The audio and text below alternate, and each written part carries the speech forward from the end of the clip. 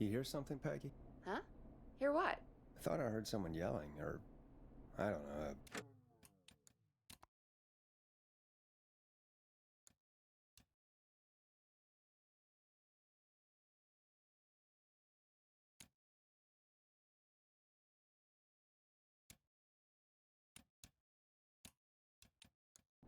How? Forrest, is this a joke? No, I almost swore I heard something. Oh, and here I was thinking you'd finally started to ease up. You probably just heard some cats outside. Cats? You know, 4 legs, whiskers, tails, not dogs. I know what a cat is. But I mean, does Gallows Creek have a stray cat problem or something? Not since the rats moved in. Anyway, you ready to do the pre-flight checks? Seriously? Do we have to do these checks every time? And do you have to call them that? Reggie pays us to check the equipment before each show, and he pays us to call it a pre-flight check. But if you're sure you don't want to...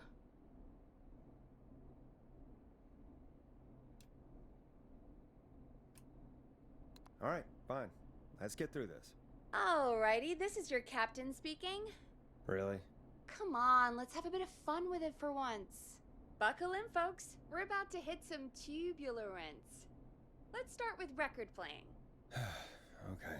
Grab a record, stick it on the player, and hit play. Easy.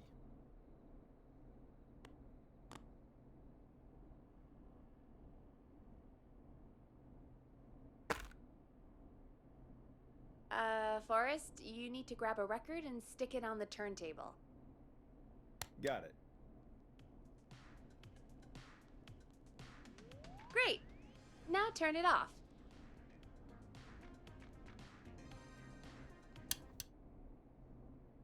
Alright, up next, phone line buttons. Your captain will be waiting to take your call on line 1.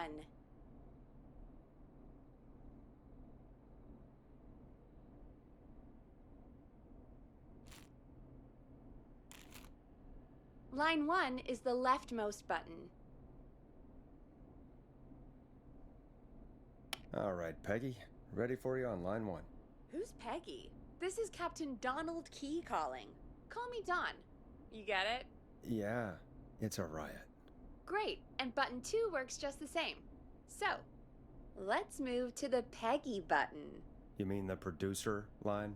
Like I said, the Peggy button. Press it when you need my help during the show. Is there a Peggy mute button? They haven't invented it yet. Now come on. The Peggy button is the 3rd one on the phone line. I labeled it for you. Press for Peggy. This is your brain, Forrest. Sorry I made you such an unfun turkey. I'm a turkey now, am I? Okay. Are we almost done? Sound Blaster next. That's an easy one.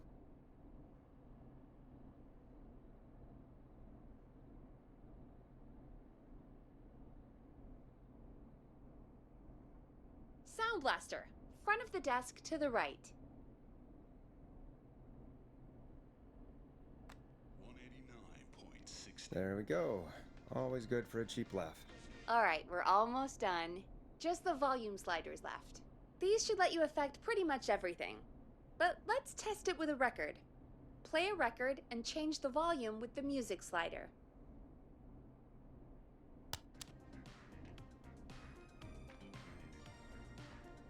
All right. Seems to be all working. We done, Captain? We sure are. Coming in for landing. Local time? Should not encourage you. I knew you had a fun side. It's my fun side that gets me in trouble. Now, let's get the show started. After your introduction, our first segment is Guess That Scream. I thought that was a joke. Nope, and don't blame me for this one. It's Reggie all the way, and he demands we do it tonight. Okay, Forrest, shut the music off.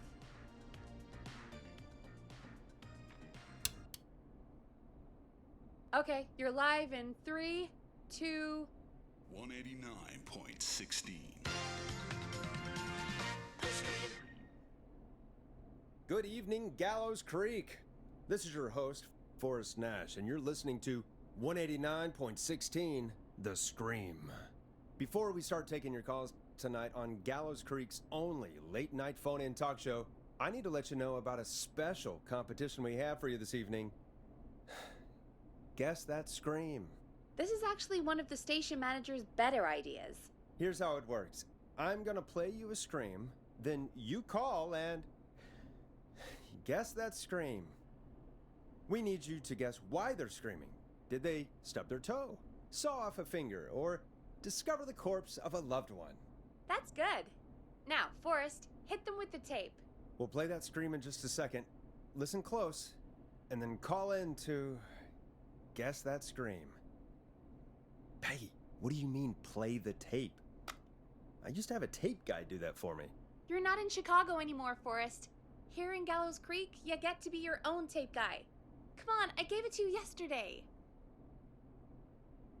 Forrest, you do have the tape right. You knew we were doing this tonight. Peggy, let's be real. Guess that scream is a terrible idea. No, I don't have the tape. It may be a stupid idea, but that doesn't mean it can't be fun.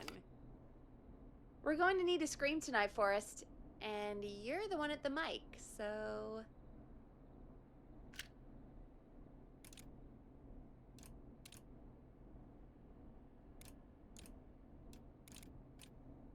I used to go out all across America, and now I'm just screaming into a mic in a backwater town. Jesus. Come on, Forrest, just do it. That's enough dead air already.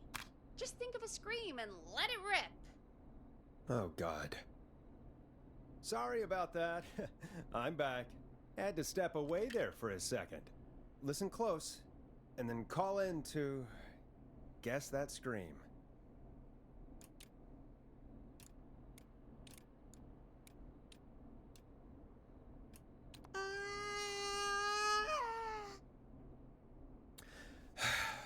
Well, folks, there you have it. Call in with your guesses, and if you get it right, you could win 2 tickets to the amazing Maze Maze and 1 free fried dough. Fried dough? Just call in at 555-239-KFAM with your guess. Now, here's some music while you get dialing.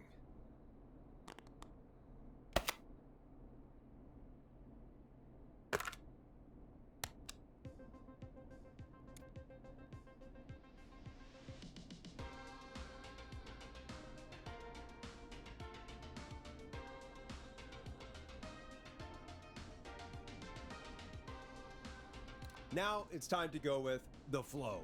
And this is their hit, Crying for Help. Oh, God, Forrest, that was amazing. Thanks. I can't wait to hear what people think that was. How the hell did I get into this mess? Lighten up, Forrest. That's gonna be the highlight of my week.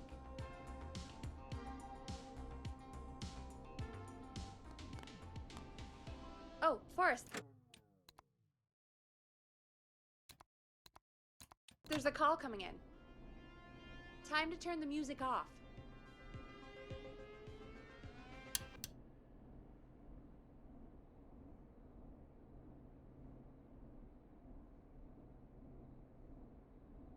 Welcome to 189.16, The Scream. Caller, you're talking to Forrest Nash. What's going on with you tonight? Forrest, thank God I made it through. My name is Leslie Harper. I'm the 911 operator and police dispatcher for Gallows Creek.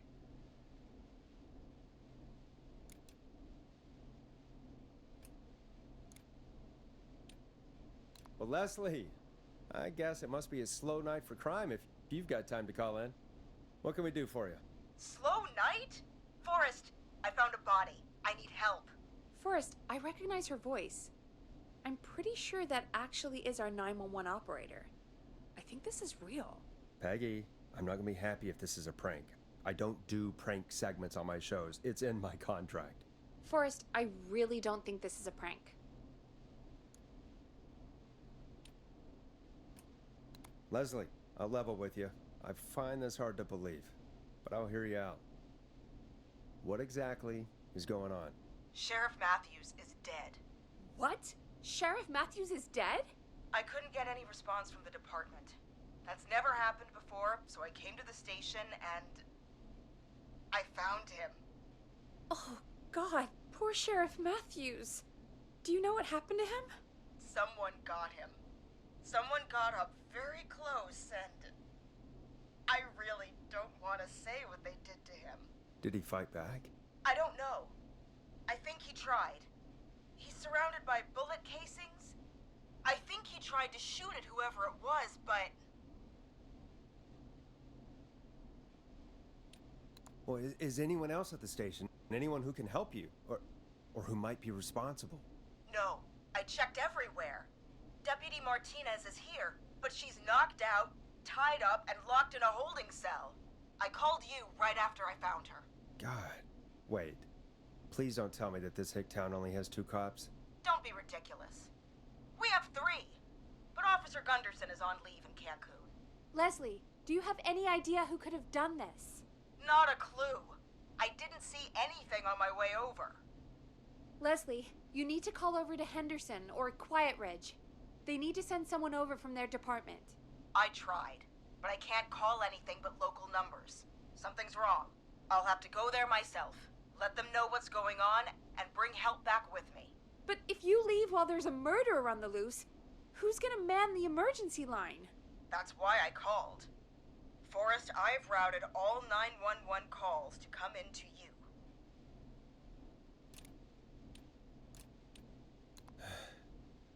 You can count on me.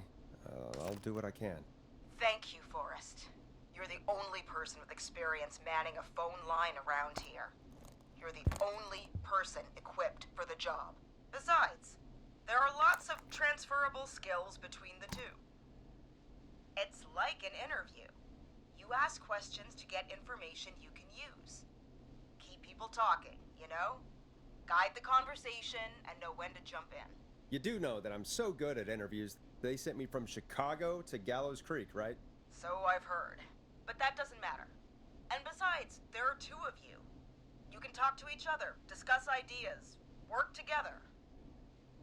Hell, let's have some on-the-job training right now.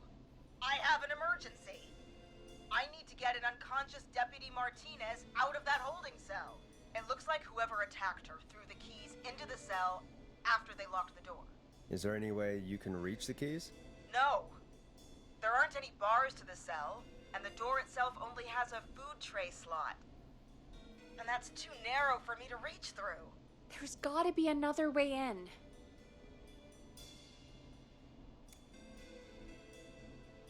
Is there another way into the holding cell that you can see? It wouldn't be much of a holding cell if it had a back door. There's got to be another set of keys somewhere in that office. Those can't be the only ones. Of course. Yes, there must be another set. Where might another set be? Maybe Sheriff Matthews had a set of keys on him when he... you know. I couldn't see any at a glance, but I didn't really look up close. 1 second. Oh, I think I might be sick. Sorry, Sheriff. I'm just gonna turn you over and... Oh. Please don't stare at me. Oh, wait. That might be them. I think I got the cell keys. Looks like Sheriff Matthews might have saved his deputy. Do the keys work? They do! Give me a minute to untie Deputy Martinez. I'll be right back. So far, so good, I suppose. How are you feeling, Forrest?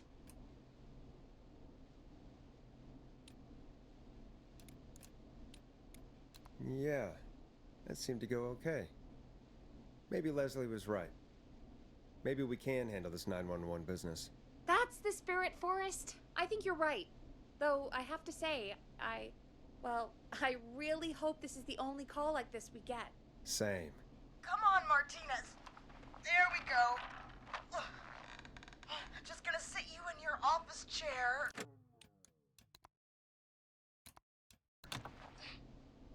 We'll head to my car in a minute. I'm back. Deputy Martinez is still out cold. I'm taking her in the car with me to get help in Henderson. If the killer came back now, Martinez would be a sitting duck.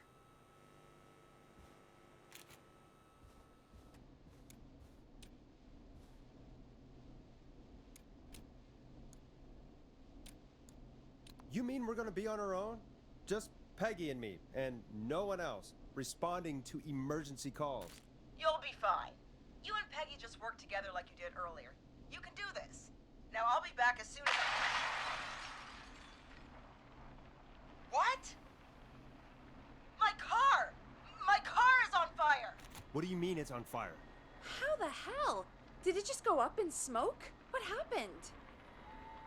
Wait. What? No way.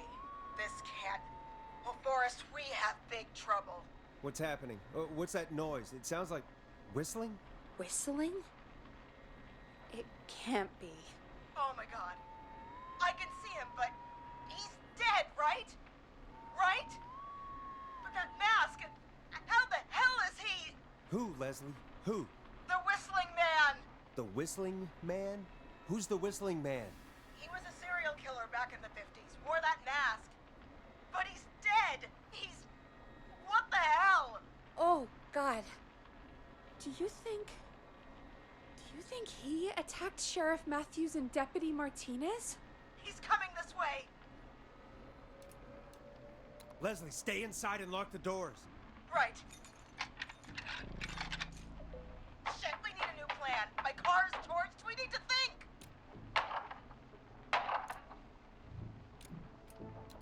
There should be police cruisers at the sheriff's office, right? Like, you should take one of those.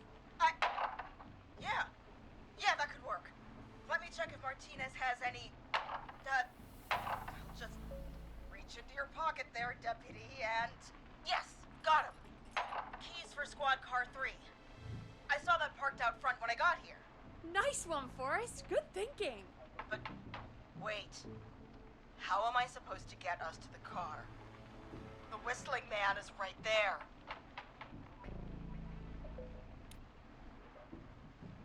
Deputy Martinez surely carries a gun, right?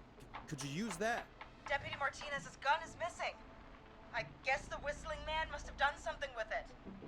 The sheriff must have a gun, right? Can you see it? There was a gun next to him. Let me grab it. Shit. It's empty. He must have emptied it trying to defend himself. There must be a weapon lockup in the station, right? Could you grab something from there? I saw it earlier, but as you might have guessed, it was locked. But maybe one of these keys I got earlier will help. Let me see. No!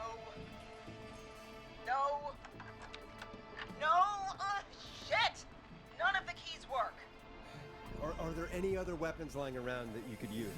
I didn't see anything earlier. Let me check Deputy Martinez's belt.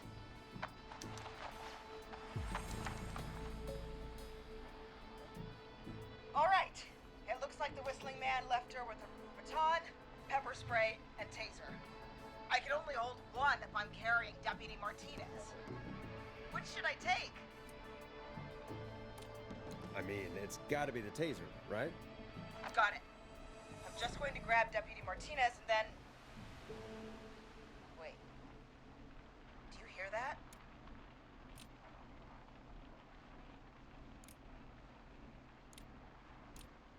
No, I can't hear anything.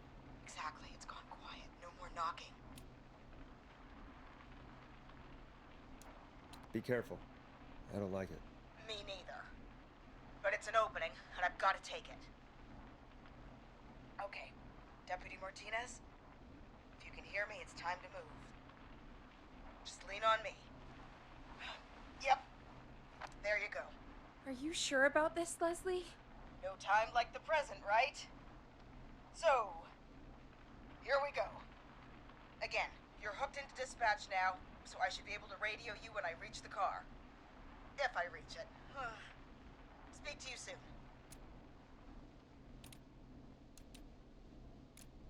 Good luck, Leslie. That's one brave woman. God, I hope she makes it through this.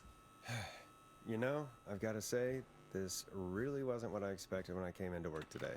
Well, they always say you have to be ready for everything in live radio.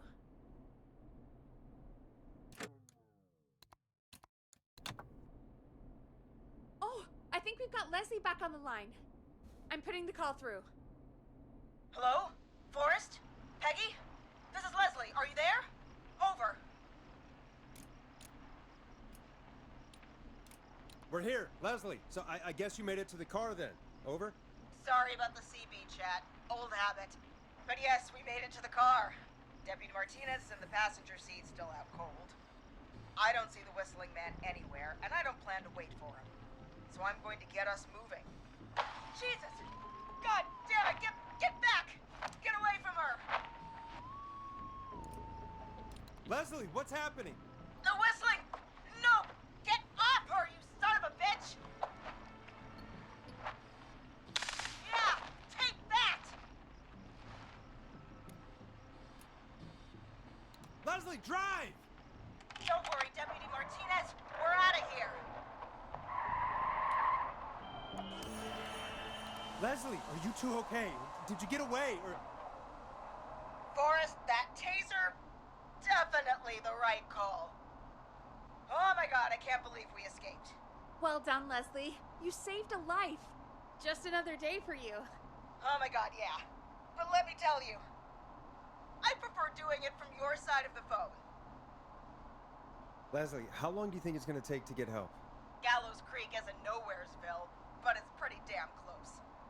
It's going to take a while, maybe 2-3 hours each way. Slightly less if I put my foot down.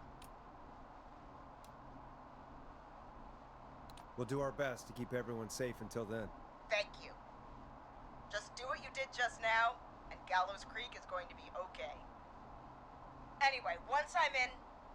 Oh, I think Deputy Martinez is starting to stir. Forrest, Peggy, I've got to go. I'll be out of range soon, but I'll radio back as soon as I can once I got the cavalry. Take care, Leslie. Be safe out there. Good luck, Leslie. Feel better soon, Deputy Martinez.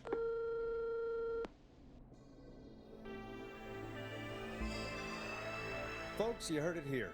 We've got a killer on the streets of Gallows Creek tonight. Please make sure to stay safe. And Leslie, we're counting on you. We're gonna get back to the show meanwhile. If you have anything on your mind or have any information about this Whistling Man character, then give us a call. We'll talk here on 189.16, The Scream. For now, here's another hit record for you all to enjoy.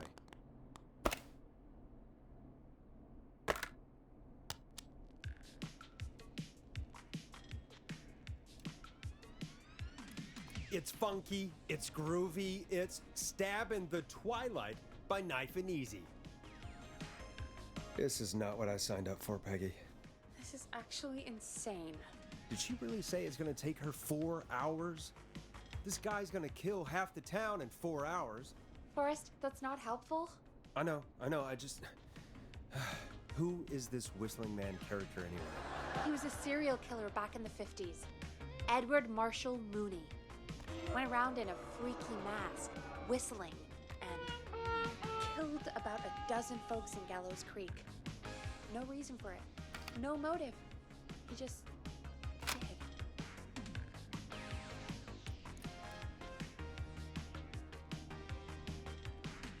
Okay. What happened to him? Well, police chased him up to Ellis Point one night. We call it Whistling Point now. And it was, well, it was on this night actually. The police cornered him and he jumped into the river. His body was never found. So is he alive? Dead? I mean, what's the story? Story is he's biding his time, waiting to take revenge on the town.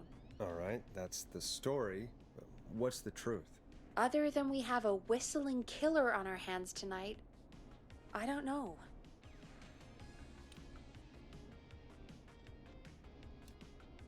I guess we'll find out what we're dealing with, whether we like it or not. I guess so. At least we got the word out, I guess. What kind of listening figures do we get at this time? On a Thursday after midnight, could be around 35? 35. Isn't 3,500? Huh. I didn't realize Gallows Creek was that large. No, 35 people. At best.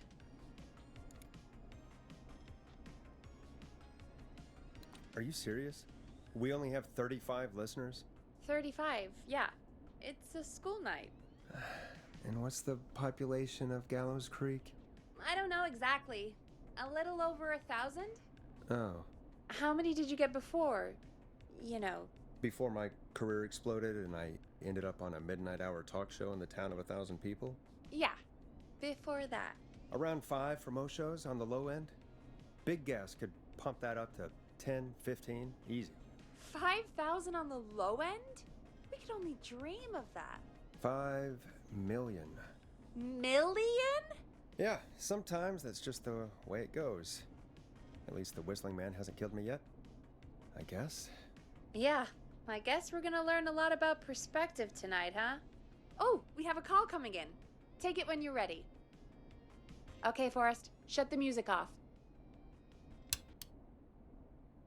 Hello, caller. You're live on 189.16, The Scream.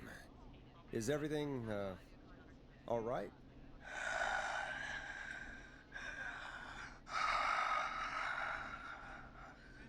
Okay, who is this? Are you, hello? Hello?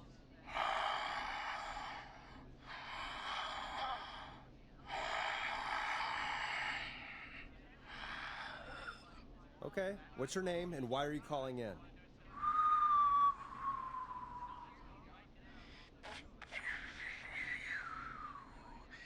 You know my name. I've come back from the dead to kill again. No one's safe.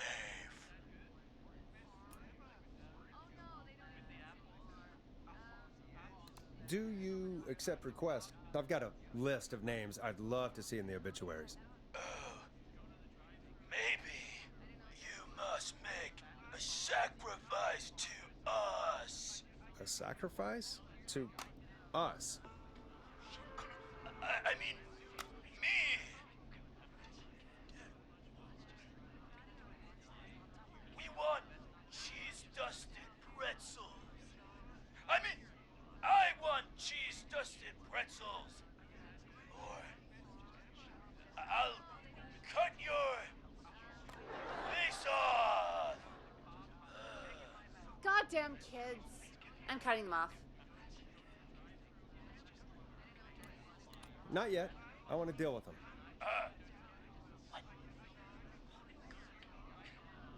We also want a mega gulp.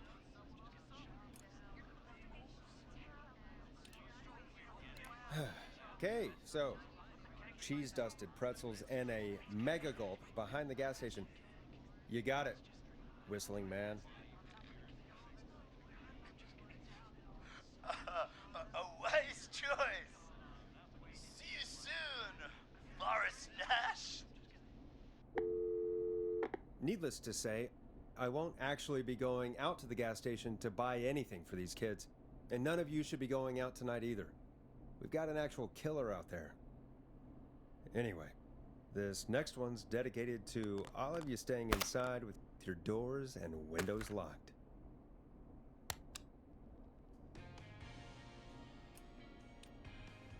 Let Storm Riders take you on a rock and roll ride with the Glam Jam.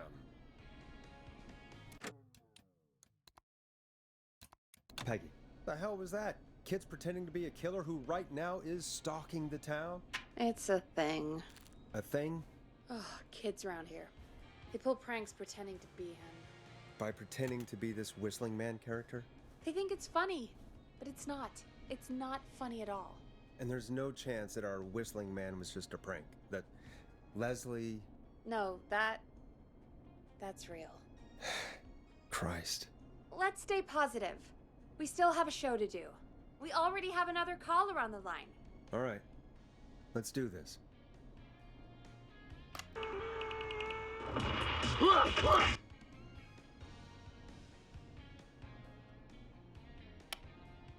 When you're ready, shut the music off.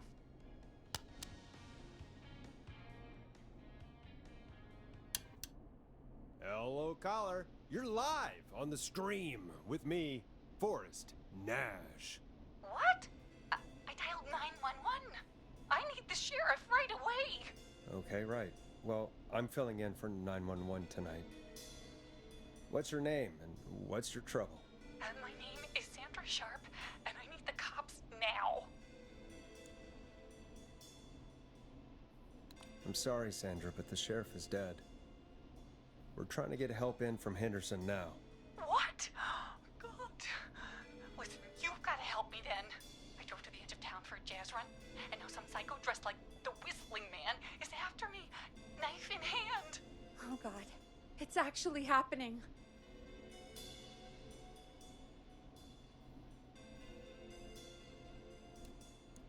Where are you now? Did you escape to somewhere safe? Oh, I did, baby. I jazz ran all the way to my car and nothing flat. But I dropped my keys somewhere along the way. I never locked the door, so I've got a place to hide, but I can't get moving.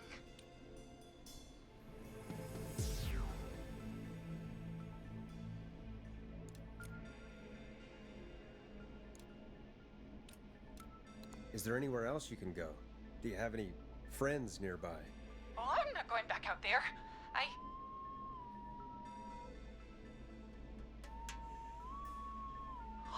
Oh, shoot.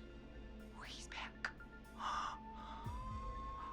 Look, I don't know a thing about cars, but I gotta start this engine without the keys. And you're gonna have to help me. Wait, I don't... If it helps, I've got a toolkit buried beneath my spare sweatbands. I'll call you back when I find it. You're listening to 189.16, The Scream. Hosted by me, Forrest Nash, your friendly neighborhood radio host, mechanic and savior. Sit tight while the record spins, folks. This one goes out to you, Sandra.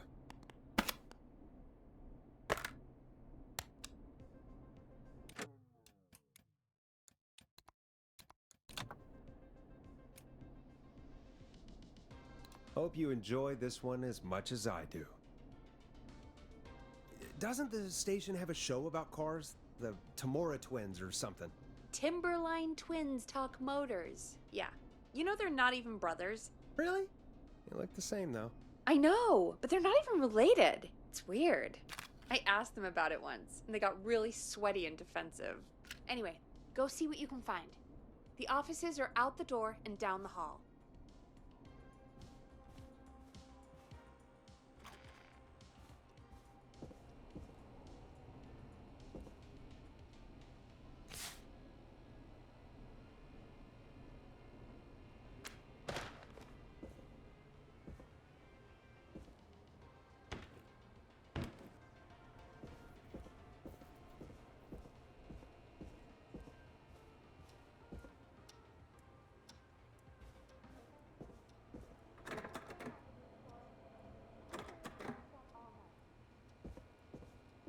I'm not getting in there tonight.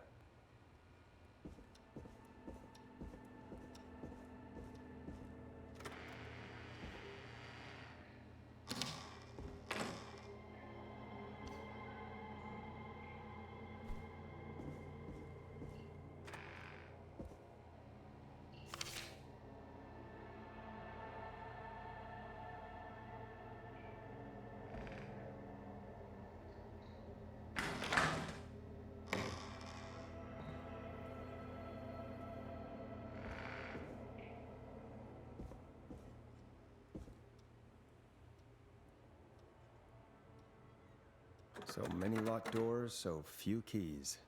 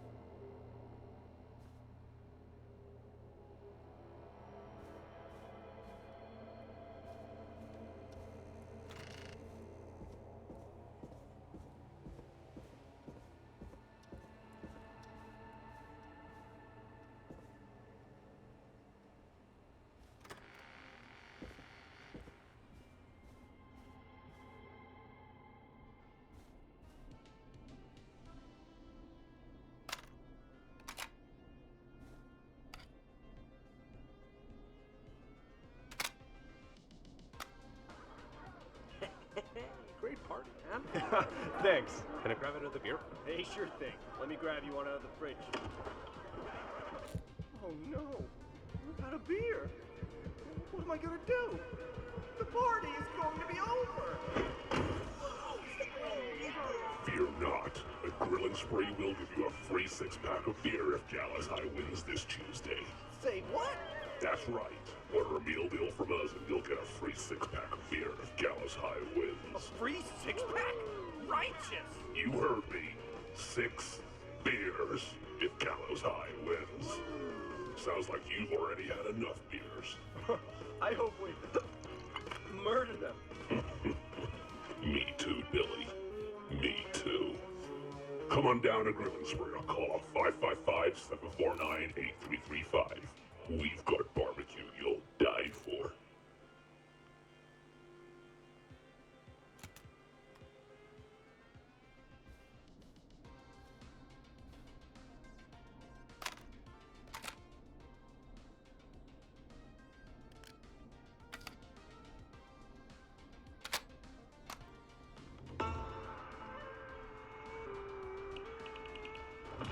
You find anything? Do you seek ancient wisdom? Do you want to double your power? Are you ready to unlock your inner Not yet. warrior for I'm gonna only keep looking. $24.99? Then step into Master Robbie's deadly dojo of Kung Rate and receive direct by video warrior instruction from me, Master Robbie. You will learn the 4 qualities of an ultimate conqueror.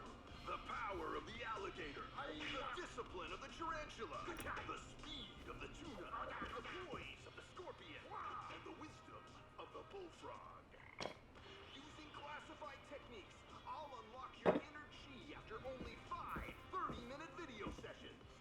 Ultimate power and wisdom can be yours now for the low, low price of only $24.99. Just call 555-7861 USA to take your first step to becoming a champion.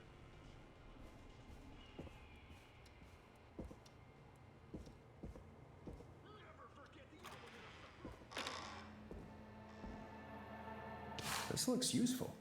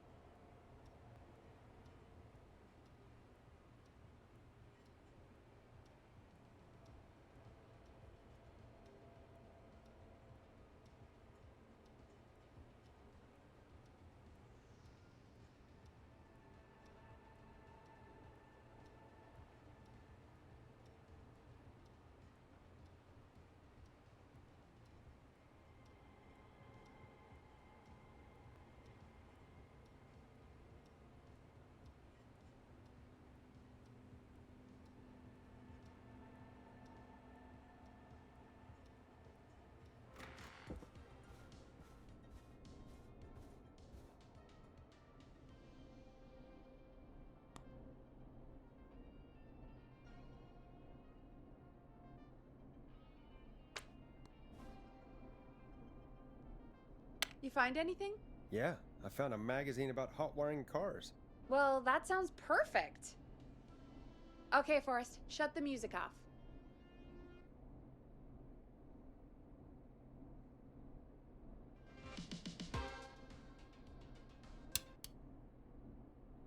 Caller on line 1. Thanks, Peggy.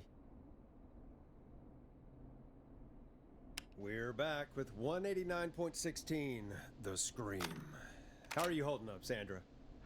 The creep's looking through the parking lot trying to find me. But I've got my tools, and I'm ready to get this hunk of junk moving. How do we start this baby?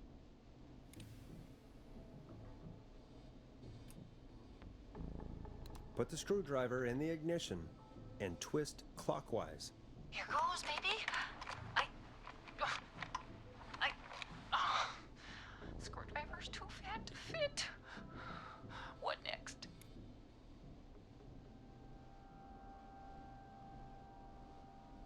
Unscrew the steering column.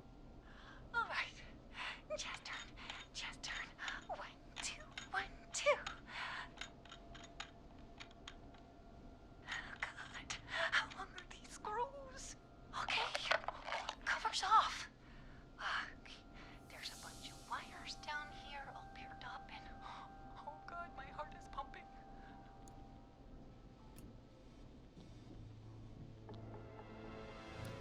Do your jazz breathing. Don't panic. Okay, we can do this. There's a red wire, a blue wire, a yellow wire, a green wire, and a brown wire.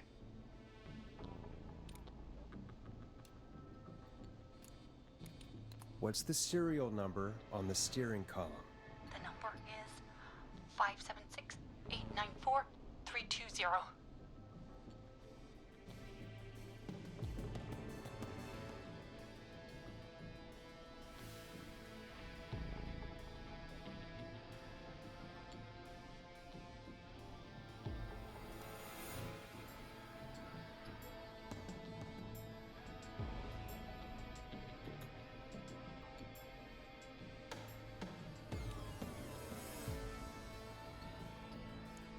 Strip and twist together the red and yellow wires. All right, we take the red and the yellow and we twist and we turn. Oh, perfect. I also see pink and purple wire. What next?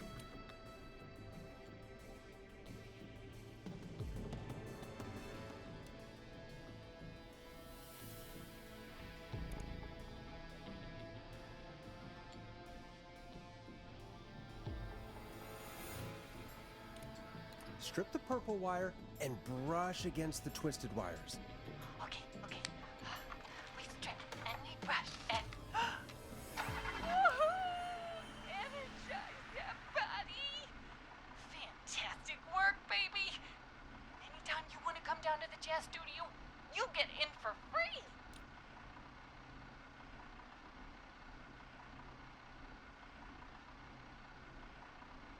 You just keep driving now, okay? And get home safe. Get home safe, Sandra. Will do, babies!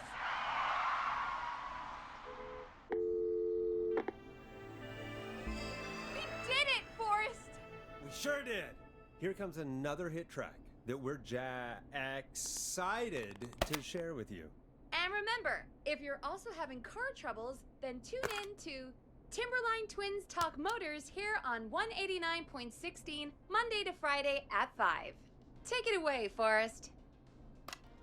Teddy I still Gallows can't believe Jr. this is was a happening. family man, Right? a devout Christian. Like Gallows Creek and a didn't proud already have enough patriot. to worry about? Teddy What Gallows do you Jr. mean? Is Gallows Creek is a miserable place like to his live. father, and all Really? his fathers before him. Miserable?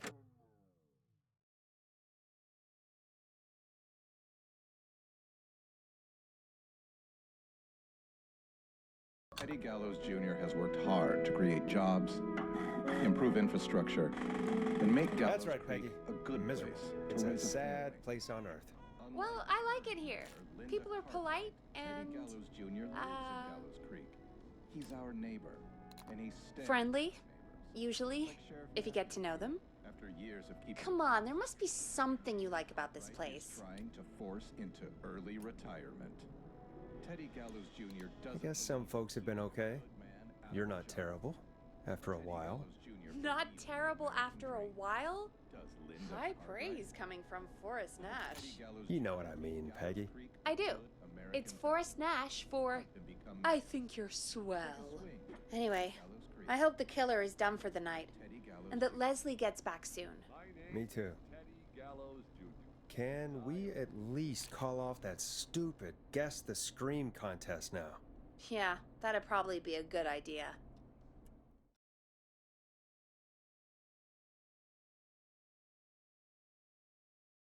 Caller on line 1.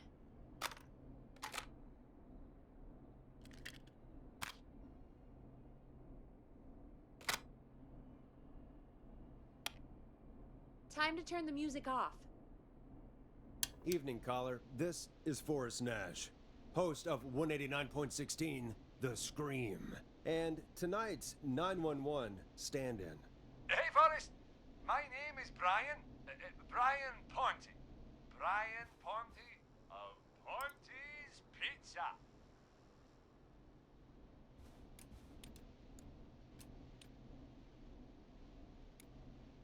Hello, Brian Ponte of Ponte's Pizza. What have you got to say about what's happening? I'm so happy that Deputy Martinez survived. I've seen her a lot over the years down here at Ponte's Pizza. Oh, you did a really great job. And as a thanks for all you did there, I just wanted to tell you that I'm sending you some coupons for free pizza here at Ponte's Pizza. Wow, Brian.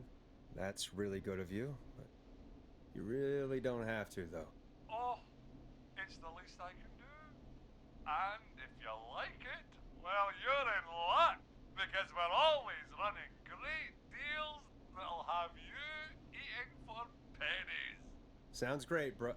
And let me tell you, the pizza we have is to die for. No. Poor choice of words tonight, I guess.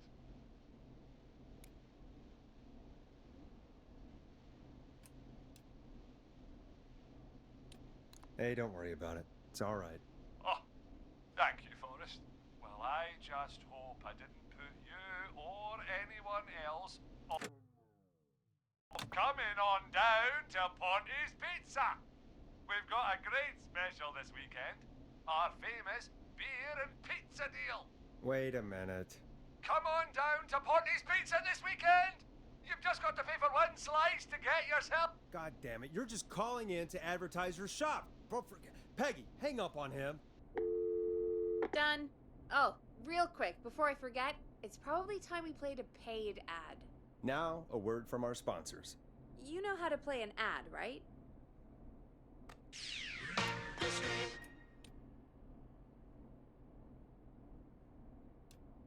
Nope. In-flight check time. Christ. Our captain would like to remind you that the station is required by law to play advertisements from our sponsors. Grab a cassette and stick it in the player.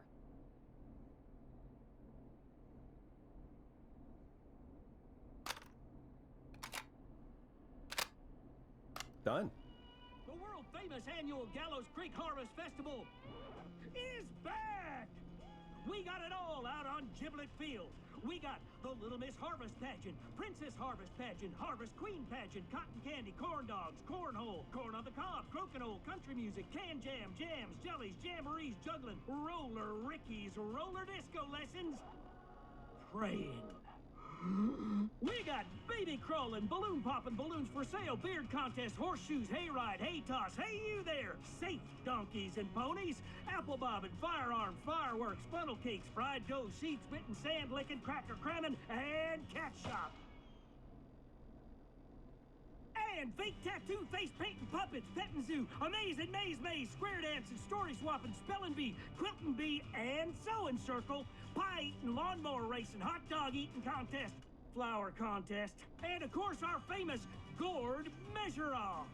The festival is brought to you by Mayor Linda Cartwright, sponsored by Gallows & Sons Factory, and dedicated to the memory of Garrett Miley, tragically taken from us last festival. I can see why it's world famous. It's a highlight around here, Forrest. Oh, I am sorry to hear that, Peggy. All right, folks, welcome back to the show. We have a note from my producer. That's right. Come find me at the Harvest Festival tomorrow to grab your choice of a KFAM mug, sticker set, or poster. Let's see what our next caller would choose. Welcome to The Scream with me, Forrest Nash. Yeah, Leslie. This is Maurice Russell from the Gallows Reporter. I'm at the office. This guy just broke in downstairs and... Wait. Forrest Nash? I want to speak to 911. Put Leslie on. What? God, another one? Leslie's driving to Henderson right now. She left me in charge. Why on earth is Leslie? Oh, never mind. Just put me on with Sheriff Matthews. Sheriff Matthews is dead. Dead? What happened? Did you witness the incident? Are you willing to do an interview for the reporter? I can cite you as an anonymous source, if that's a concern. We're live on the air. Anything we say can and will be broadcast. Live on... Damn it. All right. There's obviously a lot more going on than I know. Yeah, there's a lot happening tonight. You said someone broke in. That's nothing to get worked up about. Some idiot kid just broke in, dressed as the Whistling Man. Teens. They get worse every year. This punk wasn't even a disappointing twinkle in his daddy's eye when Edward Marshall Mooney stalked the town. But I was there. I covered it. You don't understand. That's not a prankster. That's the Whistling Man. Of course it's not. It's a stupid kid. Every year this happens. They think it's funny. Not a big deal, old man. But they didn't live through the terror 30 years ago. Anyway, I know for a fact, Edward Marshall Mooney is dead. I don't know who I'm looking at on the security monitor. But if he killed Sheriff Matthews... Where are you now? I'm in the boardroom, upstairs. We got security cameras all around the building. You can watch them on any TV set here. And there's a set in the boardroom. Maurice, is there any way you can get out of there? I sure as shit hope so, kid. But I'm not sure how I'm going to do it. That crash you heard was him tipping over my filing cabinets. He's blocking the stairs. I'm guessing the stairs are the only way out? That's right. And it would take me a good few minutes to move those cabinets. We need to do something. But what? All we can do from here is... Forrest, I think I've got it. Why don't we call the killer? They'd have a bunch of phones set up across the office, right? In different rooms, with different extensions? So we call one of them. Draw the killer away.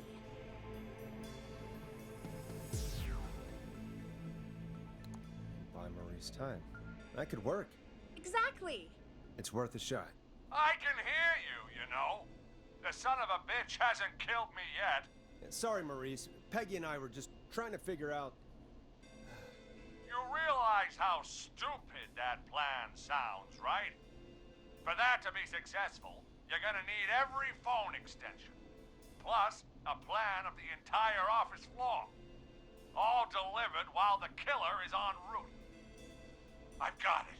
And thank God I've always been cool under pressure. Don't go anywhere.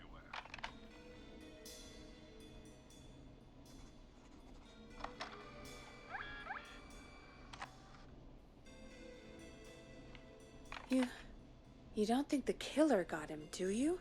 Mr. Russell. I'm here. Freak's going to be here any second, too. Go check your fax machine. Don't let me down.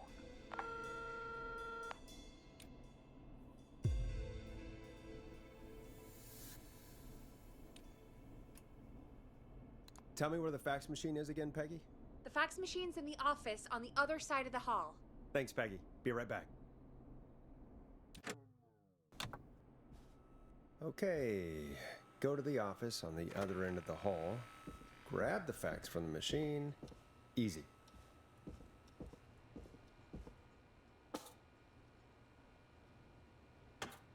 That's not opening.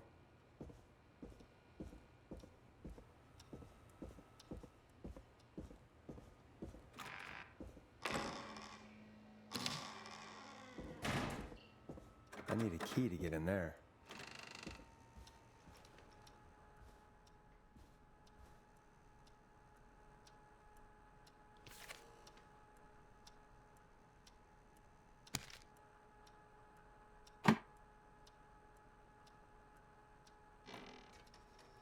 This must be it.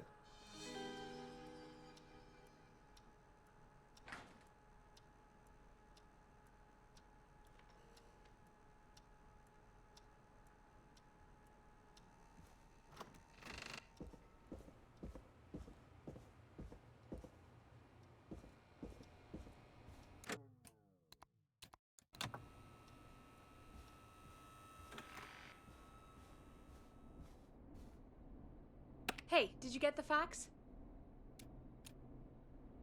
Yes, I have. Mr. Russell, you still with us? I am. You get my fax? Yeah, I got it right here. Good. I knew you could at least manage that. Okay, folks, we're back on the line with Maurice. Let's see if we can help him avoid the Whistling Man. Here's the situation. The Whistling Man searched every room in the hall leading up to the boardroom. And now, he's in the office next door. It's now or never. This plan of yours better work. I'm ready on my end, Forrest. Again, we want to draw the killer away by dialing an extension number, and then move Maurice somewhere safe. So, what extension should I call?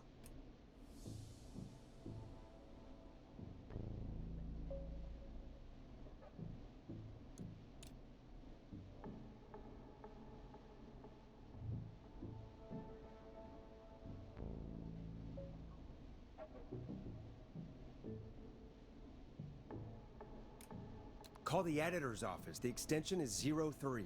Got it. I'll put the call through when you're ready. All right, Nash. Where do I need to go?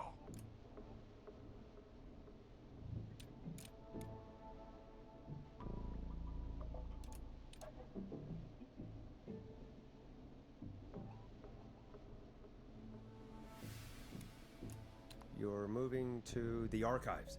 Yeah. That makes sense. Go somewhere he's already checked. Not bad, Nash. I'm ready to place the call. Are you ready, Mr. Russell? Don't have much choice, do I? Make the call. Yes, sir. Calling now.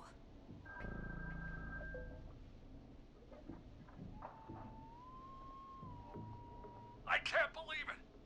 He's actually heading to my office. It was all Peggy's idea. Credit goes to her. Aw, don't mention it. The coast is clear. I'm shutting off the TV so he won't see me on the security cameras. Then, making my move. I'll call when I get there. Do you think he'll make it okay? I'm sure he'll be fine. But now what do? We gotta find some way for him to get past that barricade. What do you mean? I don't think calling the Whistling Man is gonna buy Maurice enough time to move those cabinets. We gotta think of something else. Yeah. Maybe we could... Oh! Call incoming. You ready?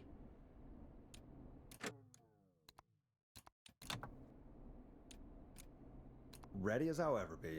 Put him through. Alrighty. Mr. Russell, are you there? I am. I don't think he saw me. I've gotta give you credit for that, but I'm not out of the woods yet. Right. Let's review where we are. So, the only way out is by the stairs, which the Whistling Man has blocked with furniture. Exactly. I can move the furniture out of the way. But not quickly or quietly. Could you lock him in a room? That'd probably buy you time enough, right? Maybe. But the damn fire regulations say every door in the office has to unlock from the inside. He'd be able to get out just as soon as... Wait. No. I got it. The secret archive through my office, where we keep our most sensitive records. Ooh, a secret archive? Reggie would love that.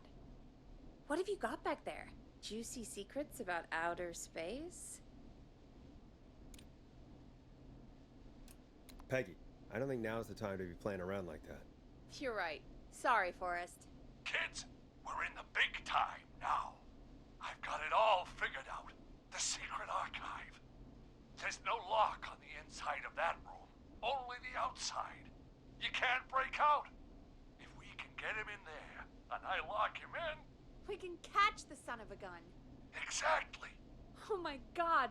Forrest, we might be able to end the nightmare right here. So should I call the secret archive then? You can't. The archive is a room for secrets, not gossip. So we don't have a phone in there. Oh, we're gonna need to change it up then. Any ideas, Forrest?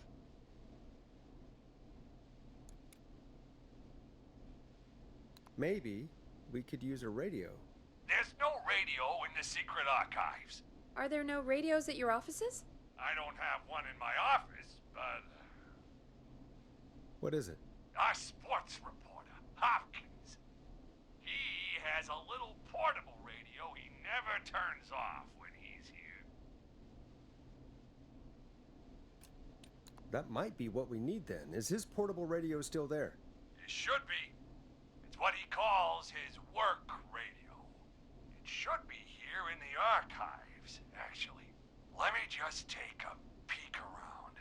Great job, Forrest. Looks like you picked the perfect place.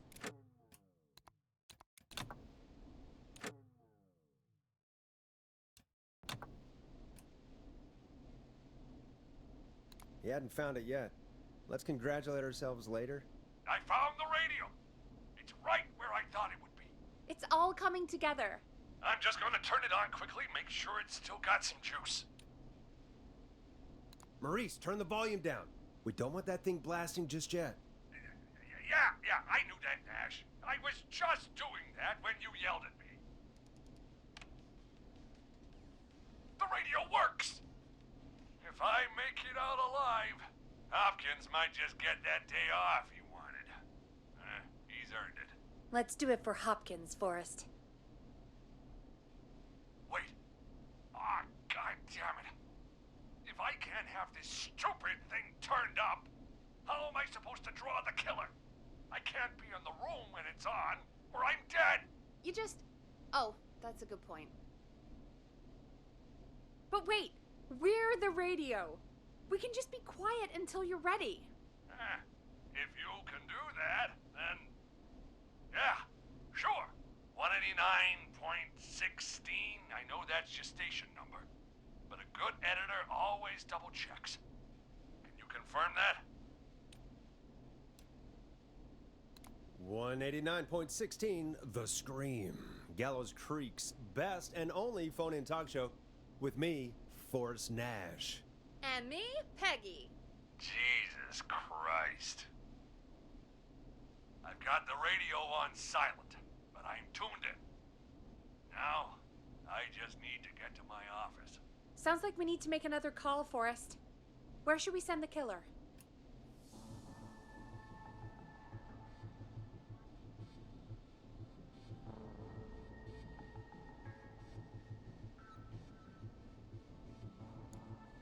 Call the boardroom. The extension is 04.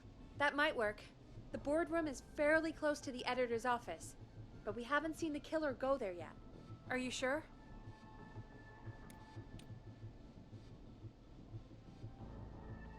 I'm sure. Make the call. Okay, calling the boardroom now.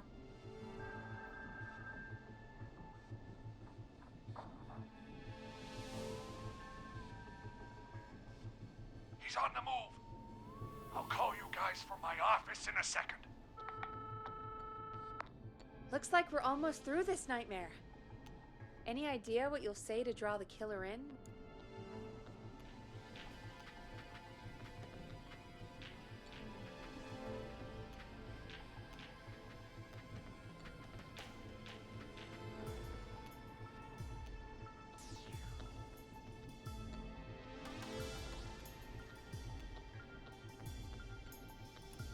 I'm gonna do my best impersonation of Maurice.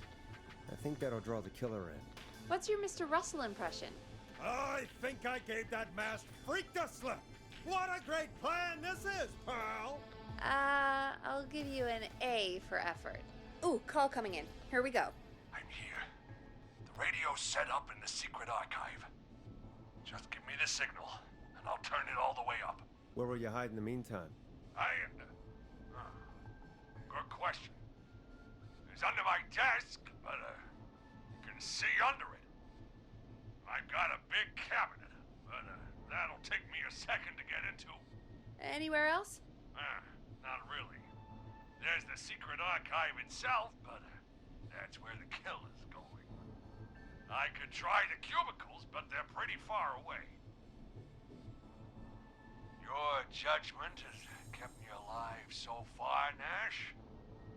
What do you reckon?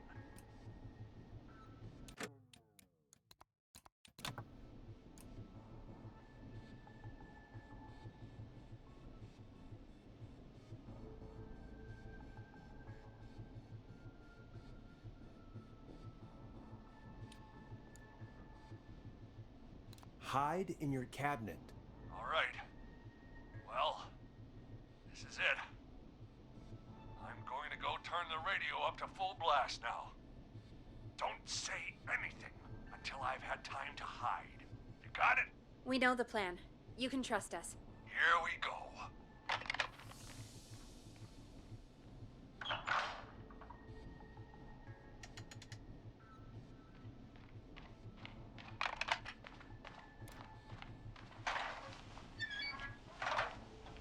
I think it should be safe now, Forrest.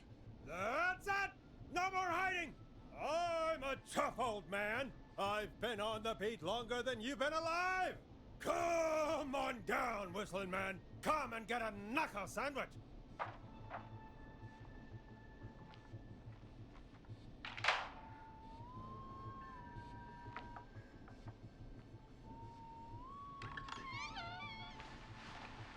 Listeners, this is Forrest Nash of 189.16, The Scream. And if you've just tuned in...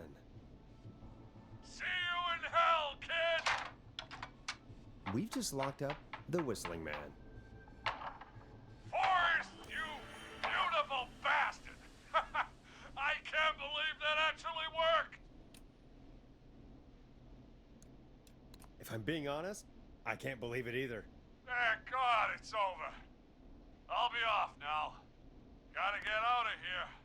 Write up a few notes. Call a few friends. I'd feel safer waiting for the cops to come grab this freak with some company. Hey, maybe you and me could do an interview tomorrow for the Gallows Reporter. I'll think about it. Let's see what tomorrow brings. I'll take that as a yes. Talk to you soon. There we are, folks. The Whistling Man is locked up. Let's all take a deep breath. And play some killer tunes.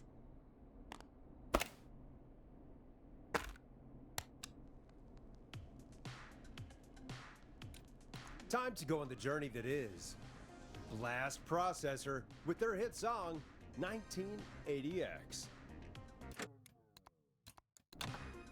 Looks like the night should be pretty easy from here on out. Right?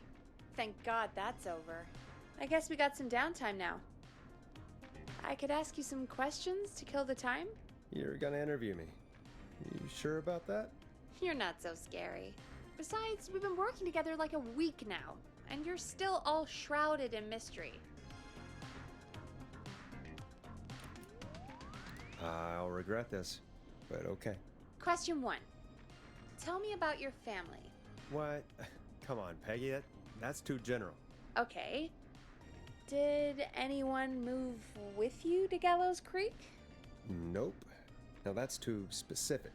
Too specific? Do you have any siblings? I don't. I'm an only child, and my folks are dead. Oh, I'm sorry, Forrest.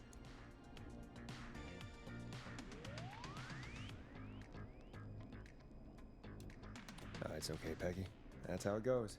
Anyway, what about you? Any siblings? Your mom and pop still around? I thought I was asking the questions. You are. I'm just making conversation now. Oh. Well, my folks went the same way as yours.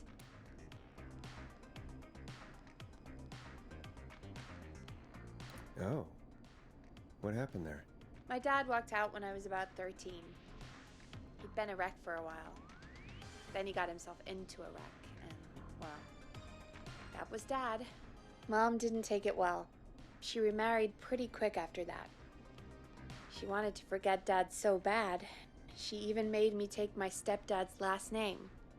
So I'm Peggy Weaver now.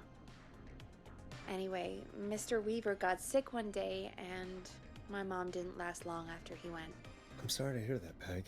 Don't call me Peg. Yeah, sorry. I was just trying to be... It's okay, I know. I'm sorry. I'm defensive about that name. Any siblings? Funny you mention that now. No. Not anymore. I had a sister, but I haven't seen her since before my dad. Hold on. Someone just rang the door buzzer. What on earth could someone want at this hour? I don't know. Do you want to go check it out? Me? You sure you don't want to go? I can't leave the booth while we're on air. One of Reggie's K-Fam regulations. I'll pass you the key to the stairs.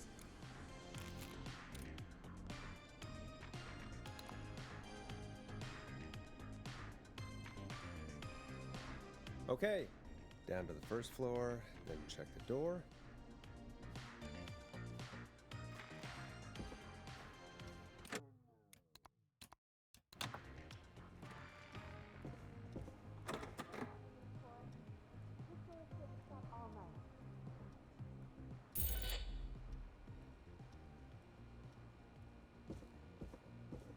Locked tight.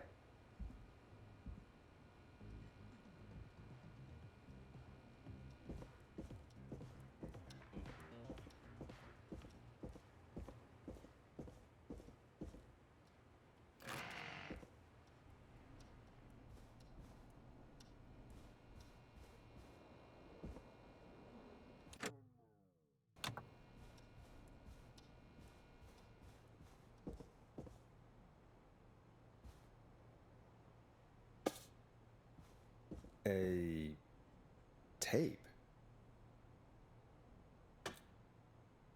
Play on air.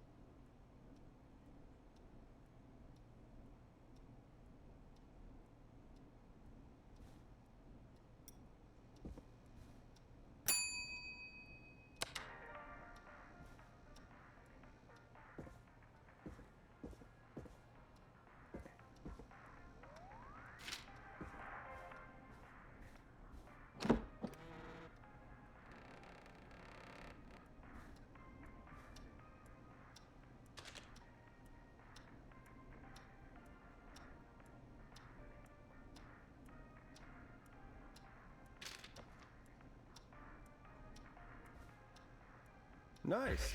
New music to play.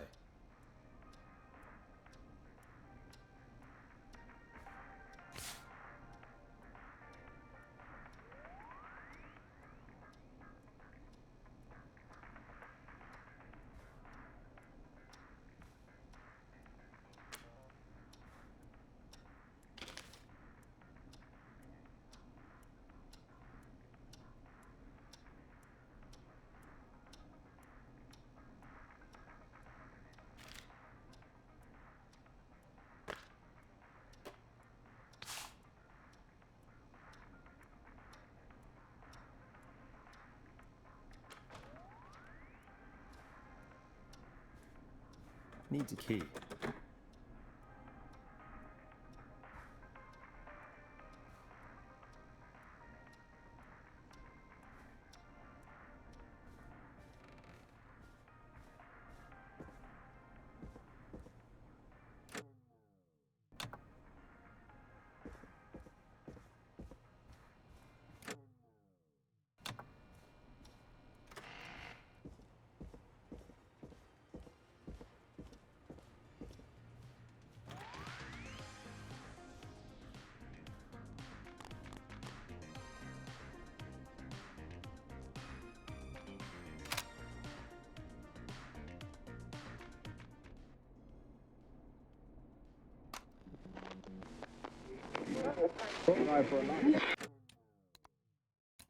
Hello, Gallows Creek. Time to Pay the price. Time to pay for lives. Time to sit there. I will punish you. I'm going to enjoy this. I did not enjoy that. What the hell was that? Oh, Forrest, we're still on air. Say something. Folks,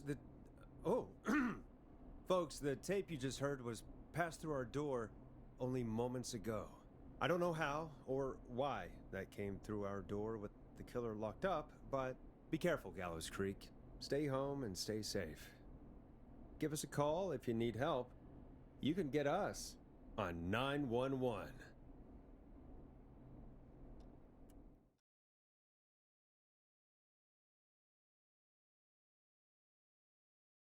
Hey, we had a call come in.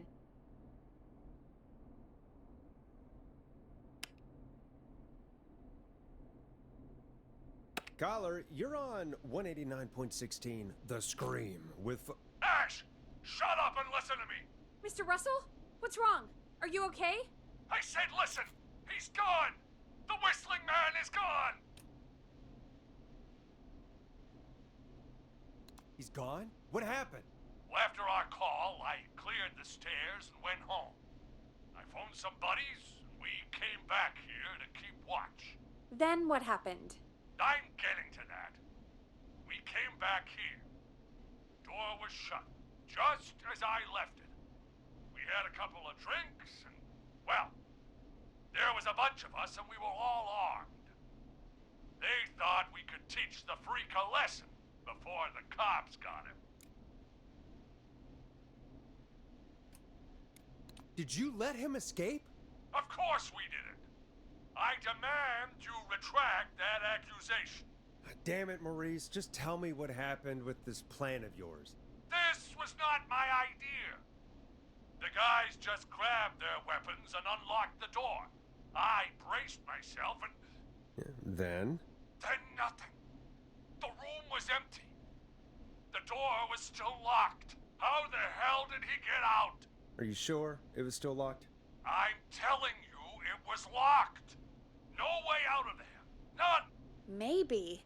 I mean, I know it's crazy, but if he's back from the dead, then... Do you think he's some kind of ghost, Peggy? It would explain things. I mean, how do we know he's not? Mooney, there's no way. Whoa, did you say something, Maurice? Baloney. I said baloney. Look, I don't want anything more to do with this. I'm clearing out of Dodge. And I recommend you and everyone listening do the same. He seems really spooked. Wouldn't you be if you got attacked by a serial killer who turned out to be a demonic spirit? He's not a demon, Peggy. Yeah, you're probably right. But what do we do now?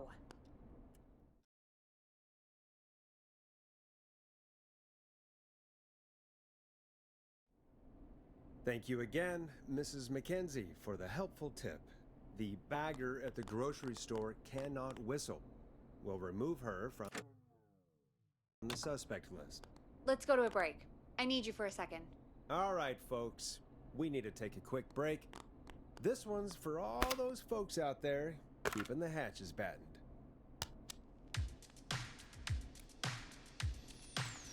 All right, Peggy, what's up? I pushed a cassette under my door. Go play it.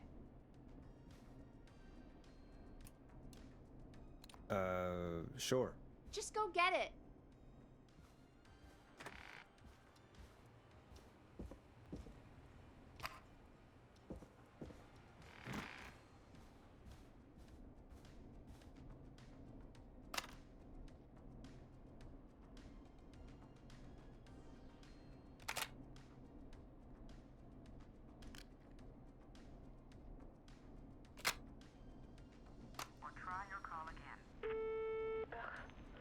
Voicemail? My God. Are there any professionals at KFAM?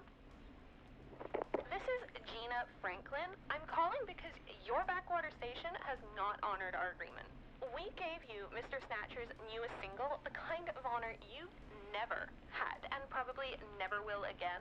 And we've still not received any information about when you're fitting it into your busy programming. I'll be frank, I didn't want you as part of this debut, but Mr. Snatcher, due to his prior friendship with Mr. Nash... Prior and current friendship, Gina. Forrest, mate, you alright? Don't worry about Gina, you know how she is.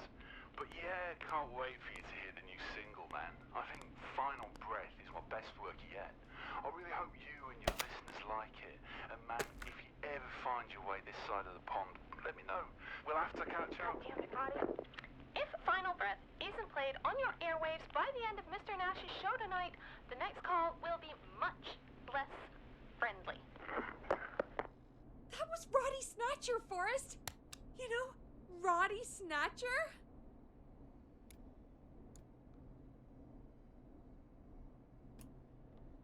Are you a big fan of Roddy? I love Roddy. I Will Always Find You was my song. I wish we still had it in rotation.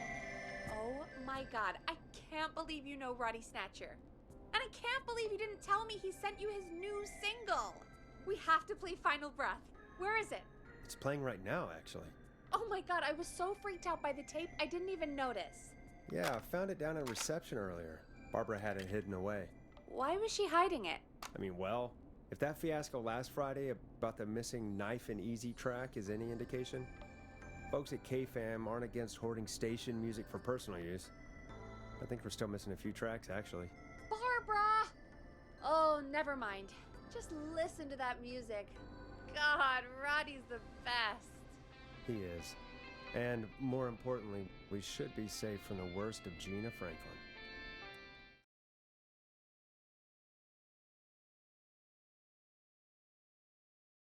And I think that's every time I've seen him live. Peggy, you just talked through the whole song. Oh, whoops. It's okay. I can just play it on loop later. Oh, shoot. I just noticed we have a caller waiting. I really hope it's nothing serious. Evening, caller. This is Forrest Nash, host of 189.16, The Scream, and tonight's 911 stand-in.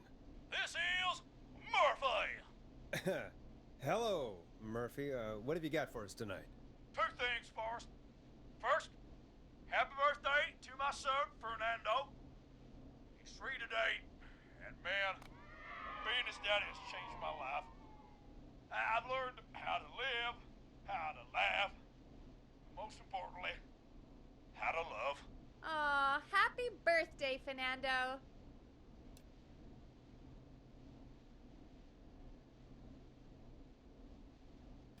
Feels like a weird night to celebrate, but, congrats. Thanks. And now, my other thing. I'm putting the word out to this so-called killer. You think you're tough, huh? Big man with a big knife, huh? Prove it. Come face me, a true warrior, at the Gallows Waste Disposal Plant. Guess what? This is a bad idea, Murphy. I got all the tapes in Master Robbie's Dojo series. So get ready, Whistling Man. You just let loose the junkyard dog. Oh, no. And there he goes. Ladies and gentlemen, keep your fingers crossed for Murphy as he tries to become our hometown hero.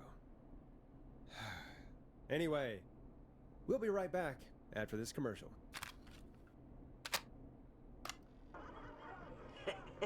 Great party, man. Thanks. Can I grab another beer? Hey, sure thing. Let me grab you one out of the fridge. Oh no, we're out of beer. What am I gonna do? The party is going to be over. Fear not. The Grill and Spree will give you a free 6-pack of beer if Gallows High wins this Tuesday. Say what? That's right. Order a meal deal from us and you'll get a free 6-pack of beer if Gallows High wins. righteous. You heard me. 6 beers if Gallows High wins. Sounds like you've already had enough beers. I hope we murder them. Me too, Billy. Me too.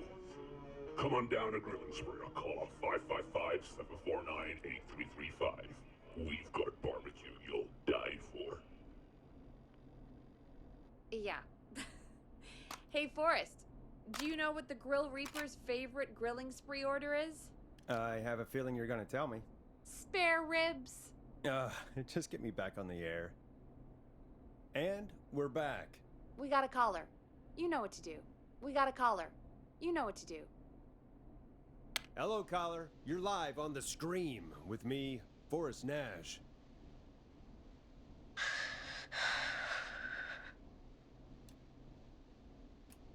Who's there? Who is this?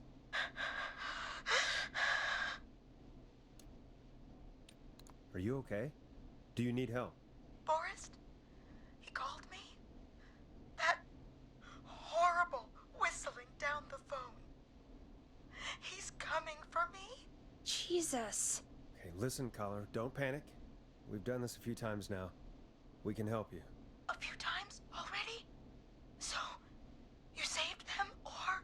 We sure did. You're in safe hands. Okay. We're gonna help you.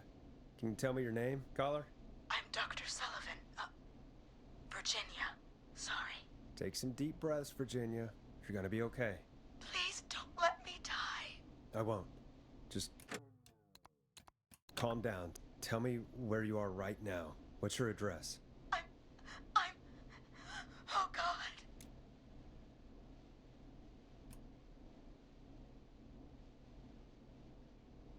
Maybe you can hide in your house? He'll find me. I know he'll find me. Can you run out back? No. What if he's outside, waiting for me? Oh, God. Is there a neighbor you can call for help? No. Everyone's away tonight. There's just a fraternity down the street. You live by a frat house. Yes, they're having a party. That takeout coming in all night. One covered in beer cans. They're getting wasted. And I'm about to get... Oh, God. Virginia, what's the name of the frat? It's... Oh, God. I can't think. I can't... Any idea what the frat might be, Peggy? If I knew where she was, I might know, but... Wait, the takeout! If we can get takeout to the frat, we can get a message to them to go and help. Virginia, who did they order takeout from? I don't know. Come on, Virginia. Try to remember. I can't do this. Well, folks, seems like our Virginia hung up. While we try to figure out what takeout to order, here's some music for your own midnight snacks.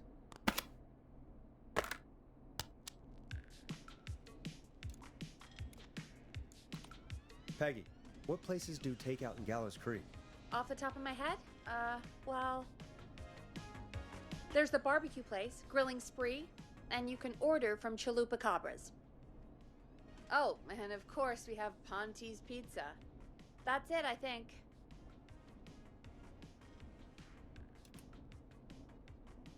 That's it?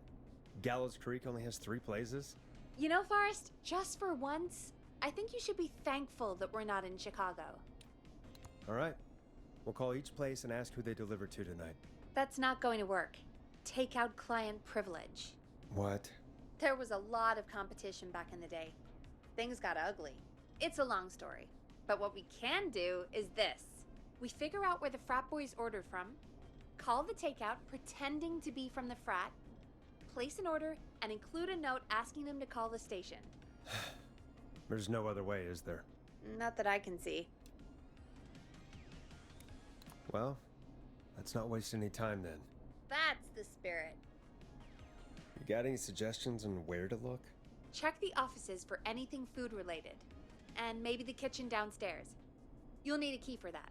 I'll just slide it under my door now. Thanks, Peggy.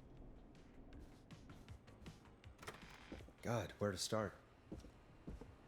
What would make me order from somewhere if I were a partying frat boy? We have a food critic, right? Chad or Brad or... I'll just have to look around.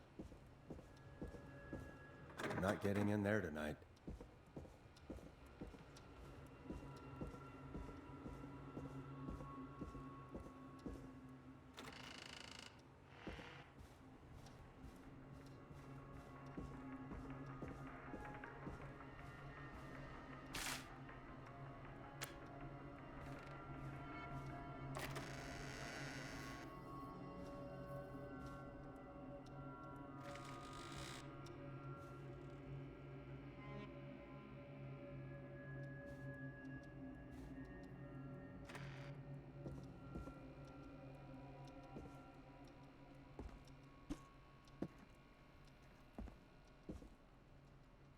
Rooting through trash.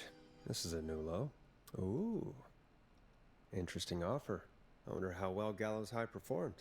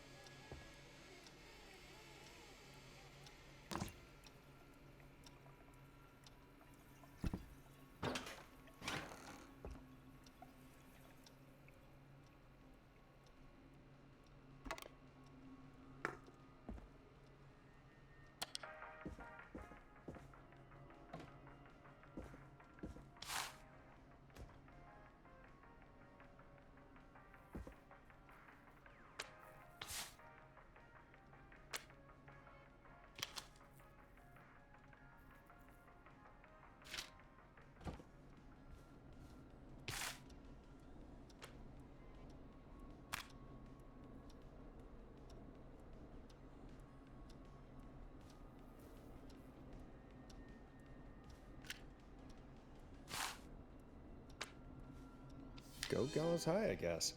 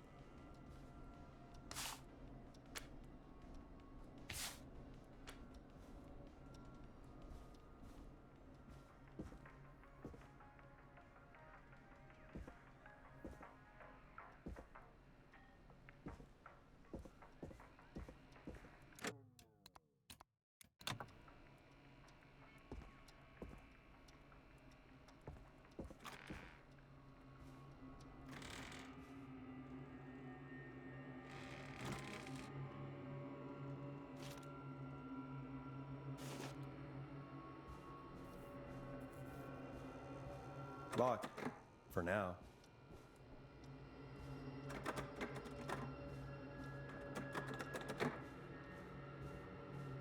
That's not opening.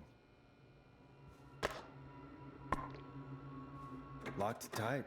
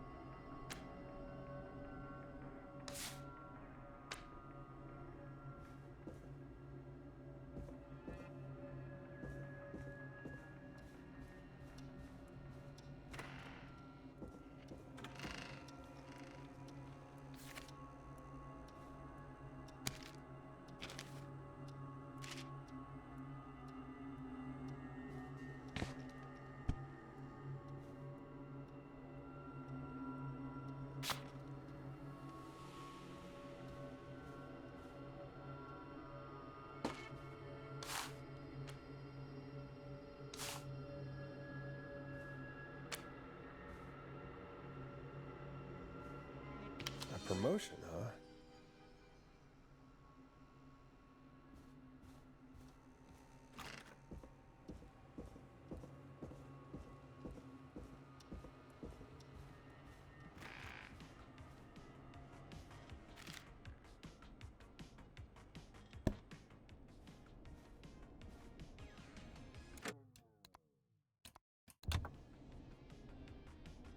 Hey, find anything useful?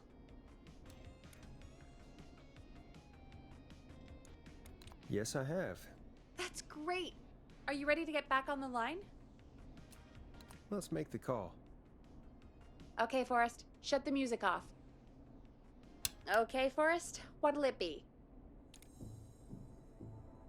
Call Ponte's Pizza. You got it.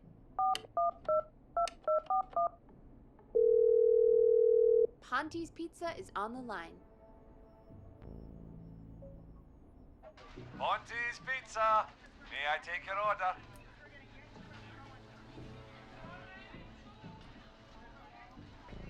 Fratman calling. We're in major need of foods for dudes. May I take your order? Oh man, I got a frat to feed. So give me that slow roast pizza. Oh, a fine choice. But that will take 3 hours. You sure?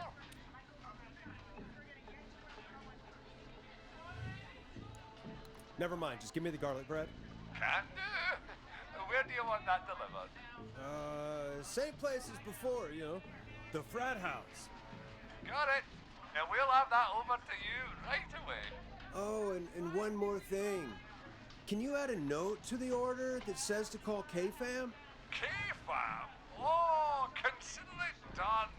The folks at K-Fam are huge fans of Ponte's Pizza, you know. I should really call them and let them know. And now we wait.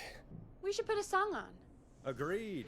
This one goes out to our delivery workers.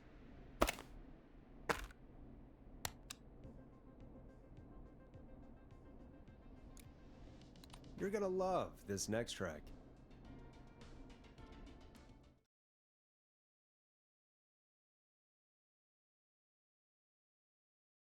Which of the takeout places would you order from?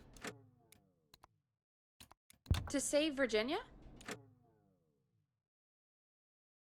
No, where would you actually eat? Oh, I mean, they're all pretty equal.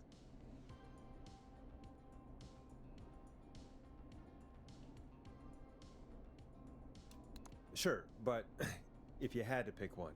All right. Not Ponte. He's not Ponte. Right, so between Grilling Spree and Chalupa Cabras. I mean, it depends. Do I want a plate full of meat? Or do I want really, really good nachos? It can change depending on the day, you know? Yeah, fair enough. Maybe I... Hold that thought, Forrest. We've got a call coming in. When you're ready, shut the music off. Hello, caller. You're live on the Scream with me, Forrest Nash. Hey, this is Fratman Plunker. We got some garlic bread and a note to call this number. Yes. Plunker, this is Forrest Nash from 189.16, The Scream. And Is this Goose? Oh, man. It's totally you, isn't it, Goose? This is such a Goose prank.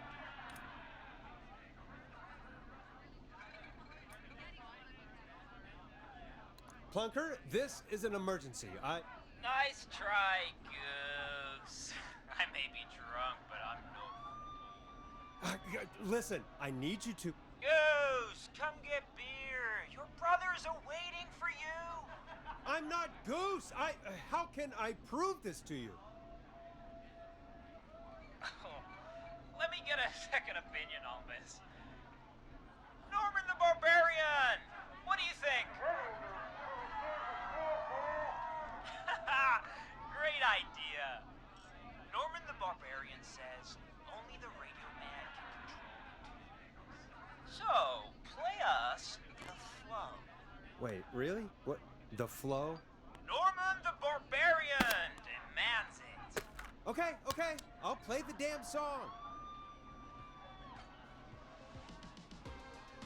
Oh, shit. Okay, Radio Man.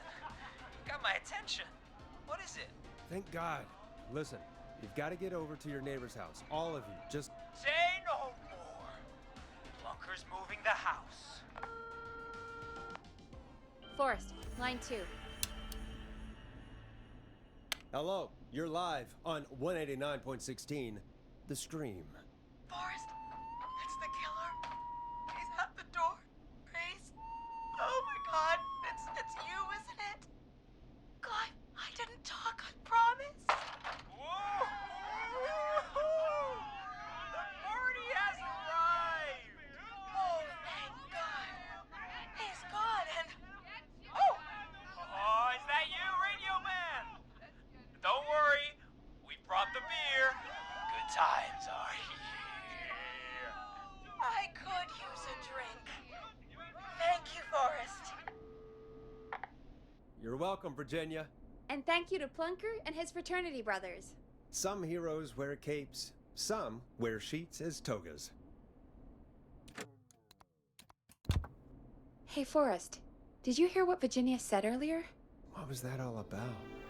Clive, I didn't talk. Do you know what she meant? There's a janitor here at the station named Clive, but your guess is as good as mine. All right, folks. Seems we may have a lead. If any of you know a suspicious Clive, then please call in. It could save lives. In the meantime, looks like we have another caller. Hello, caller. You're live on The Scream with me, Forrest Nash. It's great to speak with you, Forrest. As a local small business owner, I find this all horrifying. A killer roaming the streets of our fair town? Ooh, terrible. I hear you there. It's a scary time for everyone in Gallows Creek. How are you holding up? You somewhere safe tonight? Yes, Forrest, I am. I'm here at work in my small business. It's a safe, family-friendly place.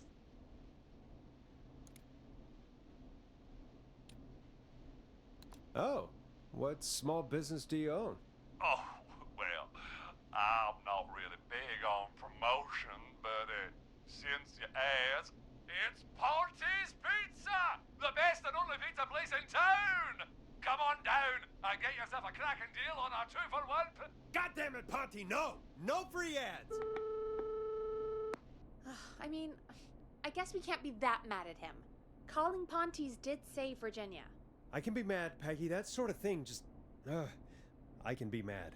Look, he's gone now. We already have somebody else on the line. Just take a deep breath and let's keep going. Evening, caller. This is Forrest Nash, host of 189.16, The Scream. And tonight's 911 stand-in. Hi. Hello? Am I on air? Sure are, caller. What's your name? And what have you got for us tonight? Name's Eugene Stein, and I've got a heart full of love, Forrest. I'm hanging out in the middle of the maze, listening to your show, looking up at the stars and waiting for her. You got a special lady coming out to see you. Yeah. Molly. We planned to get lost in the maze tonight, to take our first journey together into the love labyrinth. That's why I'm calling, actually. I thought she'd be here an hour ago. And since I've listened all night to how cool you play it, I thought you were the perfect guy to ask. Should I call her up and ask if she's coming, or wait and see? For real, kid? If you've been listening all night, do you really need to ask me? Yes, that's why I'm calling.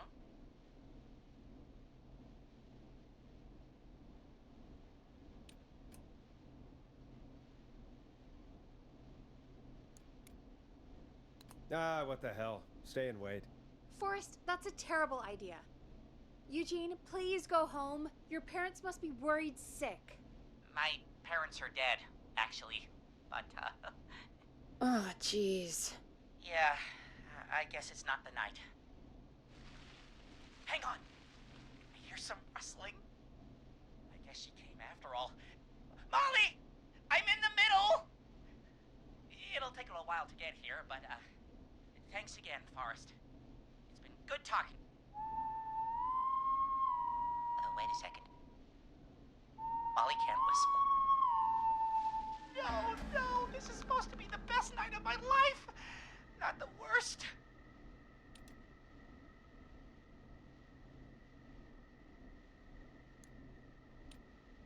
Stay calm, Eugene. We'll get you out of this. Carm! I'm about to die a virgin! Listen, Eugene, breathe, hide, and call back in a minute. We'll get you out. I'll do it for Molly. But please, hurry. Well, listeners, while Peggy and I deliberate, here's a track for all you lovers out there.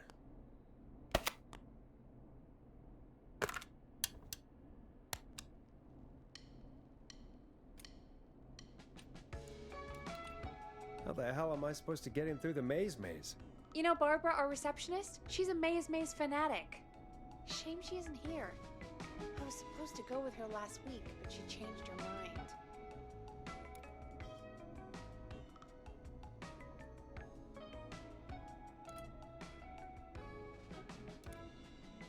Maybe we should call Barbara then? If she's so big on the maze. We could, but I don't actually know her number. But she probably has maze stuff somewhere. Go and see what you can find. That'll hopefully be enough. Which one is Barbara again? Barbara! You know, Barbara! Forrest, I've seen you speak to her. Help me out, Peggy. She's the receptionist. Sits at reception, never does any work because she's talking to Brad all day. Ring any bells? Right, yeah. Sorry, I guess it's just the stress of... No excuses. Just go and find something to help us.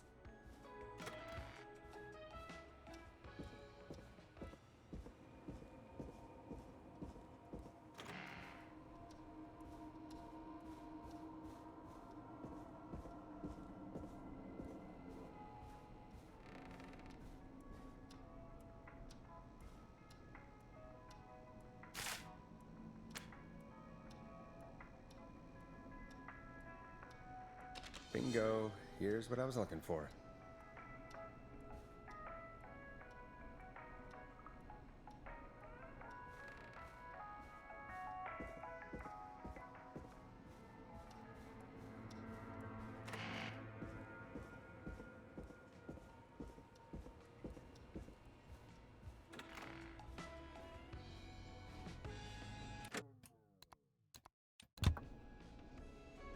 Any luck? Yeah, I found a map for the maze in the trash. Why was it in the trash? Never mind. It doesn't matter right now. That's a question for Barbara later. Eugene called while you were away. He's on line 1.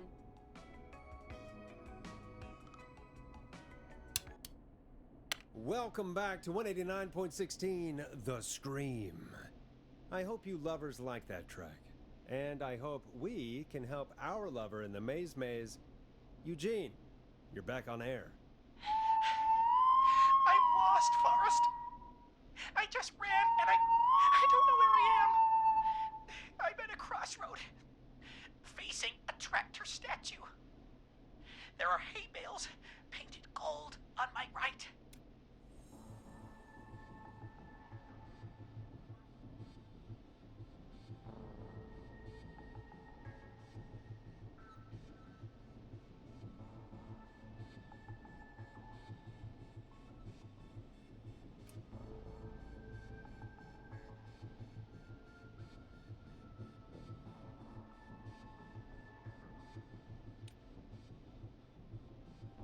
Go left.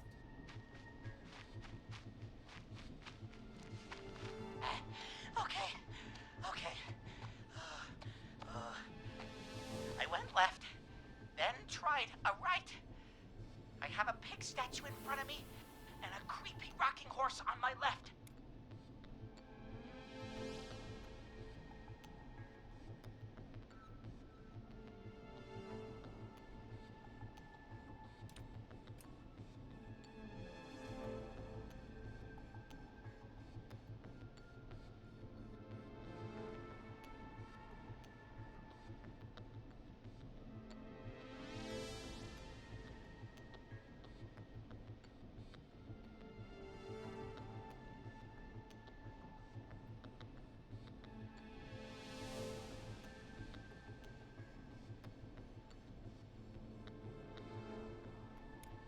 Go backwards.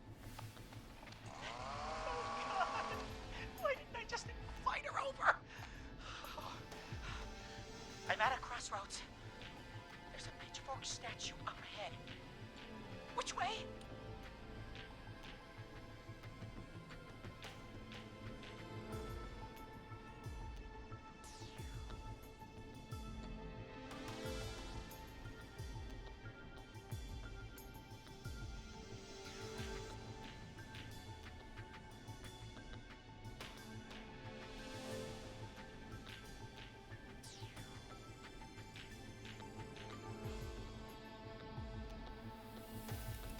Go forward. Okay. Here I go. This, doesn't look right. No, I'm going back to where I was. Jesus! Oh, shit! He's cutting through the walls! Where do I go?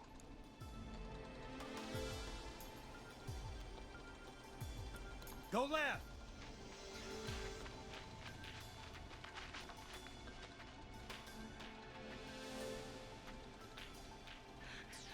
Tiny barn ahead of me!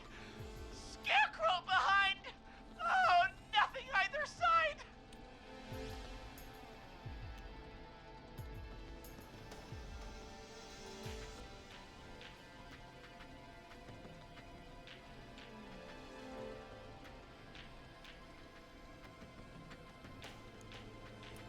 Go forward! Okay! I'm going! Please! No! You don't have to do this! Ah! I think I'm gonna be sick.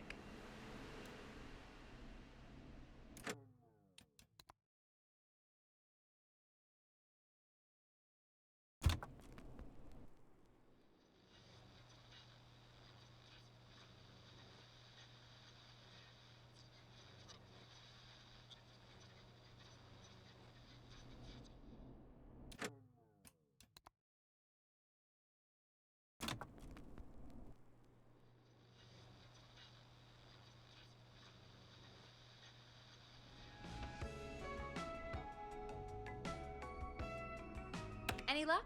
Yeah, I found a map for the maze in the trash. Why was it in the trash? Never mind. It doesn't matter right now. That's a question for Barbara later. Eugene called while you were away. He's on line 1. Welcome back to 189.16 The Scream. I hope you lovers like that track. And I hope we can help our lover in the maze. Eugene, you're back on air. I'm lost, Forrest. I just ran and I don't know where I am. I'm at a crossroad, facing a tractor statue. There are hay bales painted gold on my right.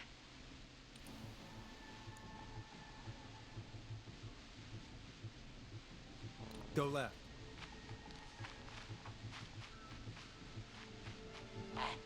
Okay.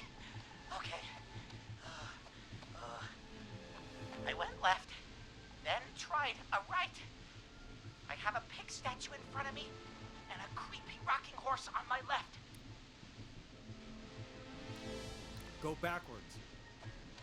Oh, God. Why didn't I just invite her over?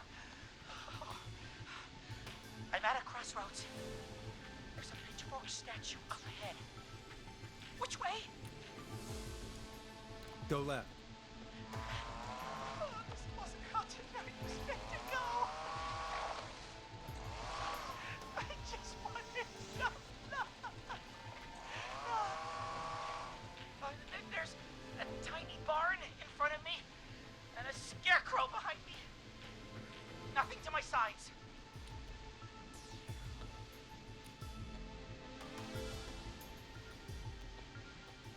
Go right.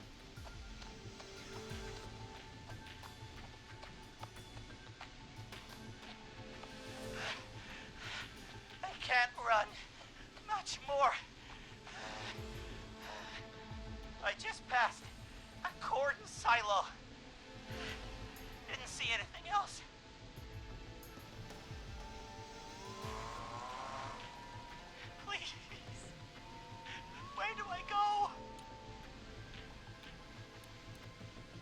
right.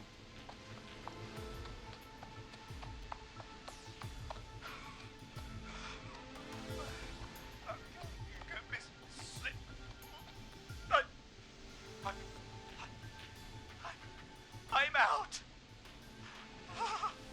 And my bike's still here. Oh, thank you, Forrest.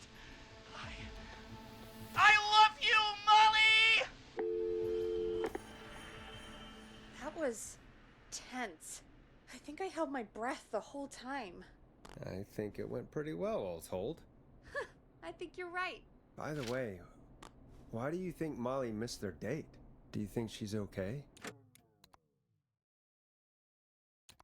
Unfortunately for Eugene, I think she probably never left home.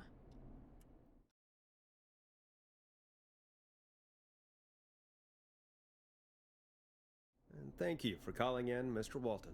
We'll make sure to add the town librarian to our list of suspicious Clives.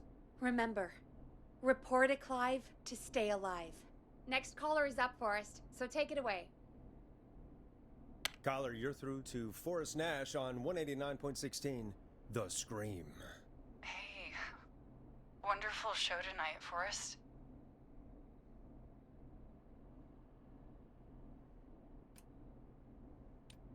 I don't know about wonderful, but, thanks. What's your name, caller? You can call me Dawn. Could you play my tune, Forrest? Your tune. Sure. Long Ride Home. That old song. Sure. We got it. I think I played it the other day.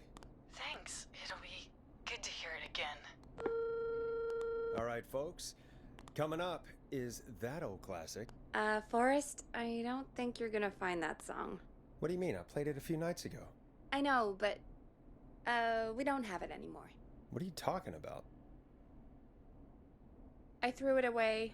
You threw it in the trash? No, I threw it out the window earlier today. And why did you throw it out the window earlier today? Brad was annoying me all afternoon. He played it on repeat because he knows I don't like it. So I grabbed it and threw it right out of one of the office windows. Not my finest hour, but I can only take so much.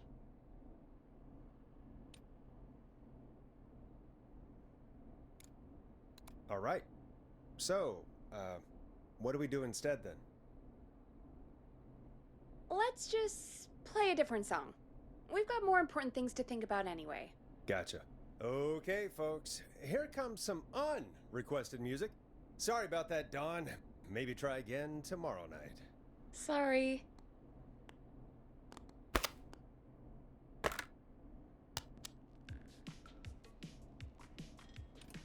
Here comes one of my favorites.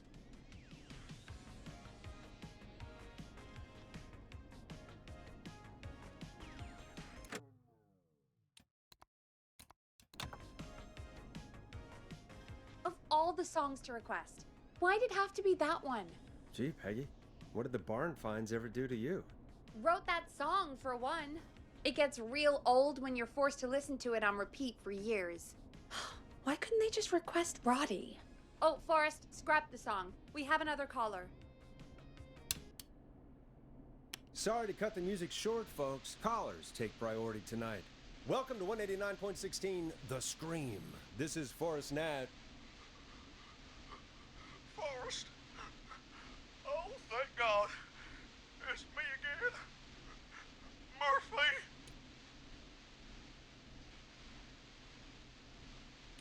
Talk to me, Murphy. What's wrong?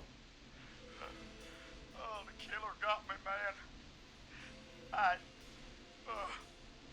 Why did I ever trust a guy named Master Robbie? I warned you not to. Hindsight is 20/20, okay? Forrest, we need to do something. Goddamn Lisa. You came to the Gallows Waste Disposal plant. Beat on me, man. Carry me inside and lock me in a dumpster. I got a flashlight, but... Oh, goddamn. I smell smoke. I think he started a fire. Hold on, Murphy. We'll call for help right now. You gotta hurry, man. I'm gonna die.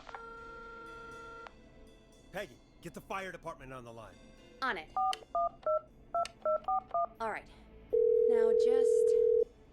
Come on, pick up. Hi. Yes, I'd like to report a fire over at the Gallows Waste Disposal Plant. It's an emergency. What do you mean it's not operational? Why is there no backup vehicle? Oh, god damn it! Forrest, that evil son of a bitch slashed the tires on the town's only fire engine. They can't do anything. But I have a few friends who live nearby. Maybe one of them can save Murphy. Where do they live? My friend Alex lives on the corner of Haddonfield and Romero Street, and Catherine lives on the west end of Myers Lane. And there's Jericho on the east end of Myers Lane. But he's old. Really old. Okay, I'll check the map, see who would be best to do this.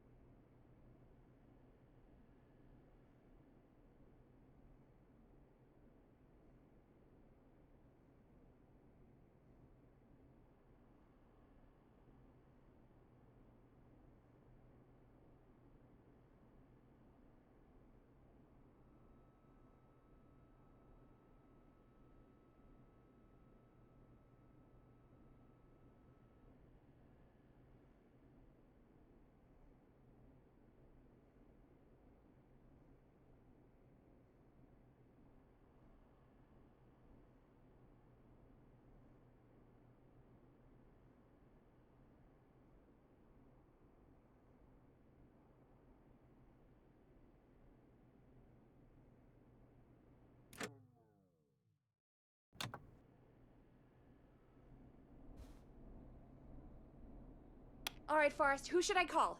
Who can help Murphy? Call Catherine. All right, give me a second.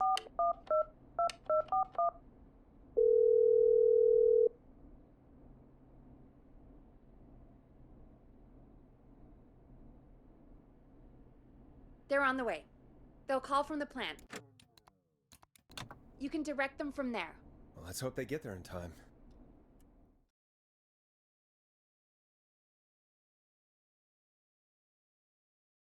Call coming in. It's Catherine. She and Murphy are now both on the line. Hello, Catherine, are you there? What's happening at the plant? The whole damn thing's up in smoke. God damn it. I'm going in. Oh, my reception is terrible in here. God, my eyes sting.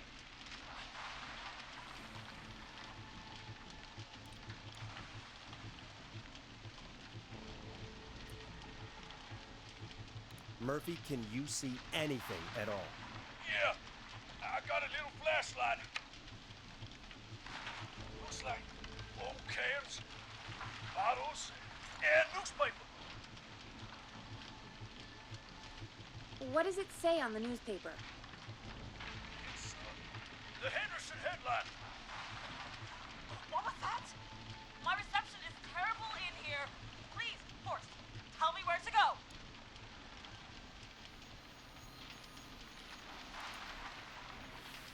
Go to recycling. Recycling. Got it. Come on, Catherine.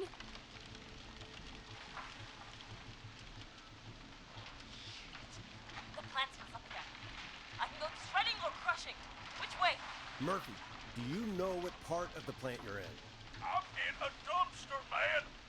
What do you want from me?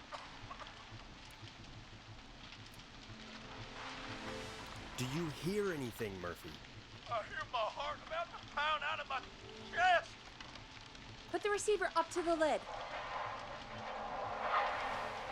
Put it up.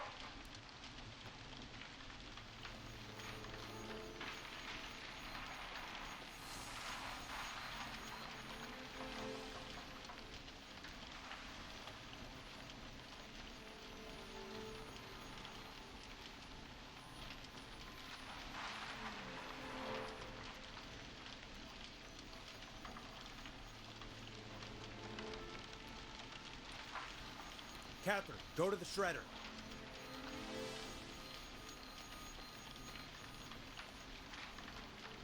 Okay, Forrest. Fabric bonfire in here. Can't be right. Oh, God. It's coming down. I gotta go! Oh, God! Remember me, Fernando! Oh, God, Murphy.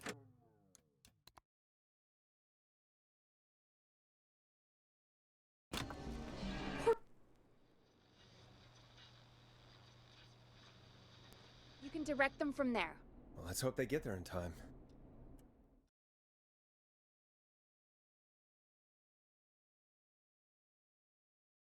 Call coming in. It's Catherine. She and Murphy are now both on the line. Hello, Catherine, are you there? What's happening at the plant? The whole damn thing is up in smoke. God damn it. I'm going in. Oh, my reception is terrible in here. God, my eyes sting. Murphy, can you see anything at all? Yeah, I got a little flashlight. Looks like old cans, bottles, and newspaper. What does it say on the newspaper? It's the Henderson headline. What was that? My reception is terrible in here. Please, Forrest, tell me where to go. Go to recycling. Recycling. Got it. Come on, Catherine.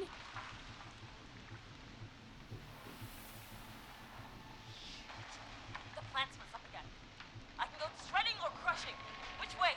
Murphy, do you know what part of the plant you're in? I'm in a dumpster, man. What do you want from me?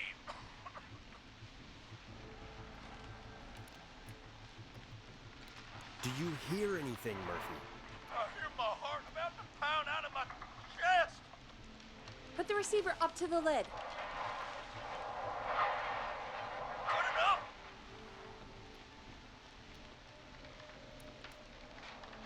Catherine, go to the crusher.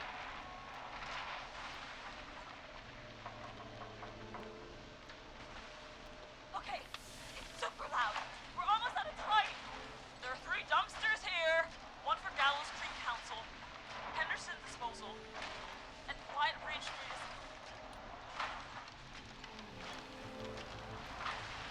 Municipal. Open the Henderson container.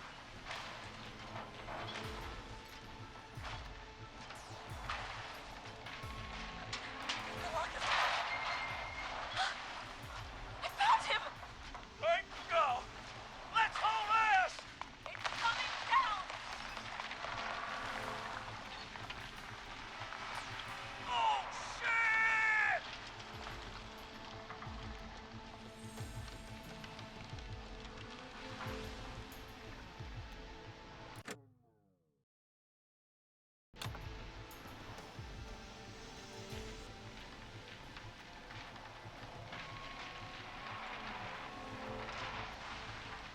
We made it! Oh, man. You saved my life. Thank you. Thank you. And I swear to you, now, I'm gonna raise Fernando to be like you. And I'm getting my money back from Master Robbie. Hey, you just get home to your son, okay? Will do, Forrest. Well, folks, Gallows Creek has 2 folk heroes tonight, Murphy and Catherine. I'm sure their deeds won't soon be forgotten. Great job, Forrest. No time to celebrate, though. We got a caller. You know what to do.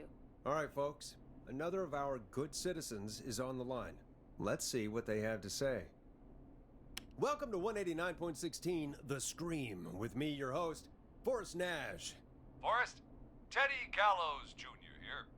I just want to say that my thoughts and prayers are with my Gallows Creek neighbors during this awful time. Oh, it's mayoral candidate and scion of the town founders, Mr. Gallows. Are you in danger? We need going to be a town of law and order. We need cops who have the tools and funding they need to keep us safe. Okay, Teddy. I know you're an outsider to our little town here, Forrest. But you're really stepping up to bat for us all tonight. I just want to say thank you for taking a swing for Gallows Creek. Jackass.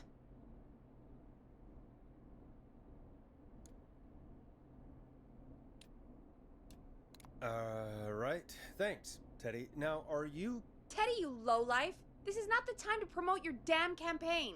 I just want to make sure our town is safe and prosperous.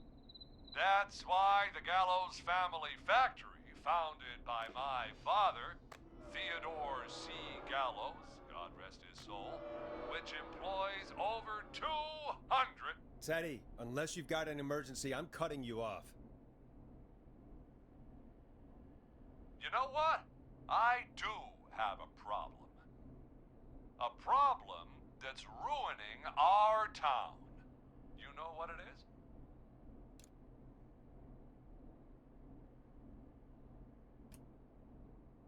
Your family waste plant just burned down, so now we have nowhere to dump our garbage? The problem is that woman, our current mayor, Linda Cartwright. Oh, here we go. She just isn't one of us. Linda Cartwright is un-American, unstable, and... You're not better than anyone, Teddy.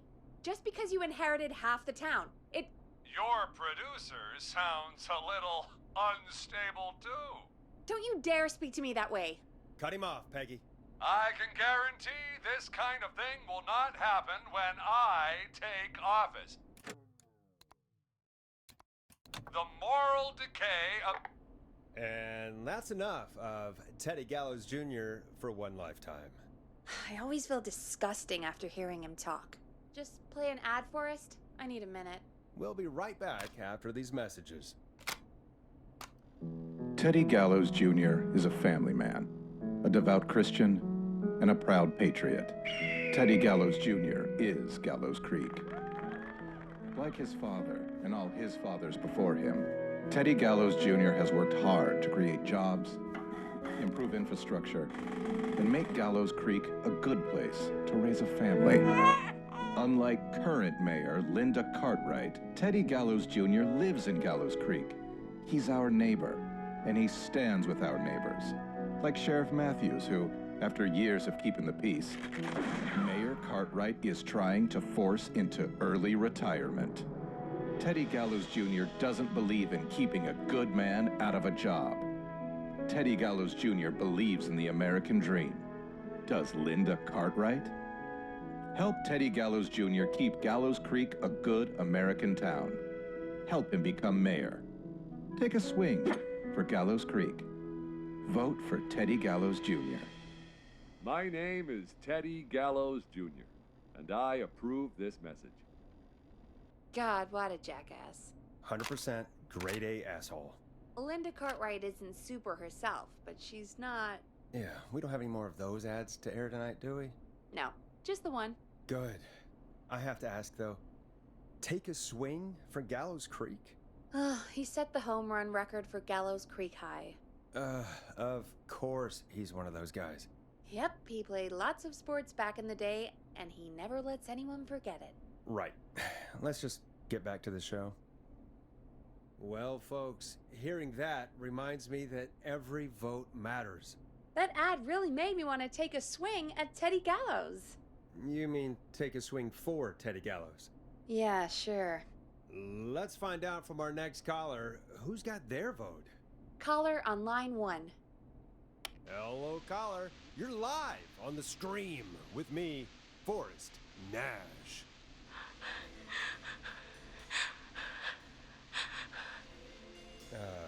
Hello, caller. Who is this? I need the police. I'm Forrest Nash. I'm standing in for 911 tonight. What's wrong? There's a guy hunting me and my friends. I think he's killed some of them already. That's him. him from up here. God damn it. She's just a kid. Where are you? Are you somewhere safe? Oh my god, oh my god. You stay with me, kid. Focus. I can't do this. Yes, you can. Focus. Tell me, what's your name?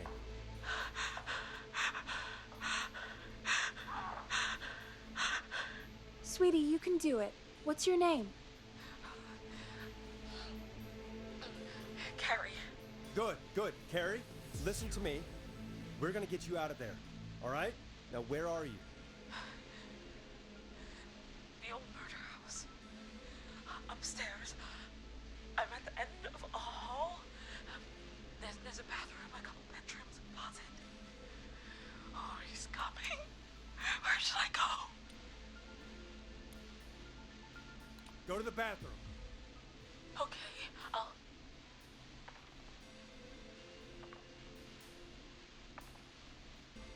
He's here. He's here. He's gonna kill me. Forrest, I don't think we can... Don't move!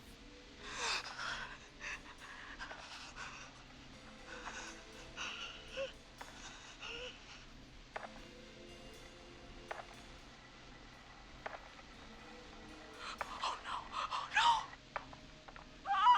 Oh no!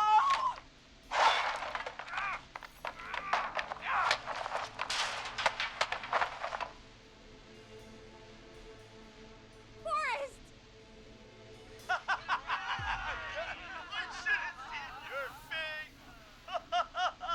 What? What? What? Are you kidding me? Okay, what the hell is going on here? Oh, who's on the phone, Carrie? The cops? It's just a joke, jeez. Wait, isn't that... Jimmy, that wasn't funny, you sicko! Of course I called the cops, but some guy just answered instead. What guy? Forrest Nash, what the hell are you all doing? It's prank night, old man. We're just having fun. That's the kid. The kid who called in earlier pretending to be the whistling man. That's it. I'm out of here.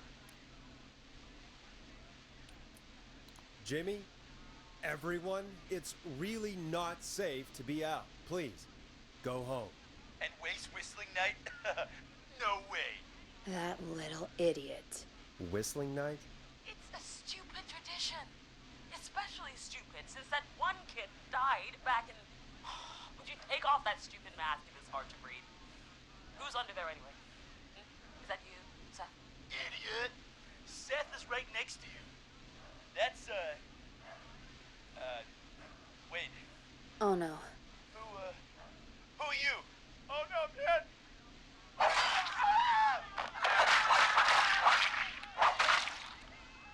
Everyone, get inside! Everyone, run! You two, barricade the door. Scott, Heather, you barricade the back. As long as he's out there and we're safe, right? You bought time, but not much. Forrest, we have to... Heather, I already called the cops. Forrest picked up. He's the best we're gonna get. Who is with you, Carrie? My friend, we drove out to the old murder house and... Oh, of course! The van! Who's got the keys? Jimmy had them. Jimmy. Oh.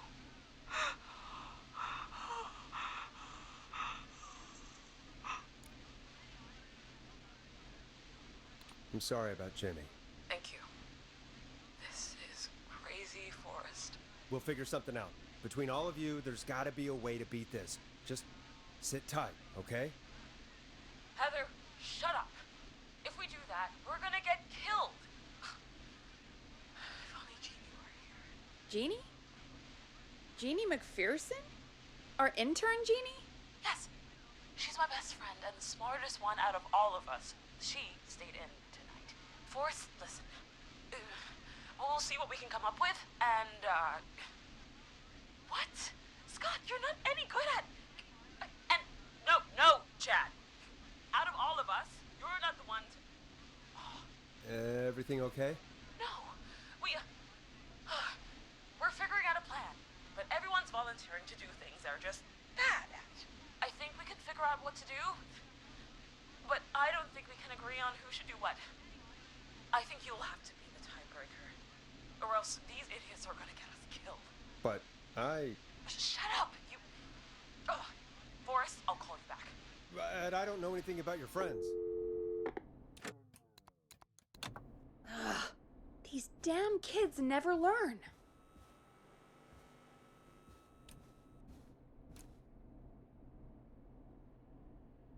Breathe, Peggy. It's okay. Ugh, they do this kind of thing every year, Forrest. People get hurt. All right, folks. We're gonna work out a way to save Carrie and her friends. This next one goes out to all the trapped kids out there. Peggy, you mentioned something about their friend working here? An intern? Yeah, Jeannie. Seems a nice enough girl, but a bit head in the clouds, you know? Not sure why we took on an intern. We really didn't have the office space for one. Poor thing got tucked away in a dark corner somewhere downstairs, I heard. All right, I'll go see if I can find her desk. Hopefully she has something we can use.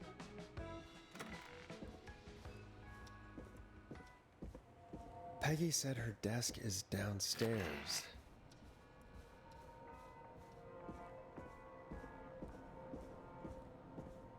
Jeez, they really tucked Jeannie away.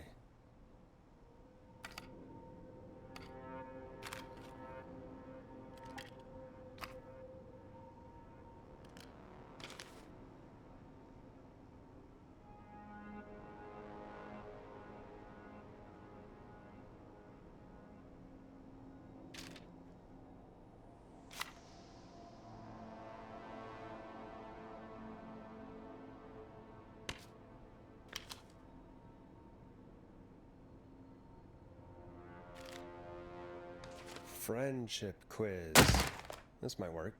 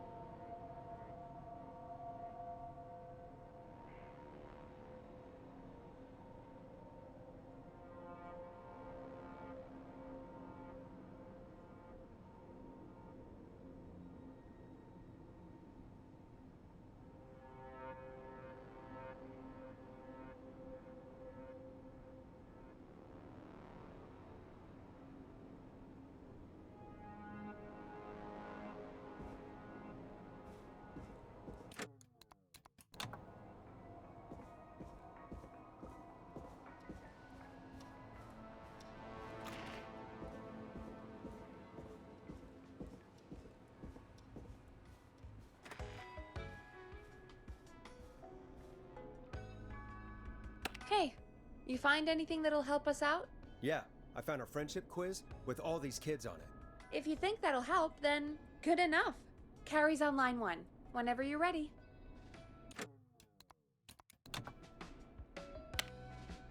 Okay, Forrest, shut the music off. This is Forrest Nash, back again with an unlucky caller on this unlucky night. Carrie, are you there? Yes, we've got a plan, but we can't agree on who should do what. You want me to be the tiebreaker? Exactly. I'm ready. What's the first step? Okay, first things first, we'll need a spotter. Someone who can keep an eye on the killer. We'll need someone on the roof.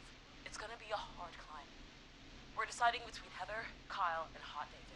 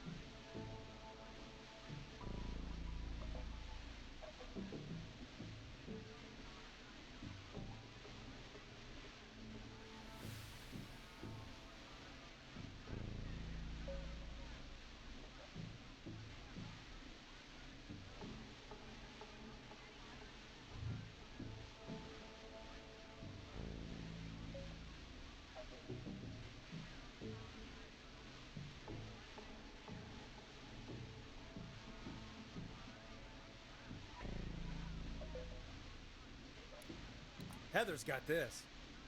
Yes, Heather, he picked you.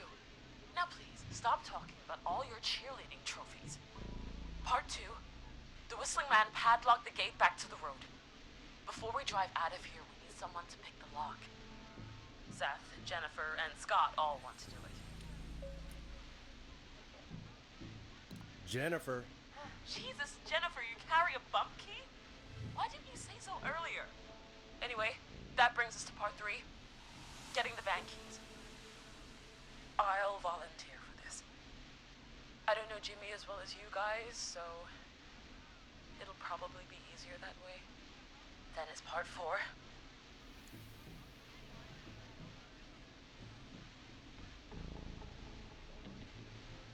This is a very detailed plan. I'm impressed. Yeah, it's weirdly easier to think when you're about to die. You're doing great. What's the next part? Part 4, we need someone to lead the Whistling Man away. We need a fast runner. For this one, we're trying to decide between... Who was it again? Hot David, Cynthia, and Scott.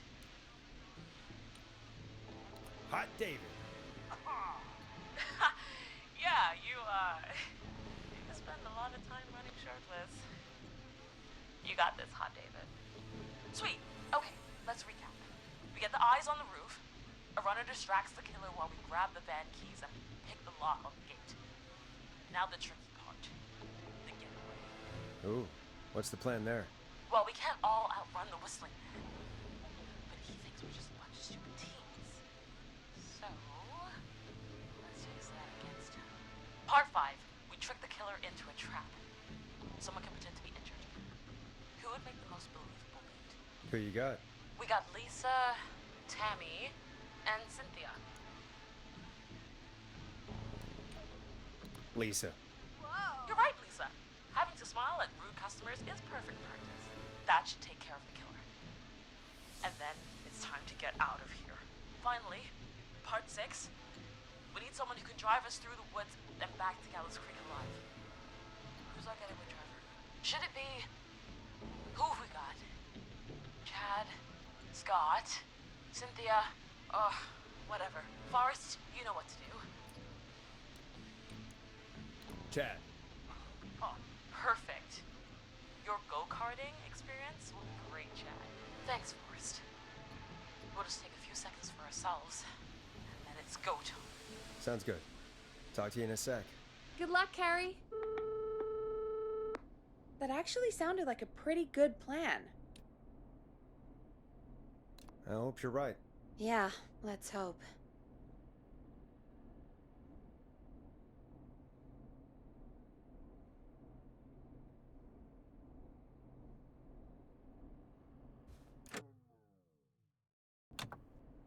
Oh, the kids are back already.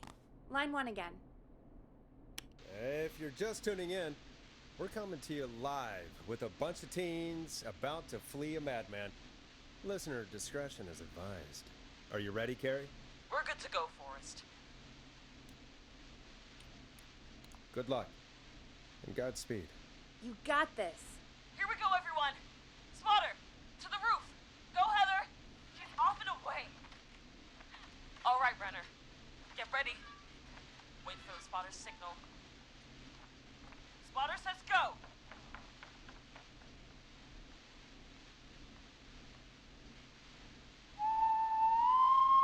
Wait. Lockpicker, go. I'll get the keys off Jimmy.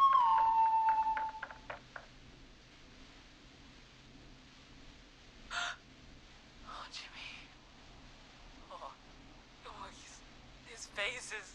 The keys, Carrie. You need to get the van keys. His face is lying next to him, Forrest. God. Oh, God.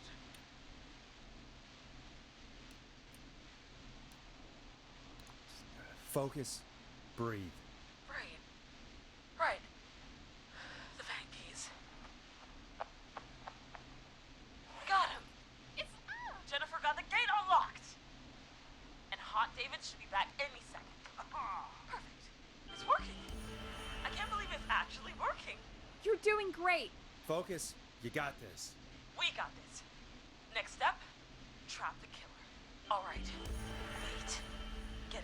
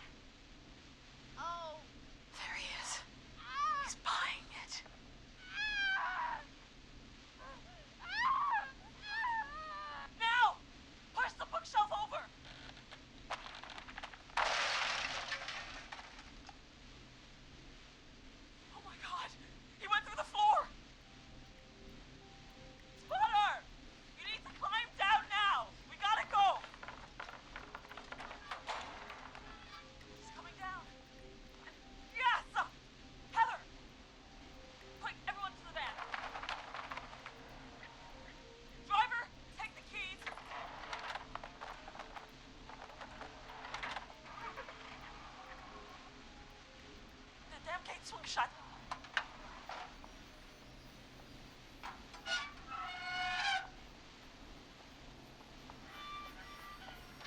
Huh? What? It won't stay open. I'll hold it.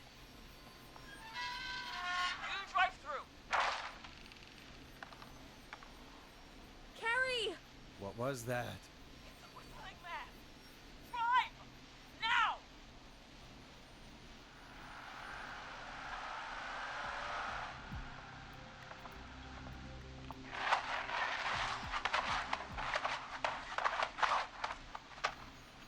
Let me go! Just go! Just drive! Oh my god. Please, no! No!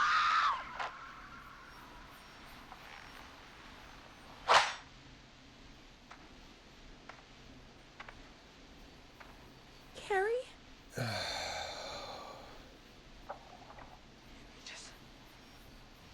He just stared at me. Carrie! Carrie? Just stared at me and walked into the woods. I don't understand.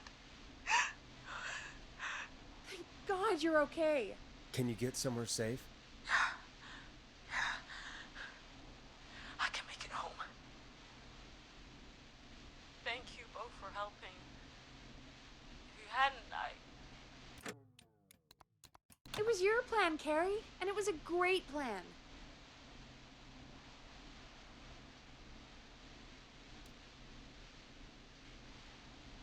It was really all you, Carrie. Still, I need to get home. Breathe, Carrie. You're okay now. I'll call you when I'm somewhere safe. Talk to you then. Folks, that was a lot. Our thoughts go out to Jimmy's parents in this awful time. For any kids listening in, please stay inside. And stay safe. And parents, hug your kids extra tight tonight. Here's a song for the girl walking home in the dark.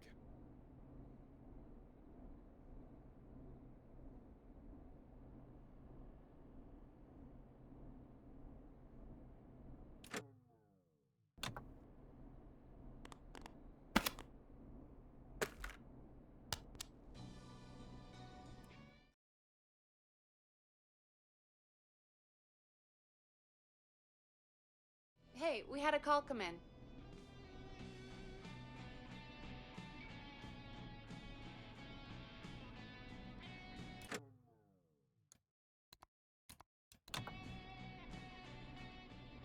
We have a call waiting. Forrest Nash here. Listeners, we've got another caller live on 189.16, The Scream. What's on your mind, caller? Hey, Forrest. I just wanted to phone in and say that I think I speak for everyone when I say that you're providing a real service for Gallows Creek tonight. It's cool what you're doing, man. Well, I'm just doing my job, friend. Anyway, tell me about yourself. What's your name? Are you keeping safe tonight? Yeah, man, I'm good, thanks. I'm at my roller rink, trying to get everything ready for the Harvest Festival tomorrow. I had a guy from Starling Security here earlier installing the Starling 4000 system, so I'm a little behind. As for my name, my friends call me Roller Ricky, and I now consider you a friend, my man.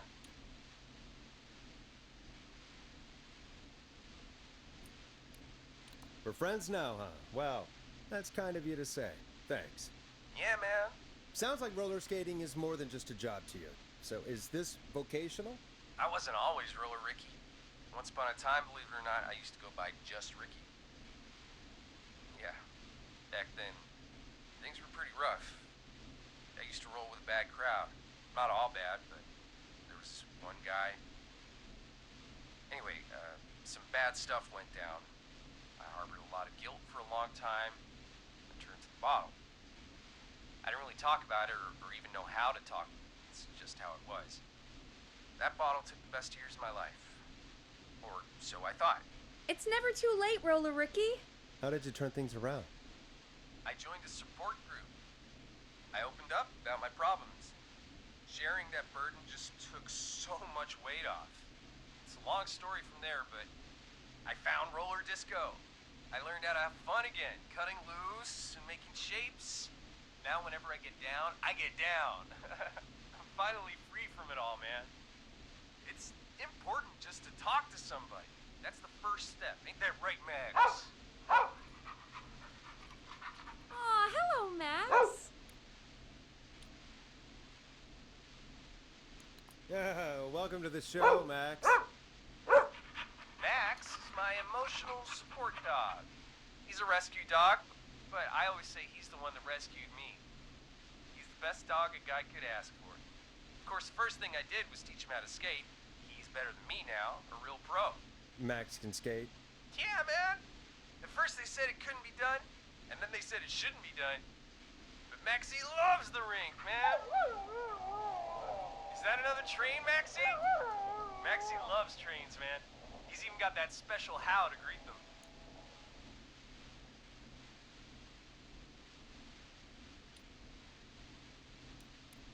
Maxie sounds like a really special boy. Maxie appreciates all the positivity you're throwing out, my man. You know, I'm actually hosting free skating lessons tomorrow at the festival. I think it's a great opportunity to give back to the community. Man, all this talk of skating's got me itching for a boogie. Before I switch my radio off for the night, could I request a song for us? Something I can groove to, you know, something funky. It'll be me and Maxie's final boogie breakdown tonight. Then I think we'll take it down a level. I can do that. Thanks again for calling. You and Max, be safe now, okay? Bye, Maxie. You got it, man. Peace. Well, folks, this next one goes out to Roller Ricky and Max. Enjoy.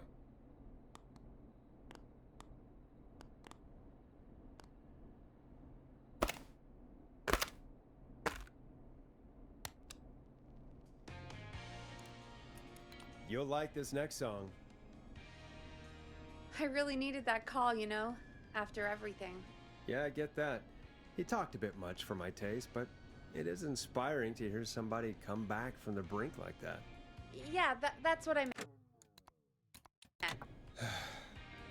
You were thinking about Max on skates, weren't you? Well, would you look at that? Another caller on the line. What are the odds? Better take it. Welcome back to 189.16, The Scream. This is Forrest Nash. How are you tonight, caller? I'm doing okay. I made it home safe. Gary! Hey, I just wanted to thank you for doing what you could earlier. You know, even though we lost Jimmy, and I don't know. Hey, it's okay. You were so brave earlier. You're safe now. I wanted to ask you why he didn't. Why am I? Why what, Carrie? Why did he spare me? After what he did, why let me go?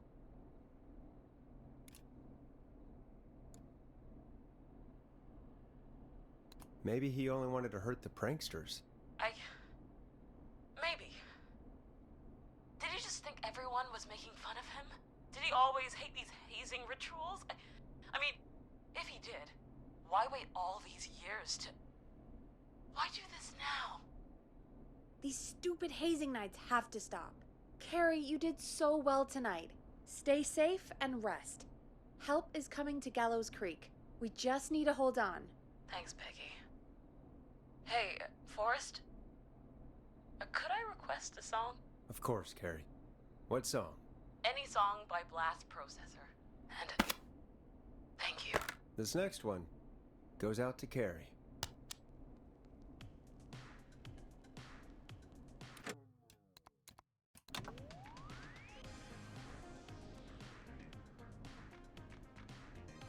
You know, what Carrie just said has really got me thinking. About what? The Whistling Man left her alone. Why? There must be a reason. When it comes to masked whistling killers, I don't think a reason is a key part of their process. Well, it's something to consider. I need to take a break. If you want to stretch your legs, now's the time. Just hit the Peggy button when you want to get back on air.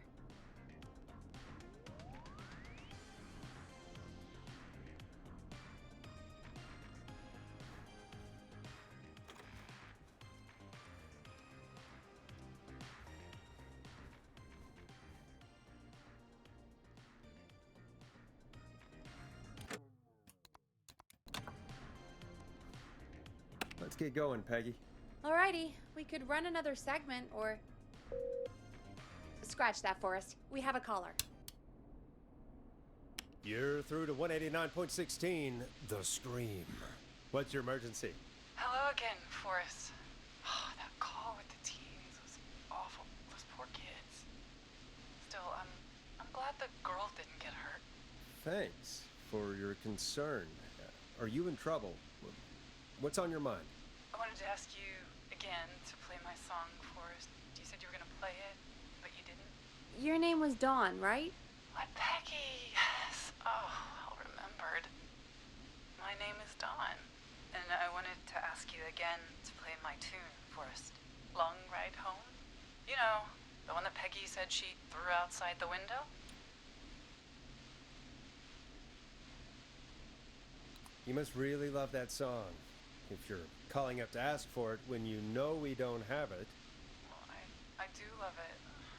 And I don't want to argue, but you do have it. It's just outside the window. There's a serial killer on the loose. I can't just go outside hunting for a record. I'm really sorry, Dawn, but we just can't get it right now. But wasn't the Whistling Man just at the old murder house? It's miles from the station. It won't take you a second to grab it.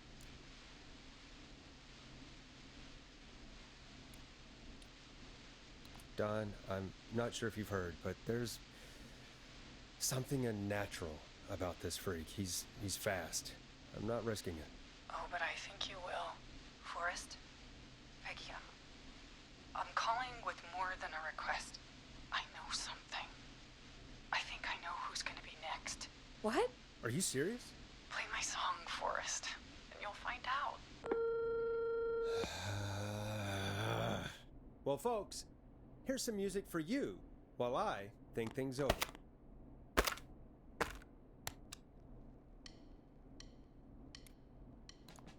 Is she serious,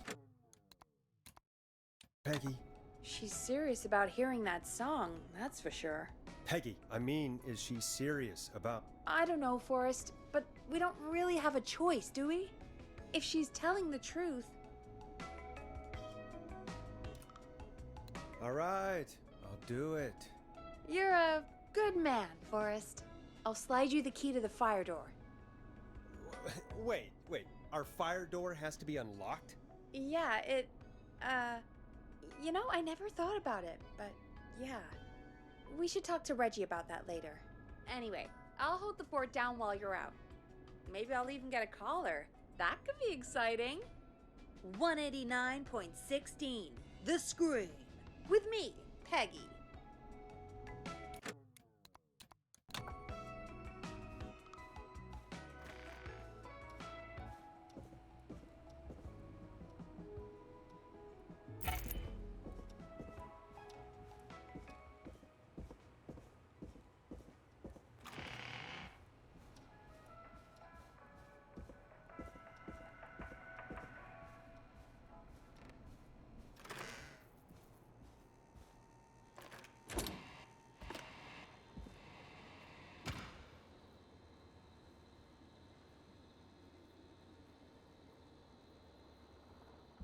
You know, I hope she'll be happy when I'm brutally murdered by the Whistling Man. Out here, in the open, alone.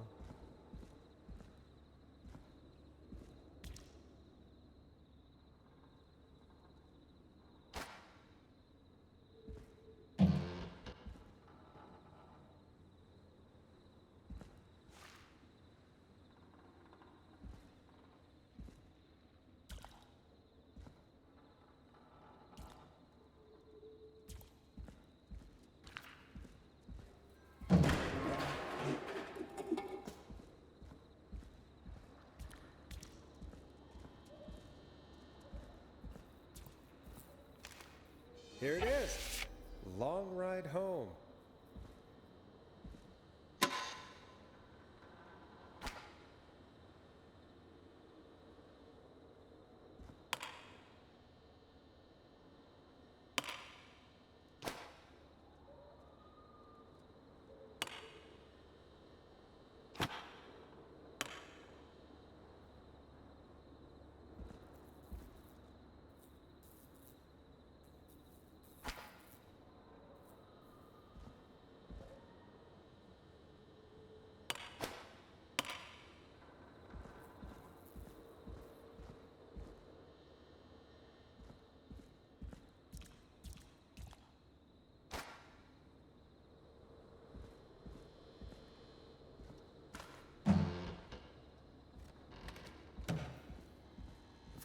course. It locks behind me.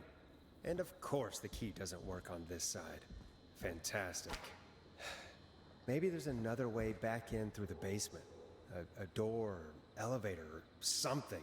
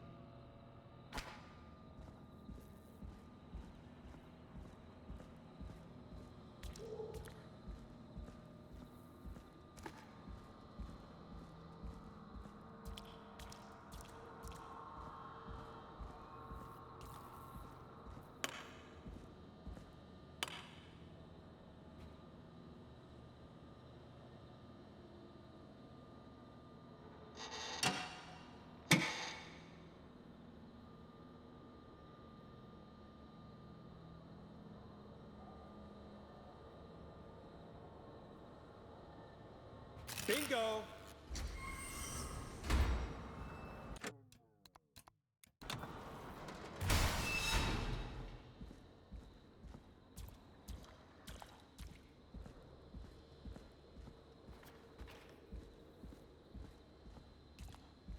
I could probably survive that fall.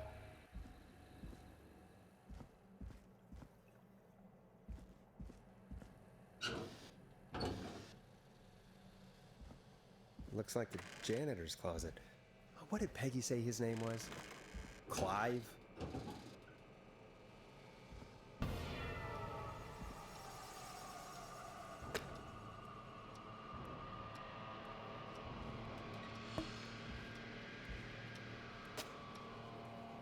What the hell? Peggy is not gonna believe this. Huh, there's a key. I'll just take that. Might be important.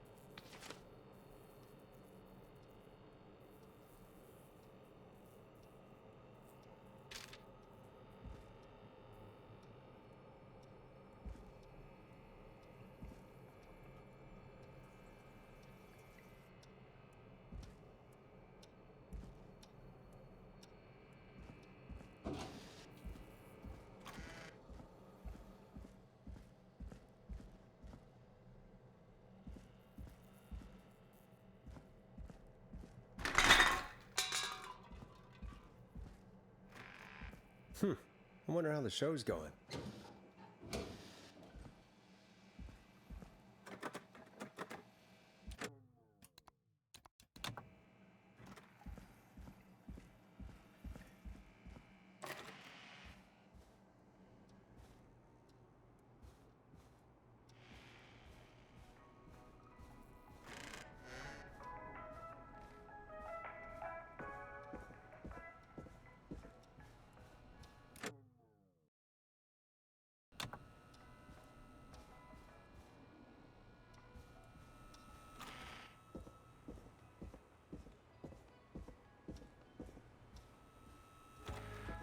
Isn't that such a good song, folks? And now for...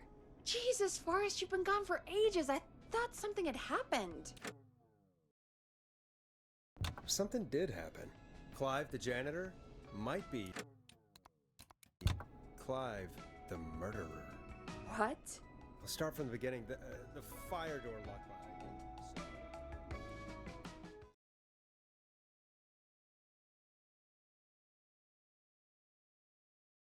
Why did you heave that thing all the way up here? Because the basement's creepy as hell, and I don't like standing around down there. Fair. All right, let's run through this again. We have a creepy board you found in a creepy basement, made by our creepy janitor, who you think is the creepy whistling man. Yep. And on the creepy board are the names Chuck Brody, Kim Walker, Rebecca Allen, and Aunt Williams. Correct. And you think one of these people will be the whistling man's, Clive's, next target. That's right. And we've got to find him. You said there are 4 locations listed there too. The hospital, the power station, the gas station, and the trailer park. Clive must think the target is at one of those locations. Forrest, you're gonna have to figure out if any of the potential targets are at one of these locations tonight. Hit the button if you need any help.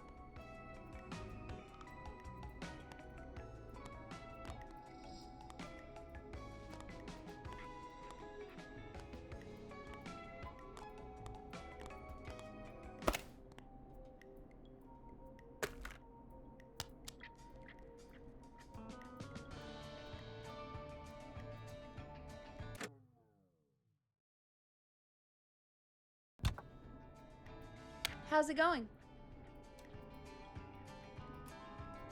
I'm ready, Peggy. Are you sure? We've only got one shot at this.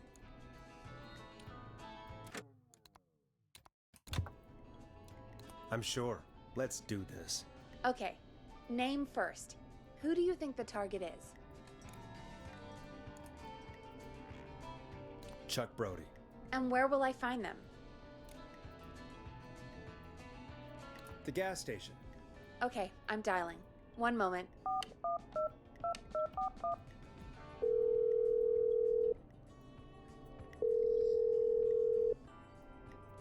Hello? Chuck Brody! Listen, I know this sounds crazy, but we have reason to believe the Whistling Man is coming for you. You need to get yourself and everyone else out right now. The Whistling Man? Who the hell are you? Who is this? This is Forrest Nash. Listen, the Whistling Man's back. We found a list with your name on it, and... God. It's today. The year I finally let myself forget. Quit talking and run!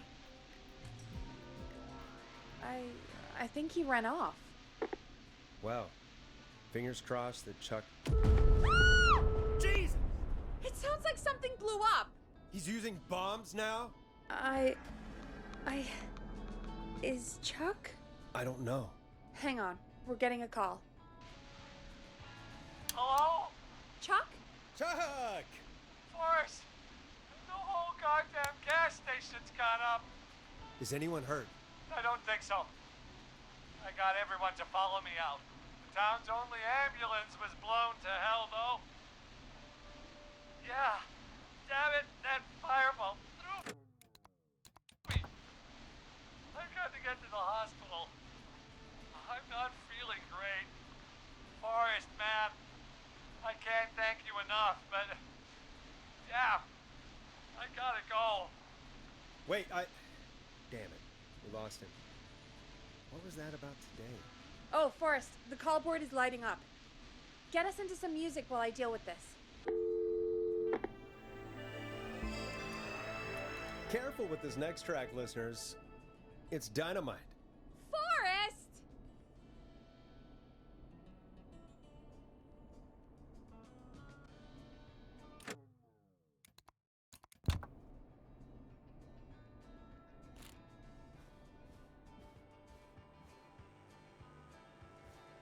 There's gotta be more in the basement to show us who Clive is targeting. And if that's the case, we can get ahead of him. Stop the killings before they can happen. Forrest, we need to go back down. By we, you mean me, right? Yep. Like I said, I need to handle all these calls. Maybe start with that creepy mannequin room you mentioned before. I still have a lot of questions about those, by the way. Me too.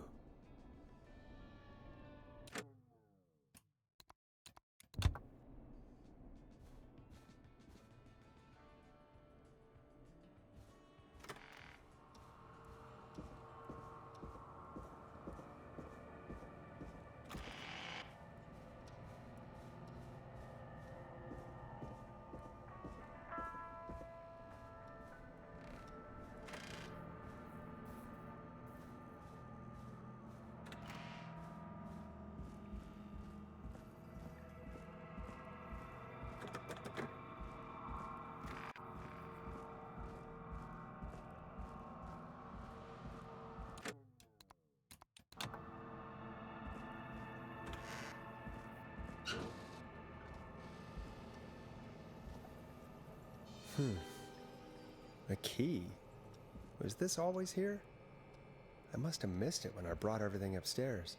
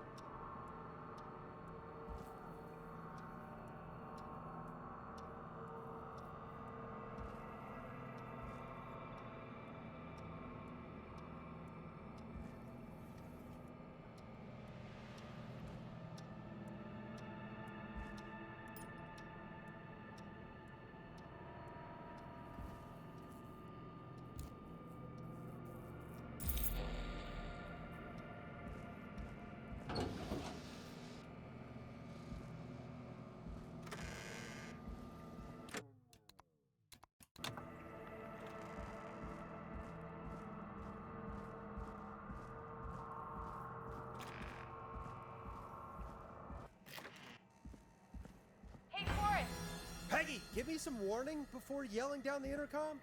Sorry. Buzz the intercom when you find something and want to discuss it.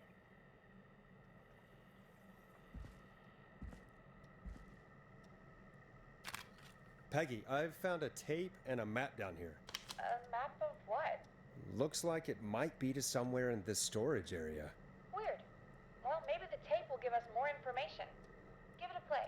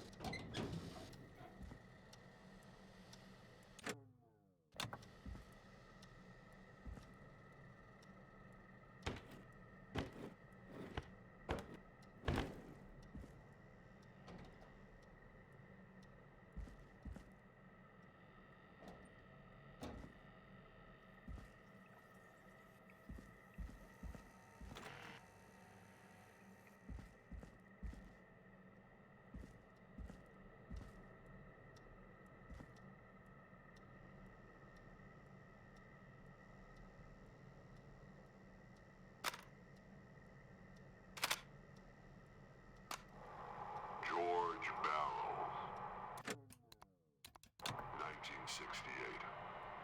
That's when this all began for me. Follow the maps. Find the tapes. I'll be waiting. Wait, George Barrow? We all heard that he drowned after a night out drinking. Was it actually Clive? Has Clive really been the whistling man for that long? He says I need to follow the maps and find the tapes. I guess that's what this map is about. I think we need to see what else is hidden down here. Be careful, Forrest. Keep looking. Buzz the intercom when you found something.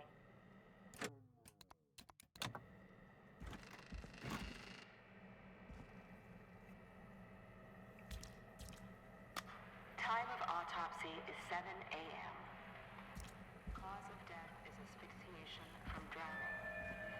The degree of rigor mortis indicates that the subject has been deceased for 5 hours. That puts the time of death.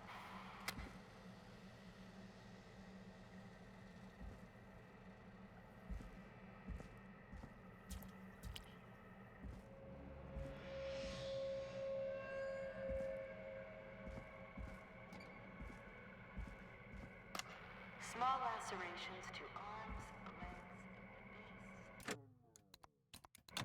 Typically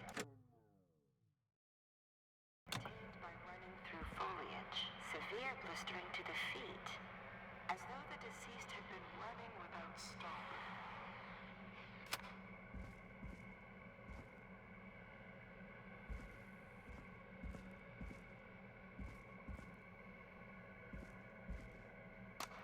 Preliminary toxicology results shows no signs of inebriation. However, a high amount of cortisol was found, indicating elevated stress in the immediate moments before death.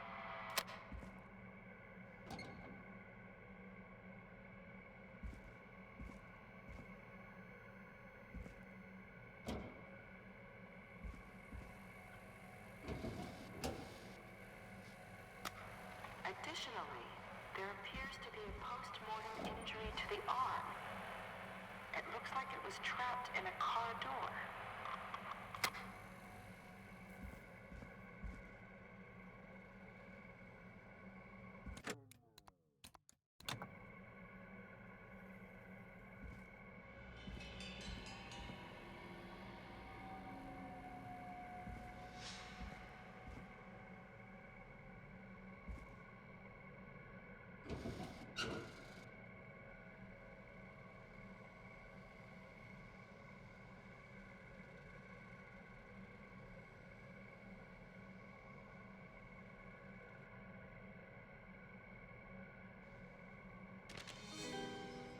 Now this has to be important.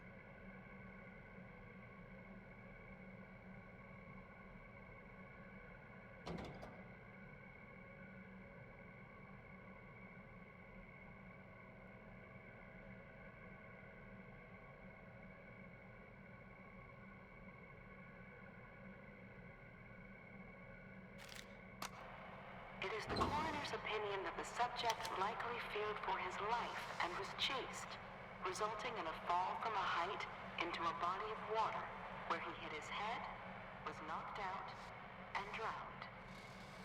Following that, he was moved. Dr. Sullivan, we need to have a talk. Is that recorded? Shut it off.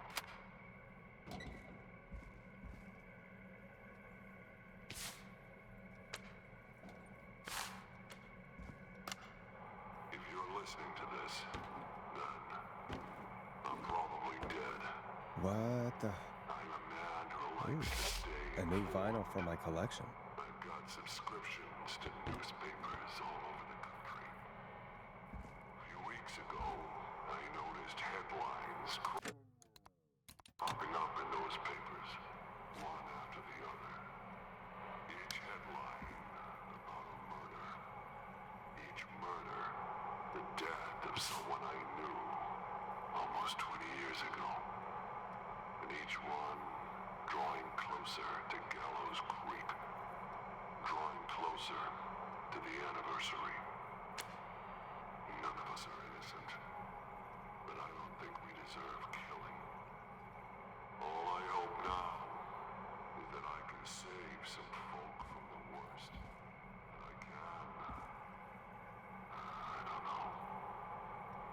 something to make up for what I did back then, I guess. I didn't kill anyone, mind you. But that's past mattering. Now, there's more I could say. Than I should say. But my employer made it clear that my family would pay a high price if I ever spoke out. So, hopefully I've said enough for you, listener, whoever the hell you are, to start putting the truth together. What the hell? Peggy is not gonna believe this.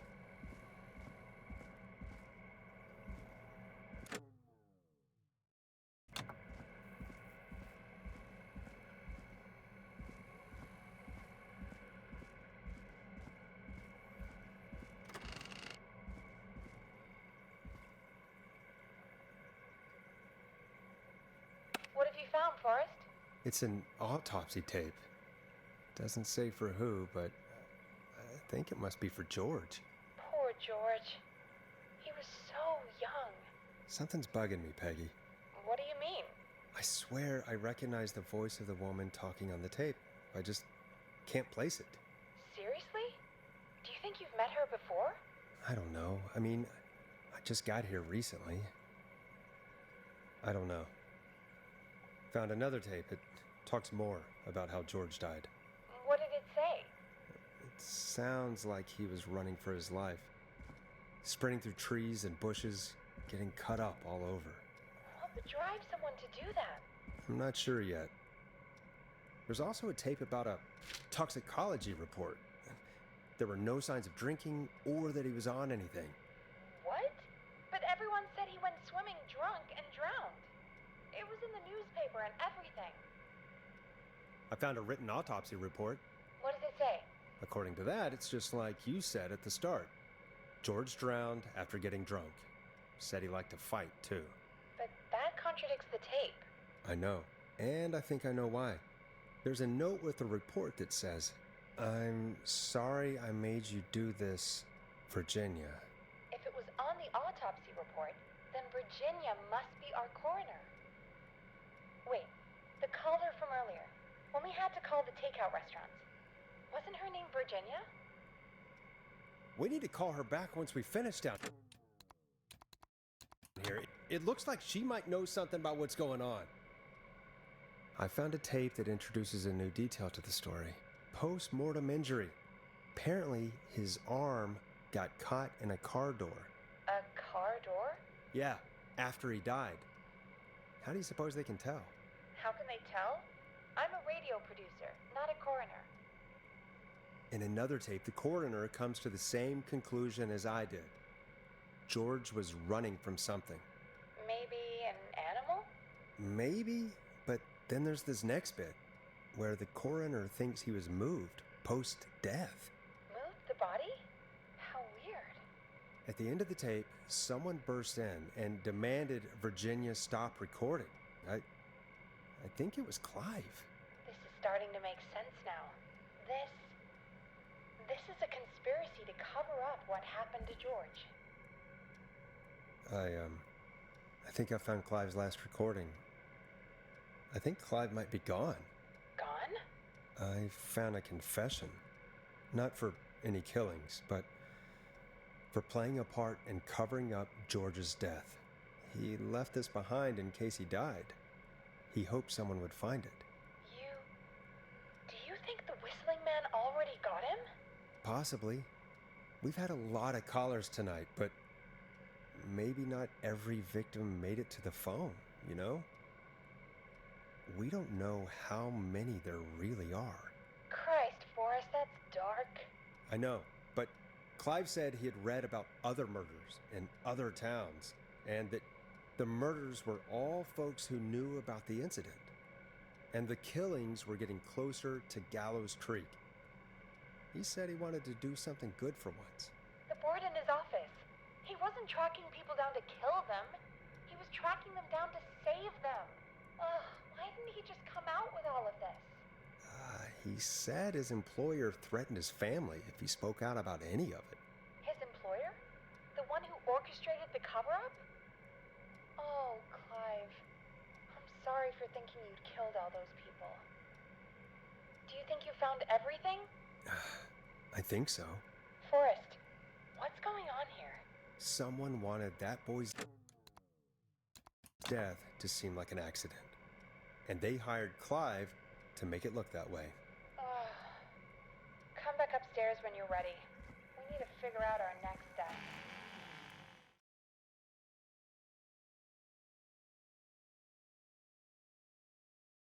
Thank God you're back, Forrest. I've been running out of stuff to pack our airtime with. Peggy, you work in radio. Forrest, I'm stressed. I mean, really.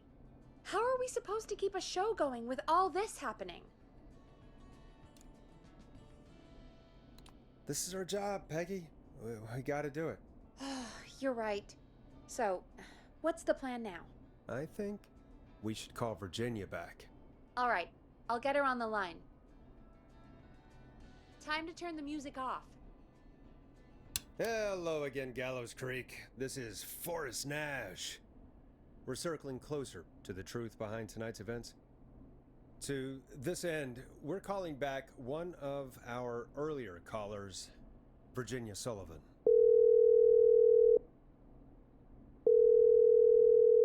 Fredman Plunker here? Who's this? Is it you? Goose?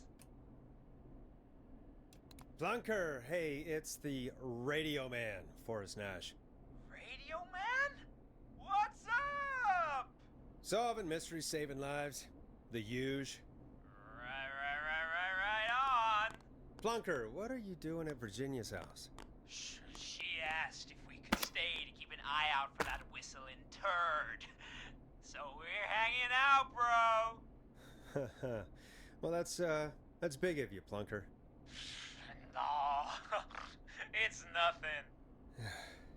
Can I speak to Virginia? Sure thing, Radio Man. I'll just go get her. Who is this? Hey, Virginia, it's Forrest. I'm glad you're still okay. Oh, Forrest. Sorry, I'm still jumpy.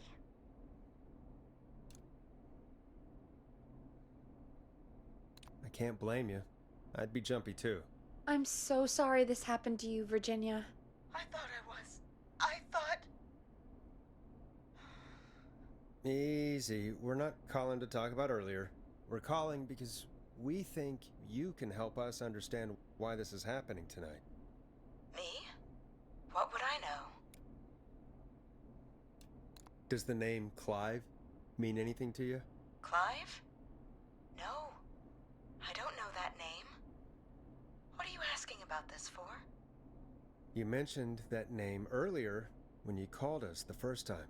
I don't know what I said then. I was petrified, Forrest. Clive's the janitor at our station, and we know you spoke to him in the past. Forrest, please. You don't know what you're doing.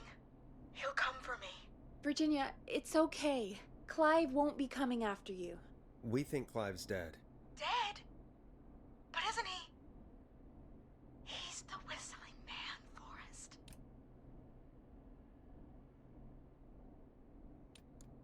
We found evidence to the contrary. But... It's true. And we found your autopsy reports for George Barrow. How? I saw him destroy them. Well, he didn't. I don't know if he kept them or made copies or what, but we found them. And we know it's related to what's happening tonight, which is why we called you. Why did you write a false report? All right. One day, I came into work to find a boy on my slab. And as I finished the autopsy, this man, Clive, he just burst in. And he started making demands to give over the reports, to falsify what I found. Of course I said no. But, well, when someone wants to make you do something, they can use the carrot or the stick. For me, he used both. You see, my sister is sick. She has a chronic condition that's never going away. It's expensive to treat, and it was getting to where I couldn't afford it. And Clive promised me that his employer would pay for my sister's treatment if I did what he said, and that if I ever spoke about this, he'd beat me to within an inch of my life. I don't know why he had me do it, but my sister needed me. You have to understand. She needed me. We understand.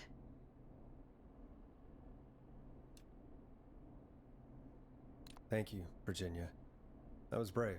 God, I just want this nightmare to end. This will help end it, Virginia. Thank you. Stay safe, Virginia.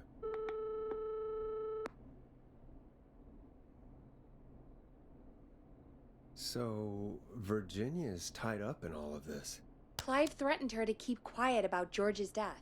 But for who? Why cover up these details? We could try Sandra. What would Sandra know? I don't know, but we have to start somewhere. Anyway, just be careful when you're talking to her. Don't push too hard. We don't want her to hang up. I'll be careful. All right, calling her now. Hopefully she's at her jazz studio.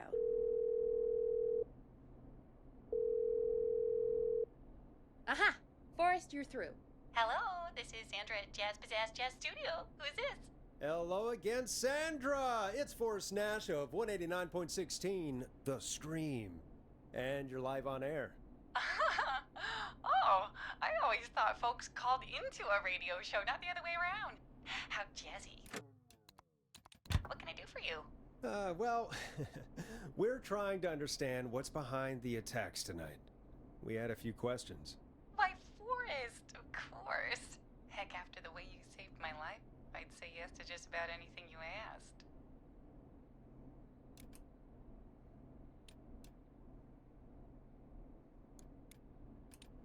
Really? Well, that sounds nice. I might just call you back tomorrow then, too. You got my number. But what about tonight? Is there anything you want to talk about right now? Remember why we called, Forrest? Of course. Do you know why the Whistling Man might have targeted you? Ha! As far as I could tell, he was just a knife-wielding psycho with superhuman cardio. He'd have chased after anybody. Right. Well, we think he might be chasing specific people. People who know about the death of a boy named George. Oh, I don't know anything about that. Sorry.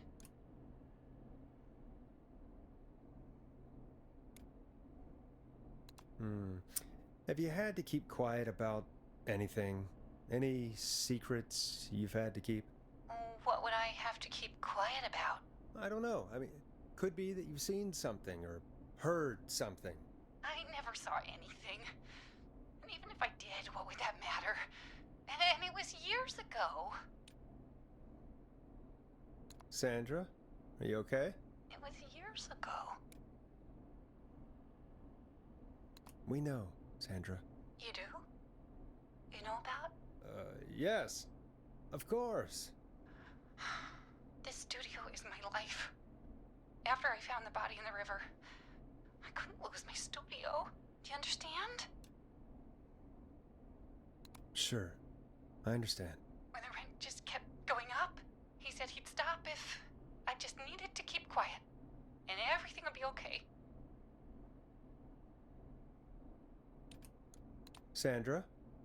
Who was he? He said, if I told everyone I found the kid in the reservoir instead of the river,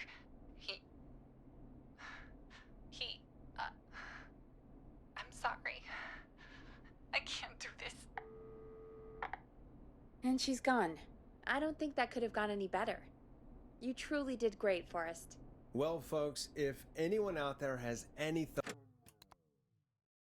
thoughts on what's going on tonight, please call in. That's good timing. We've got a call waiting just this second. Welcome to 189.16 The Scream, with me, your host, Forrest Nash. Hi, Forrest. I know this is really out of the blue with everything happening tonight. but I wondered if you could send a special birthday message to my uncle.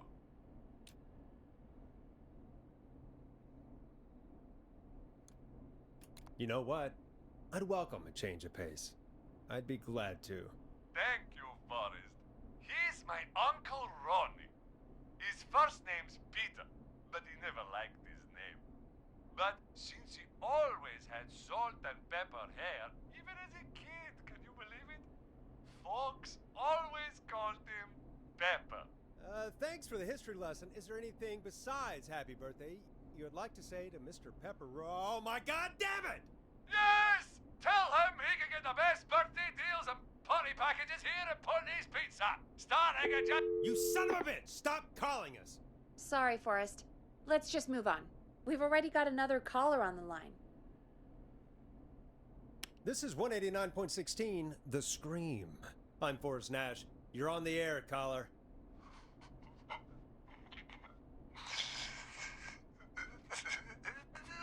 Caller.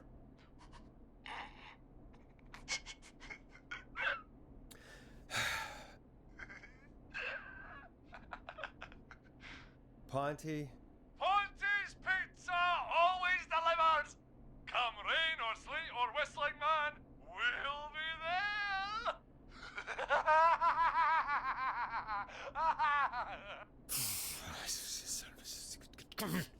Forrest? Forrest? Are you okay? Forrest? I hope the whistling man gets in with his own pizza slicer. Jesus, Forrest? Sorry, that was too much. It's okay. It's been a high-stress night. Don't worry about him anymore, okay? Not for tonight, anyway. I think he's spent for now. We've got another call, whenever you're ready.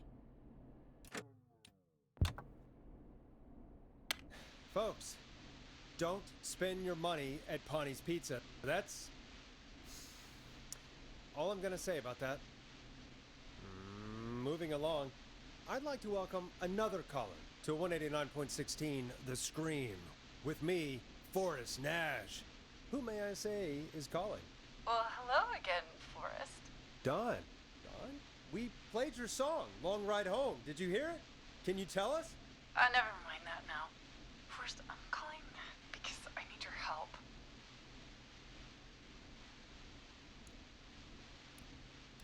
Don, we had a deal. Kept my end. Who is the next target? Oh, it's too late for that now. I'll be the judge of that. Oh, fine. Chuck Brody was the next target, but that ship sailed.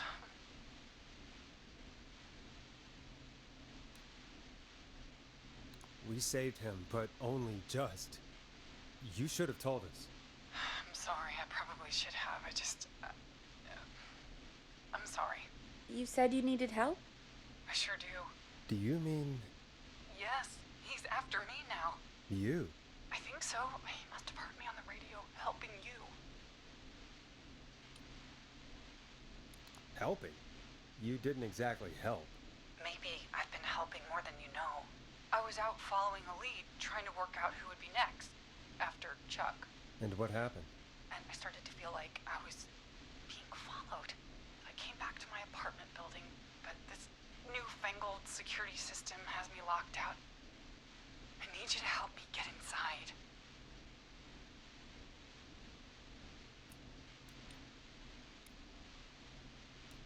Don't you have a key to get in? Only for the apartment door. The front gate requires an entry code. The future is electronic, I guess. I need that code to get inside. Which apartment block do you live in? Maybe one of our listeners lives there too. It's the New Woodside apartment building between the town hall and the trailer park. But I doubt any of your listeners live there. I don't have many neighbors. Sounds like a prime piece of real estate. The sound really carries at night. Shit.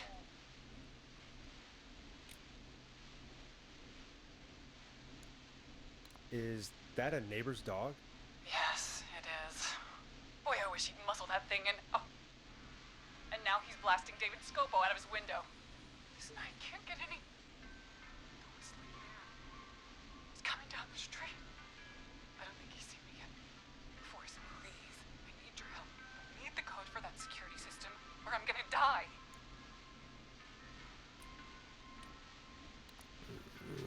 What's your neighbor's name? I don't know my neighbors, remember? Please, I need to get in. What's the name of the security system? There's a sticker on the box. It says Starling Security 4000. There's a keypad, and it looks like it wants a 6-digit number. We'll see what we can do. Thank you, Forrest. Yeah, of course. Don't worry, Don. Thank you, Forrest. I knew I could count on you. I'll sit out of sight. Call me back soon. All right, folks. Here's a little tune for you all to enjoy while I try to break Dawn into her apartment. You were pretty quiet there, Peggy. Forrest, was it just me, or was there something... Yeah, it wasn't just you. Something was weird about that. Yeah. Well, tell you what. We have a Starling 4000, or whatever, here at KFAM. Clive bought one for the station. Maybe we can find something to help.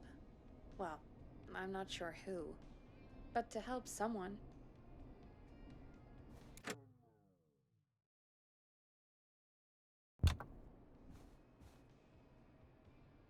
Okay, so she's locked out of the Woodside Apartments, and somewhere, Clive probably has the papers for the Starling 4000.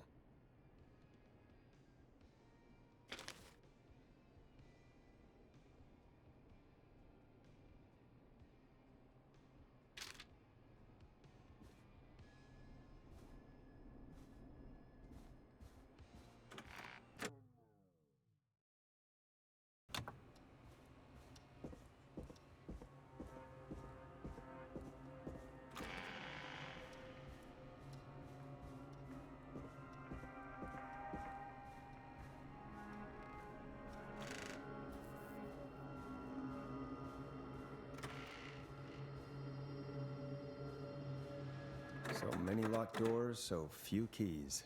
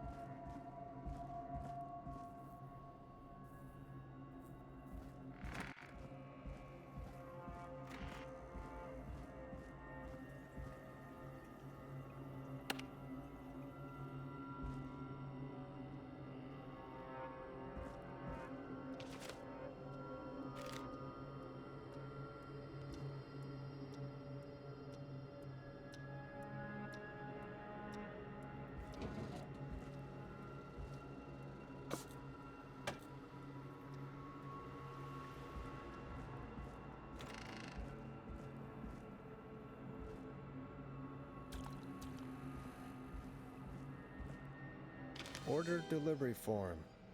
Starling must have left this by accident. This system's not even installed at Woodside.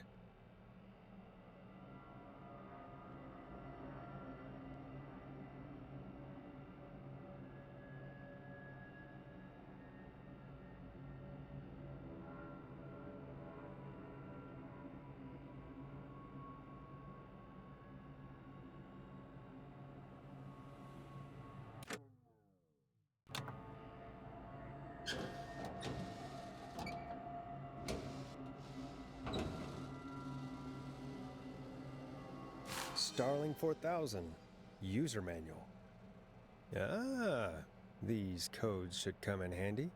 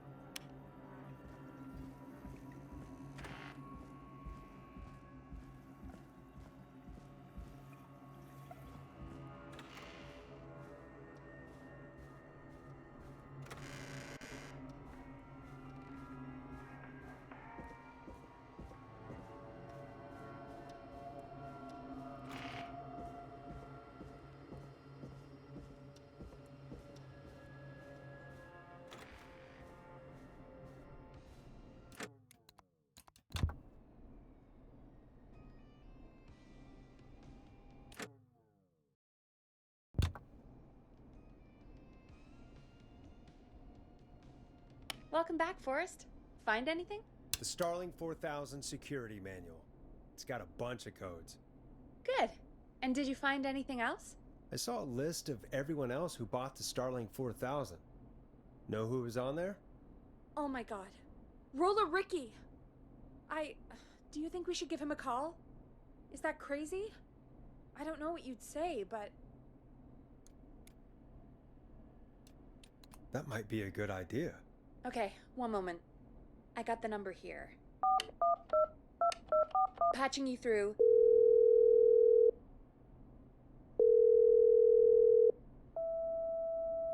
Shit. He probably can't hear it over the music. Forrest, I don't know about this. This is super weird. Just put me through to Don. I'll take care of this one way or another. Okay, if you say so. Line 1, whenever you're ready. Don, are you there? This is Forrest Nash from 189.16, The Scream. Oh, thank God you're back. I was so afraid. What's the code to the gate? The code is 191519. Thank you, Forrest.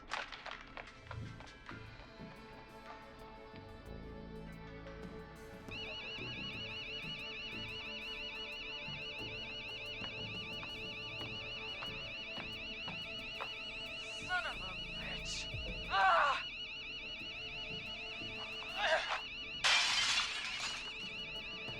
Is she?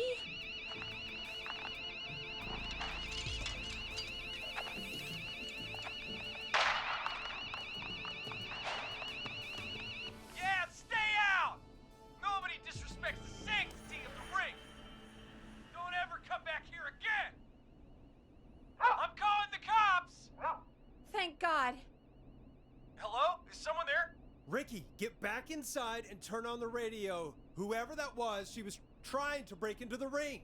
She? Forrest, man, you got no idea. That was him. That was the whistling man. The alarm gave me just enough time to get my rifle. I don't like hurting folk, but I can't let anything happen to Maxie. He's my best friend, you know? Listen, man, I'm heading back inside. Gonna barricade that window. My man, thank you. You and Peggy can skate for free whenever you want, forever. That's a done deal. Thanks, Ricky. Can't wait. You got it. Talk to you soon. Okay, Gallows Creek, here's some music while we process what just happened. So, the whistling man is a woman?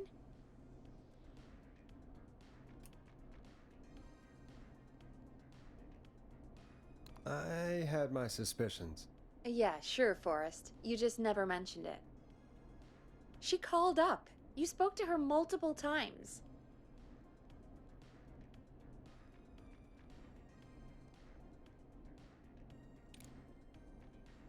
Yeah, she seemed pretty normal. Why do you think she requested that song?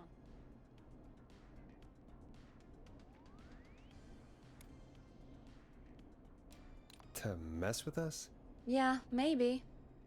So, what now? I guess I should make an announcement. We do have new info. Okay, kill the music and you can make the announcement. Okay, you're live in 3, 2... Hey folks, this is Forrest Nash here. I hope you're all safely locked inside. For those of you listening to that last call, you might be wondering what to make of it all. Here's our take. We now believe the killer is actually a woman. One who might manipulate you into letting her in before she attacks you.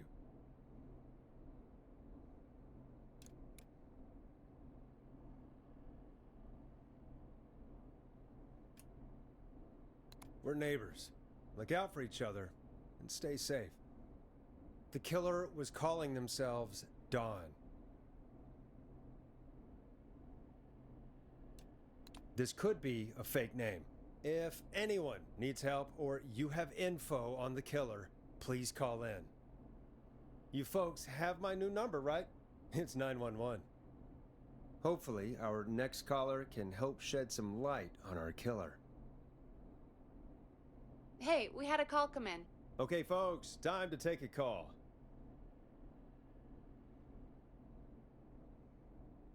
You're through to Forrest Nash on 189.16, The Scream. Hey, man. Murphy? Damn straight. What's going on, Murphy? You in danger again? Nah, man. I've just been listening to the show here at home. And since you asked folks to call in if they could help out, well, I'm calling.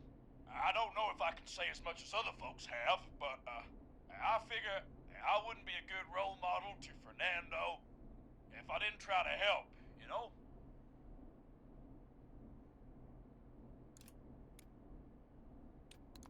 You're a good father, Murphy. Absolutely. Fernando's a lucky kid. Oh, thanks. So, what do you want to know? Well, what can you tell us? I don't know, really. All right. Well, do you know anything about the death of George Barrow? Absolutely nothing. Okay. What about the killer herself? Herself? Man, I didn't get my ass kicked by a lady. The man I went toe-to-toe with was a man. You heard the last call, right, Murphy? Yep. So you know it's a woman, and you were trained by a VHS, Murphy. I know, but... Man, how could it have been a woman under that mask? Let's just move on. Do you know anything about the history of the Whistling Man? No, sir. Tonight's the first time I ever heard of him. What? I moved here 3 years ago, man. What do you want from me? Hey, man, no worries. Just thank you for trying. Right. Sorry I couldn't help y'all more, man. Now, if you'd have asked me about gators... Forrest, we have a call coming in. Sorry, Murphy. I think that's all we've got time for right now. All right. I'll catch y'all with the gator talk later. Night. Well, folks, that was a bust. But perhaps our next caller has more they can tell us. Let's find out. This is Forrest Nash, and you're listening. Please help me. My name is Casey Moore. I'm at 25 Nancy Drive. My best friend's been stabbed. He's bleeding everywhere. I don't know what to do. Please help me.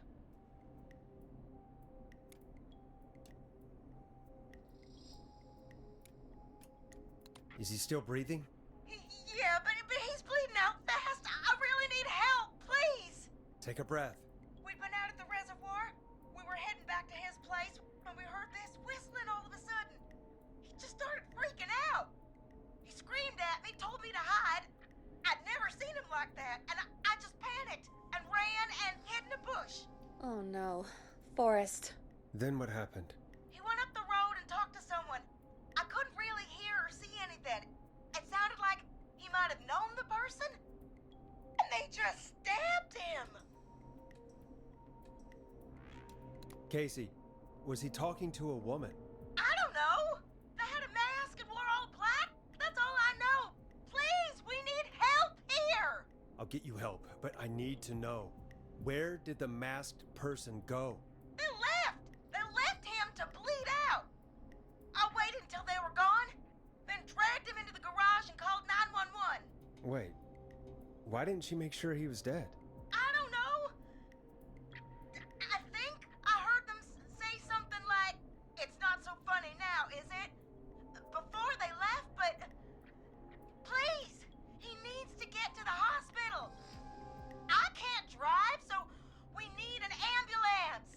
Forrest, the ambulance was destroyed in the explosion at the gas station. You should get all the info you can. What's your friend's name, Casey? It's Jason Parker. Can you tell us where Jason was stabbed? They stabbed him in the stomach, and then stabbed him again in his leg when he was on the ground, and it's... Oh, the knife is still there in his leg. We'll be right back. Peggy, patch us through to the hospital. On it. Phoning St. Gabriel's now. Switch to line 2. Hello, St. Gabriel's Hospital. How can I help you? Hi, this is Forrest Nash from 189.16. We have a stab victim at 25 Nancy Drive named Jason Parker. He's been stabbed in the stomach and the leg. He's bleeding heavily.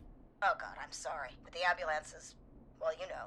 I know, but please, we need something, or he's going to die. Forrest, listen, you're going to have to get him here. We need to see him, and we can't get there ourselves right now. We don't have any way to drive him right now.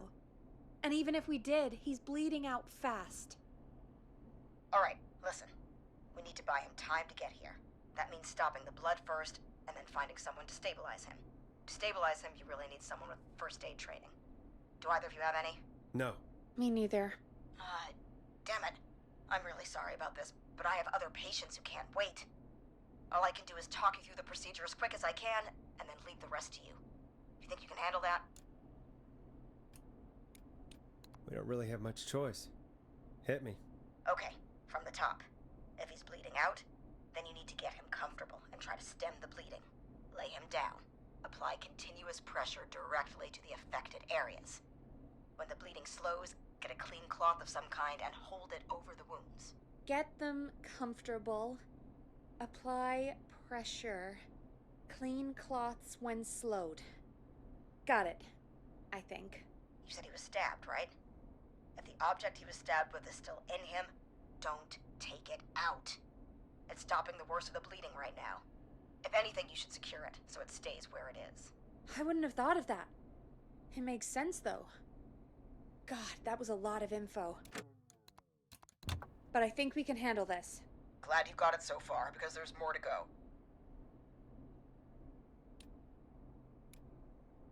I'm still with you, Doc. What else do we need to know? If he's lost a lot of blood, he may enter shock. If he does, act fast. If you applied a cloth and it's bleeding through, don't remove it. Just apply another on top of it.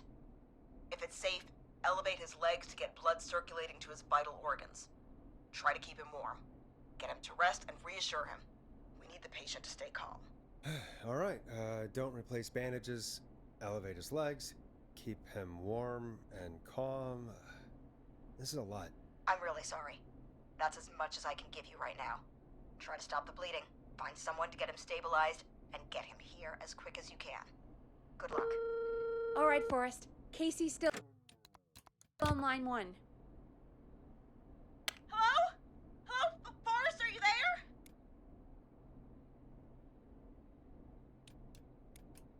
Hi, Casey. I'm here. How are you doing? I need help! I've been putting pressure on his stomach wound since you left, but he's still bleeding. I don't know what to do. That's good, Casey. The nurse said to do that. What about the knife in his leg? It's gotta be hell. Should I pull it out? No, don't touch the knife. The bleeding will get worse if you pull it out. Are you sure? I'm sorry. I'm gonna stop making suggestions. No, don't worry, Casey. We're a team here. We're all going to get Jason through this. Casey, is his leg wound bleeding right now? I hate looking at that knife. Yeah. It's bleeding. His stomach is worse, though.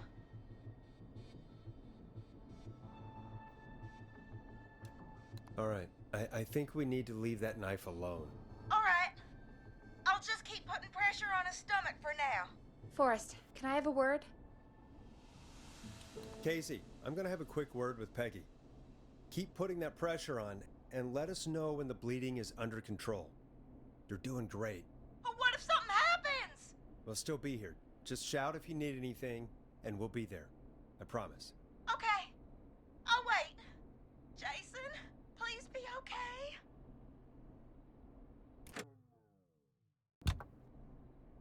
What's up, Peggy? We can't stay on the line with her all night. Dawn is still out there. What if other people need us? You're right. She's probably on her way to her next target right now. Exactly. And you heard the nurse. We need someone there with training who can stabilize him. He's got to get to the hospital somehow.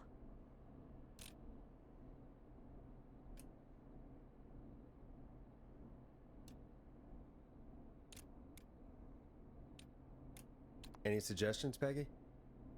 I might. A little before you started working here, KFAM did a mandatory first aid training course. Me and Karen missed it because we were away on a producer getaway. You skipped it, didn't you?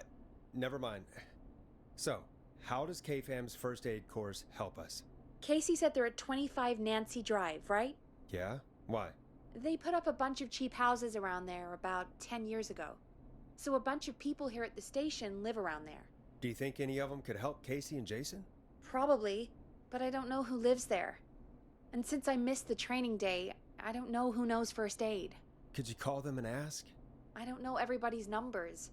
I've only ever called Karen. Everybody's personnel info is probably in Reggie's office. Got it. I'll look through their files in Reggie's office. It's a life or death situation. I'm sure they won't mind. Right. But there are a couple of problems with that. Go on. It's sensitive information, so Reggie probably locked it in his safe. Great. Great. Do you have any idea what the combo for the safe could be? Not a clue. Reggie's a serial note-taker, though. Maybe something in his office will give it away. Right. There is something else. I'm not gonna like this, am I? Have you ever heard, "The future is floppy"? Peggy, what the hell are you talking about? I'm talking about floppy disks. Floppy disks are like these futuristic things that have information on them. You put them in a computer and they do something. Peggy, I know what a floppy disk is. Anyway, Reggie decided that the future is floppy and started phasing out our physical records and replacing them with these floppy disks. I imagine it's the same for our personnel files. That's good to know. Since we haven't heard anything from Casey, I'm guessing Jason's okay for now. I'll check out Reggie's office and see what I can find. You'll need a key for that. I'll just slide it under my door now. Thanks, Peggy. I'll just have to look around.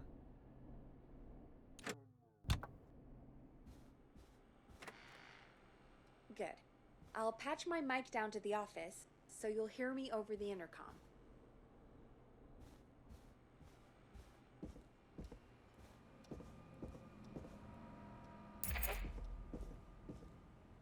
I'm not getting in there tonight.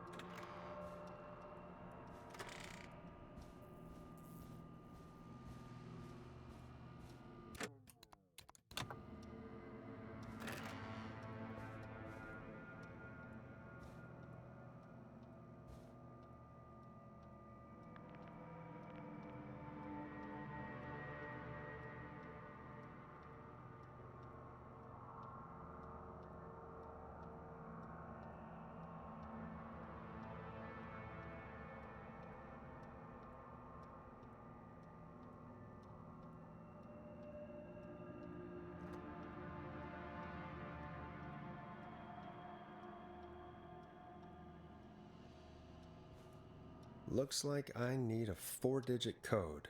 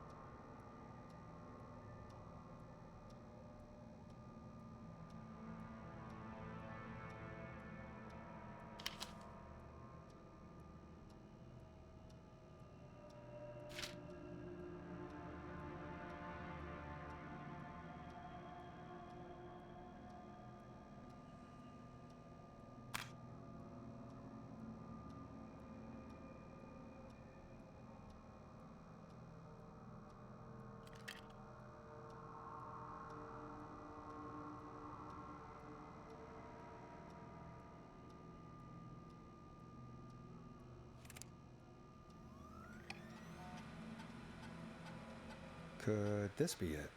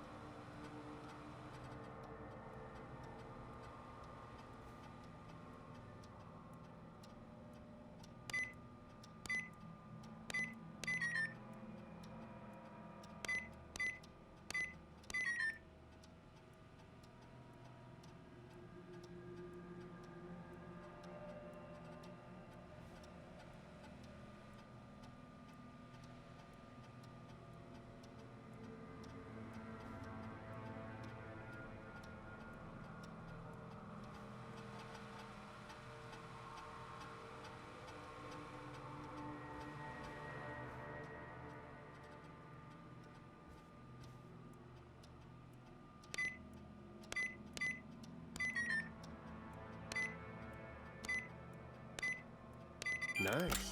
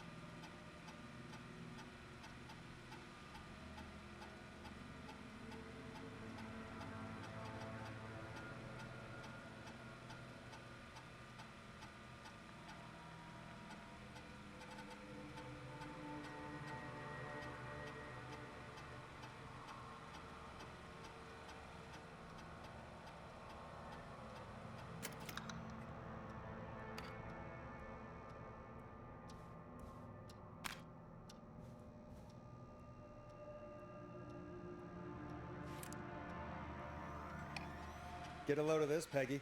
Apparently, I'm a lone wolf type. Forrest, what are you doing? We don't have time for this. We have a man literally dying on the line, and we're more interested in you. You're right, I'm sorry. I need to focus on possible candidates. I can read the rest of this later.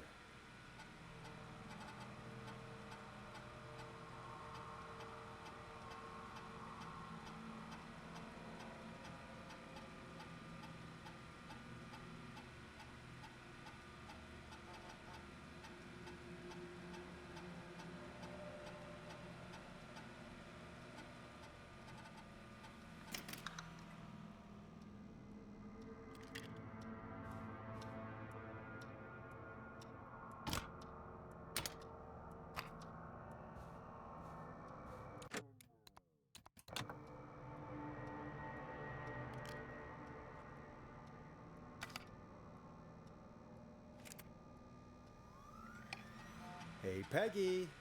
I think Reggie's on to you and Karen. Maybe don't bring those little drink umbrellas into work for a while. What? Why are you reading my file? You need to find someone who can help Casey. We already know I can. Don't waste time. You're right. I'm sorry. I need to focus on possible candidates. I really shouldn't have read both. We're in a hurry.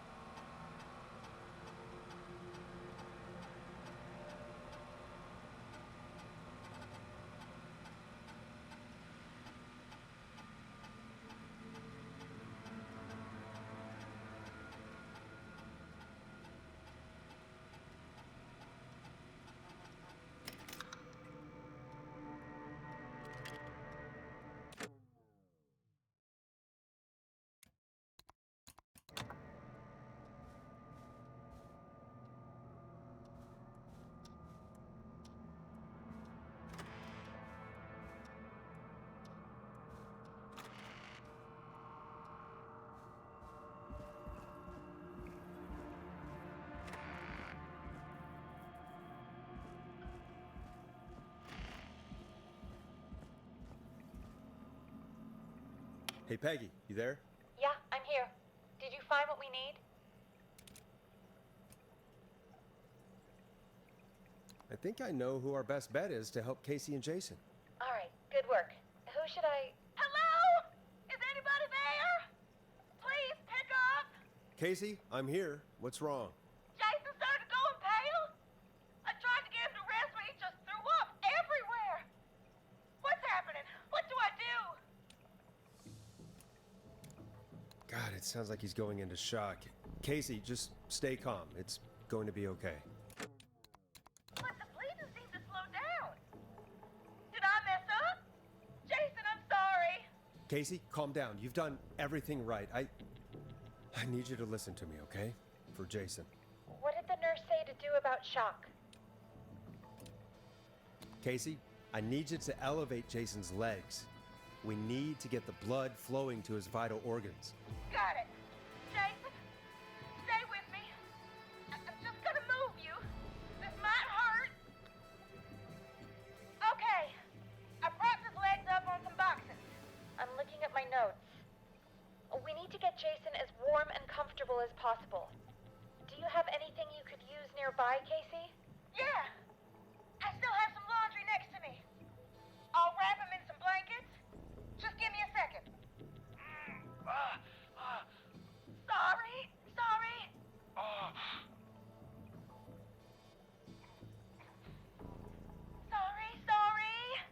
I'm done.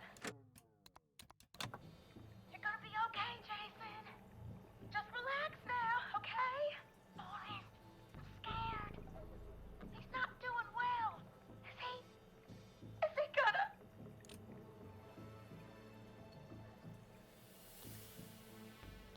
Casey, I need you to be strong for Jason. Sit with him and reassure him that everything's gonna be okay. Okay? Okay. But please, I can't give him what he needs. Please send help. I can't lose him. All right, Forrest, we need to hurry. Jason doesn't sound like he's doing too well. You said you knew who to call earlier? Who was it?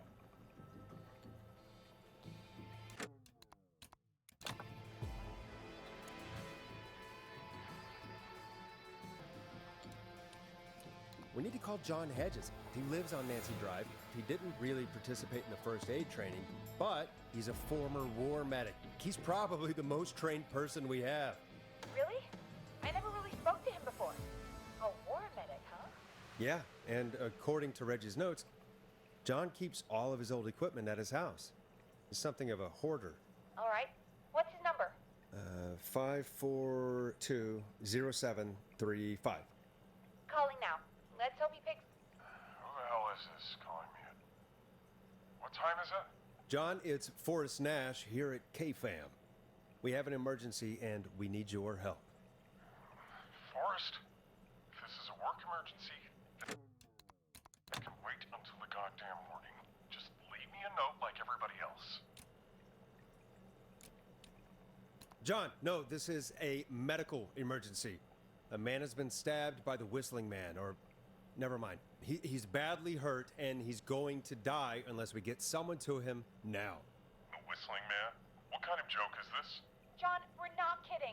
A man is gonna die if we don't help him right now. Seriously? I haven't been called on for over 10 years. Where's the patient? What's his condition? He's at 25 Nancy Drive. I think we got his friend to stem the bleeding, but he's gone into shock. He's passed out right now. You say he was stabbed? Do you know the extent of his injuries? From what we were told, he has 2 major stab wounds. One to the stomach and one to the leg. The knife is still in his leg, and the stomach wound is open. Understood. Let me grab a few supplies and I'll head right over. Damned if he dies on my watch. Thank you, John. We'll let him know you're on your way. Good luck. Hello, Casey. Are you there? How are we doing? Bad. Jason seemed really weak and then just started thrashing. What about now? Is he still thrashing? He's passed out. Please tell me you found someone to help. Casey, help is on the way. My colleague will be there soon. You hear that, Jason? Someone is coming. You're gonna be just fine. Just hold on for me, okay? Just hold on. Come on. Hello, Casey?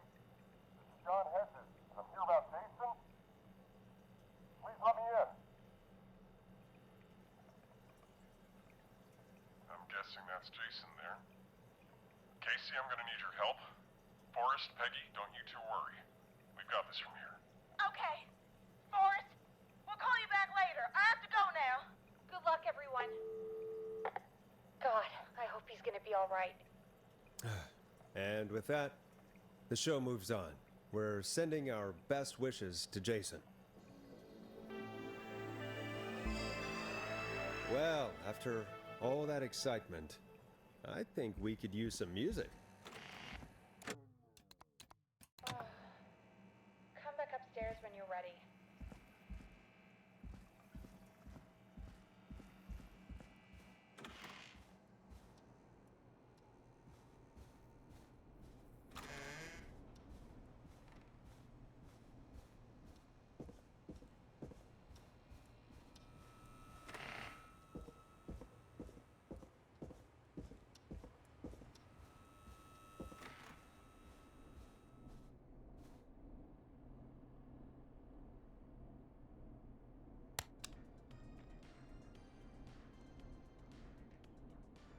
Hope you enjoy this one as much as I do.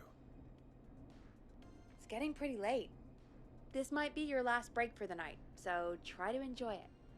Give me a buzz when you want to go back on air.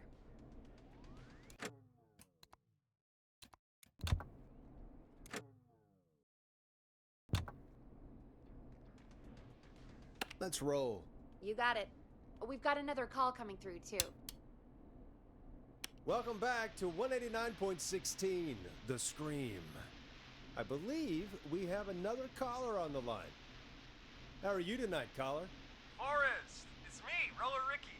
Oh, and Maxie's here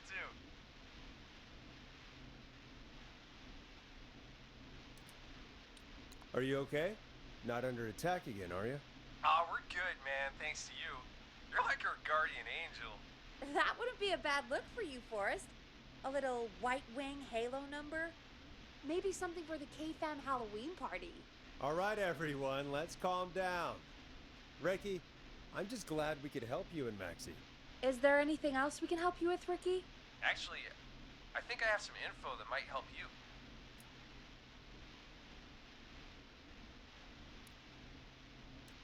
All right, I'm waiting.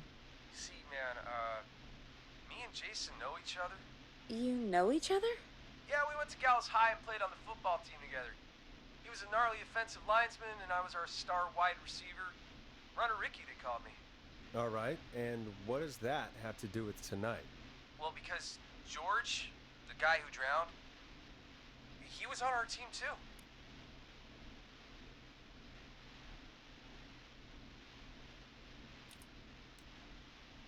Keep talking. What happened? We had our first team party on the night he drowned. He seemed like such a good dude. Ricky, were you there when George drowned? No, man. Once the party turned, I beat feet out of there. Man, I remember George and his girl there. There was a whole lot of love, man. I could see it, you know? Ricky, please, what was her name? I never got her name, man. He just called her Bean. I didn't really know her before or see her after that. Then what did she look like? Please, tell us anything you remember. I just remember a pretty girl, man. I'm sorry. Ricky, you said the party didn't last long. What happened? We were just having a good time, and then the next thing I knew, everyone was running for their life. I looked up and saw that goddamn whistling man in the trees. And I never ran so fast in my life. I ran straight home. Didn't know about George until next morning at school. I'm guessing it was whistling night, wasn't it? That the whistling man was just another kid. Yeah.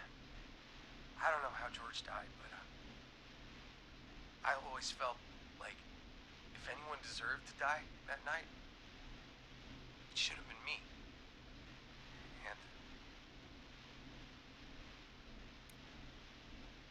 Ricky, it wasn't your fault. You're not a bad person. I know that now, man.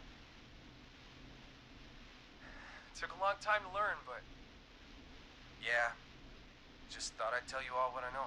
Thank you, Ricky. This helps. Thank you. You got it, man.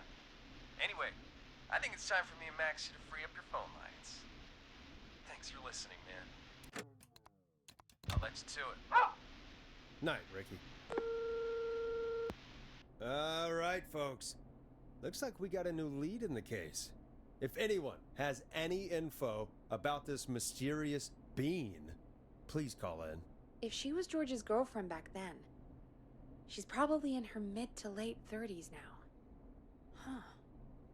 Oh, we have another call coming in, but hang on. What's up, Peggy?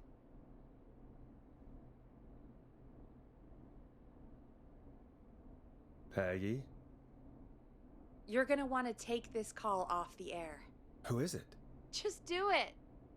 All right, folks, it's time for another track. Here's one to help you sit back and relax. We'll be right back after this.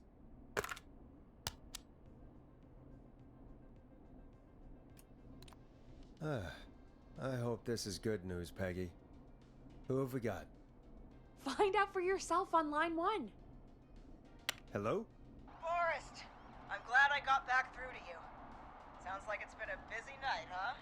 Surprise! It's Leslie, our 911 operator, leading the charge from Henderson to come save us. It's so good to hear from you. Are you okay? We're doing okay. Sarah and I are both happy to be headed back home. We're happy to have you too. Wait, Sarah? Oh, yeah, I mean Deputy Martinez. Anyway, we got back into radio range a little while ago. We've been listening in, but haven't been able to get through until now. It's been non-stop since you left. Please tell us you're bringing help. You bet! I'm leading a whole goddamn squad towards Gallows Creek as we speak. Turns out somebody had cut the phone lines. They had no idea what was happening. That's great news. That's crazy about the phone lines, though. Do you think the Whistling Man cut them? I'm guessing so. I don't know how the Whistling Man did it. But that doesn't matter right now. Listen, we're coming in hot, but we need your help. I know Gallows Creek isn't a big town, but if we don't know where the Whistling Man is, we can't get him. Her. That's where you come in. You can count on us. What do you need? It might be a long shot, but here goes. The Whistling Man already called up a few times. I bet she calls again. We're still a little ways out of town, so if she calls, stall her. Buy as much time as you can for us to get in. And while you're talking to her, try to figure out where she is. We'll be listening in, so once her location is known, we'll head straight there and end this nightmare. I'll do my best. I know you will. Heck, I can see the headlines now. Forrest Nash's interview of a lifetime. Anyway, I'll radio the other cars and tell them the plan is a go. Hopefully the next time I see you, it'll be with our killer behind bars. Take care now. We'll see you soon, Leslie. Oh, thank God. It sounds like this is almost over. We're nearly through this. I hope you're right. The sooner this is over, the better. I am right. Trust me. Anyway, we should get you back on air. Taking callers is the only way to see this through. Bringing you back live now. Welcome back to The Scream with me, Forrest Nash. The line is lit up, but before I get to our next caller, I just want to say, things are looking up. It's almost over. But for now, let's bring in our next caller. Evening, caller. This is Forrest Nash. Hello, Forrest. This is John Hedges. I'm here with Casey. I wanted to give you an update on Jason. John! Is he gonna be okay? He's a fighter. He'll be fine. We've got him stabilized and resting in a bed. We're preparing to move him to the hospital. Thank you so much. If you hadn't been there, then... God, I don't even want to think about what would have happened. Of course, Casey. We're just happy he's okay. John, Casey, you two did all the work. Tell Jason to get well soon from us, whenever he's up for it. Well, why don't you tell him yourself? Is this Forrest? It is. I hope you're feeling better now. It's good to hear you, Jason. How are you? Oh, well, you know. I've got a hole in my stomach, and there's a knife in my leg, but John gave me something to take the edge off. So, I might feel even better than either of you. Oh. Take it easy until you get to St. Gabriel's. I will. But, before that, I needed to call you. I'm guessing the Whistling Man is still out there? Yes, the Whistling Man's still out there. Why do you ask? You know something about the Whistling Man, don't you? Yeah, I do. Can we talk about what happened earlier? Go for it. We spoke to Roller Ricky not long after you were attacked. You spoke to Ricky? Is he alright? He is now. I mean, he was attacked earlier, but this call came after. Hey, guys, I'm really sorry, but there's a call on the other line. I just need to make sure we don't have another situation brewing. You fill Jason in on what happened. I'll be right back. Sure, Peggy. Sorry, Jason, where was I? Ah, yep. Ricky's fine. You don't need to worry about him. That's a relief. He told us about George. Sounds like everything's finally coming out now. It's been tough to hold it all in. Sounds like you've been holding back about something awful, Jason. I'm part of the reason my best friend is dead, Forrest. And the few who knew about it said if I ever said anything, I'd find myself in jail. For a long time. It was hell. And then the town just moved on. Like he'd never existed.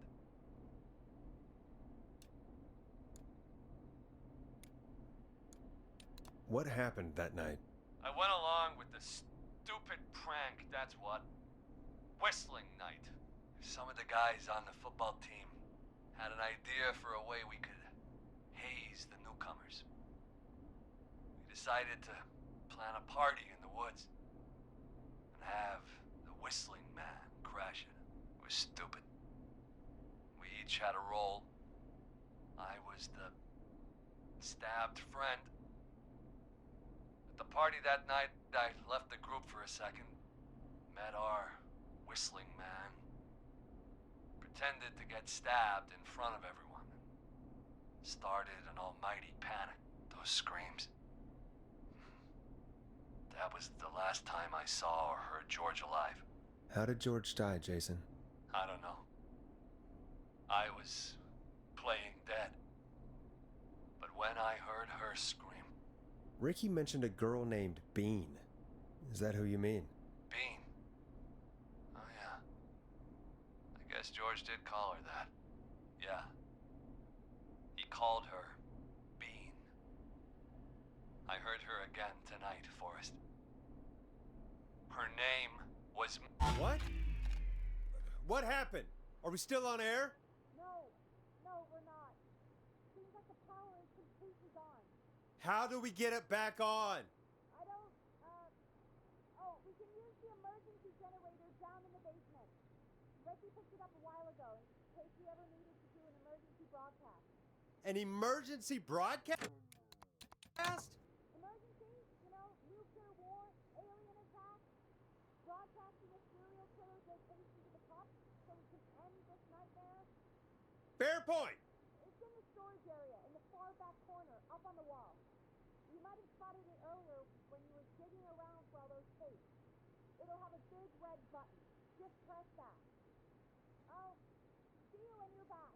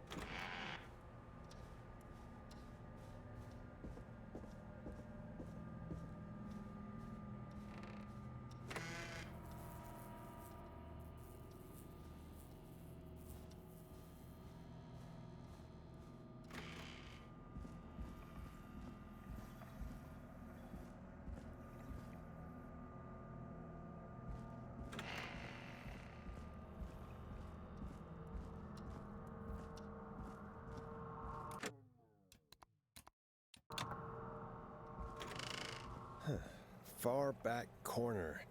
Why is this station so big?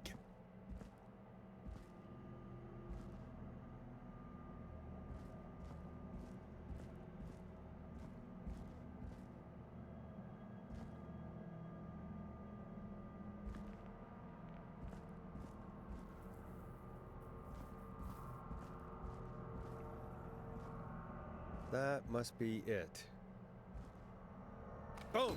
We've got power.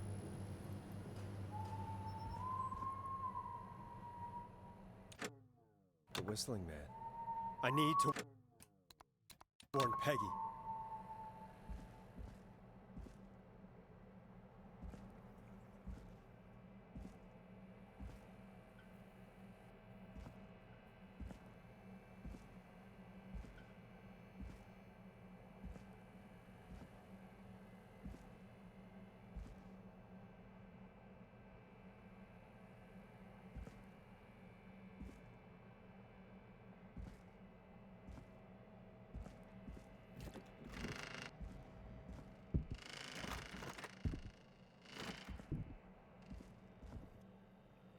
Peggy, are you there?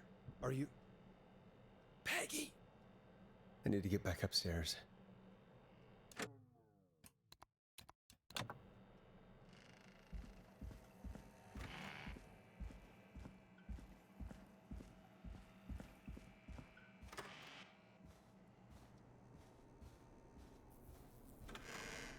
What the hell?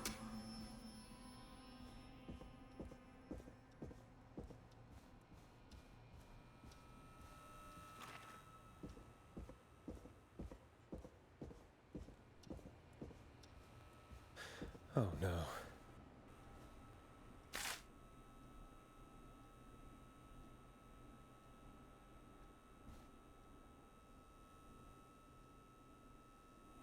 Peggy, where'd you go?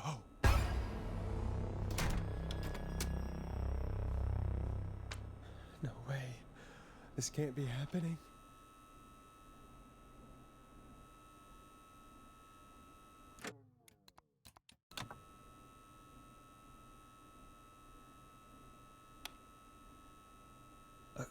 A call.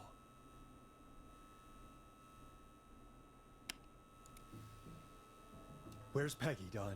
Have some patience, Forrest. It's almost the end of the night, almost the end of the show. But it's not over just yet.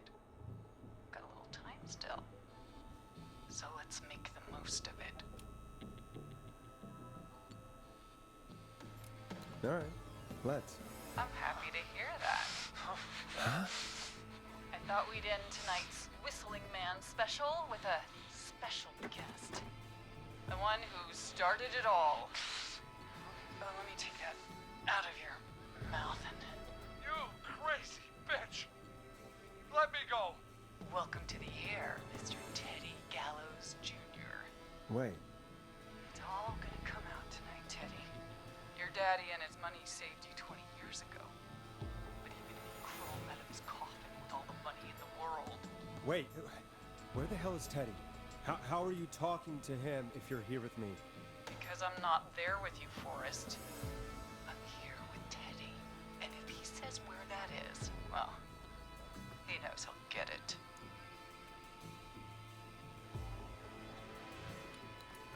Wait, then who am I looking at? Forrest Nash, let me introduce you and all of Gallows Creek to my boy, Henry Barrow. Your son? You mean you... Wait, that he... Yes, Forrest.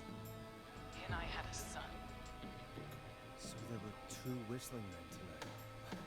Of course! That explains how you were always able to get around town so quickly. And that's how you escaped the secret archives in the newspaper office. Don't think I've forgotten about that, Forrest. Locking my sweet boy away like an animal. And Murphy, he was right, wasn't he? He did fight a man. He did. I taught my boy to never run away from a fight. Hang on. Did you say Barrow? Then are you... Let me just get this mask off. Damn uncomfortable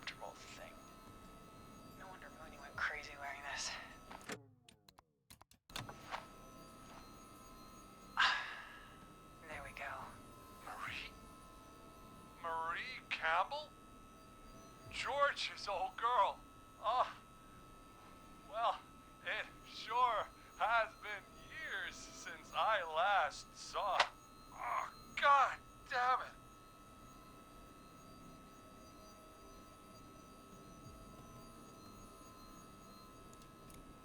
Marie Campbell. So, not Dawn, huh? No, not Dawn. What are you going to... Everyone's gonna know now what Teddy did. He killed George that night. This night. 20 years ago. Listen to me. You... You're gonna talk when I talk to you. And not a moment before. Meanwhile, Forrest, I'm gonna give you the chance to talk. You're gonna help me reveal what really happened to George all those years ago.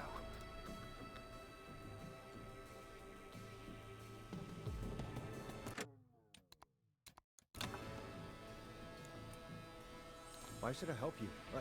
Why should I play any part in this? Because I think you believe in justice. You think this is justice? You had no goddamn idea, Forrest.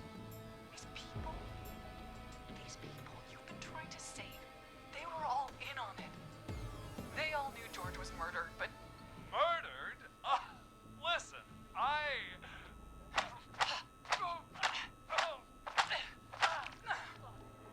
I said you speak when you're spoken to. Now, I know you've done some good work tonight in piecing together what happened to George 20 years ago, and that's why I want you to interview us. Are you serious? You want me to interview you? Am I serious? After everything tonight, you really have to ask me if I'm serious. Do a good job. And hell, you might be the only one to leave here alive.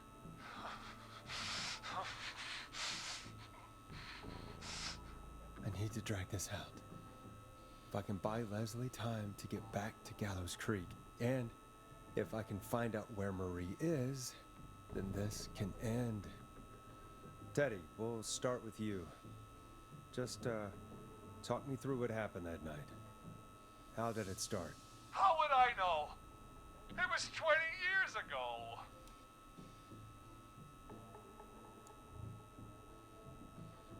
Teddy, be honest with me or we're both going to die. Honest? Forrest, I'm trapped here with a psycho. What the hell? God damn it. Okay. Our first team party was coming up. And when I saw the date it was scheduled for, I had an idea for a way we could prank the new guys.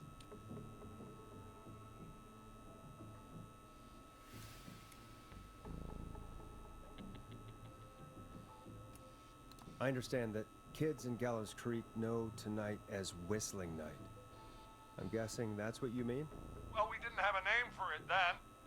It was just the night that Mooney went missing.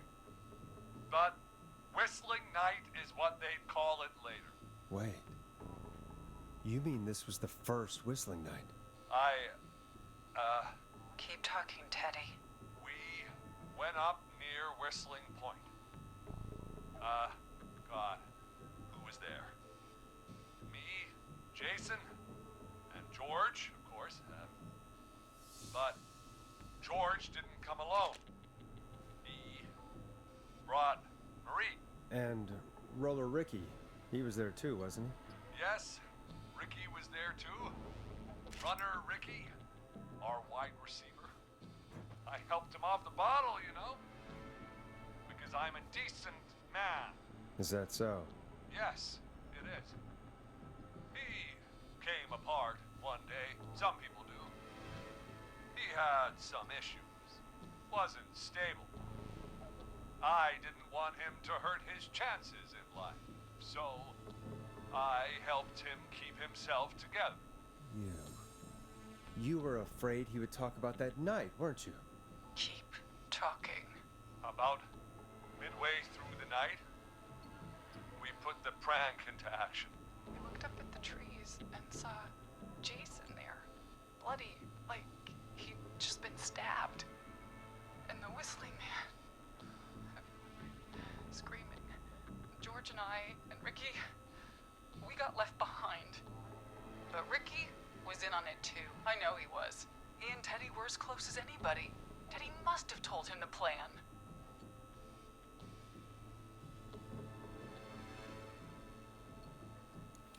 And for that, you tried to kill him. That's right. He deserves to die. But you know, he didn't know, right? What? Did you miss that part of the broadcast? I spoke to him earlier. He had no idea what was happening. He said he was as terrified as anybody. Isn't that right, Teddy? You didn't tell him, did you? Ricky never could keep his mouth shut. If we told him, he would have given everything away. But he... well... doesn't matter. He didn't run his mouth enough to tell anybody about it afterwards. He's still guilty. It was just a stupid prank.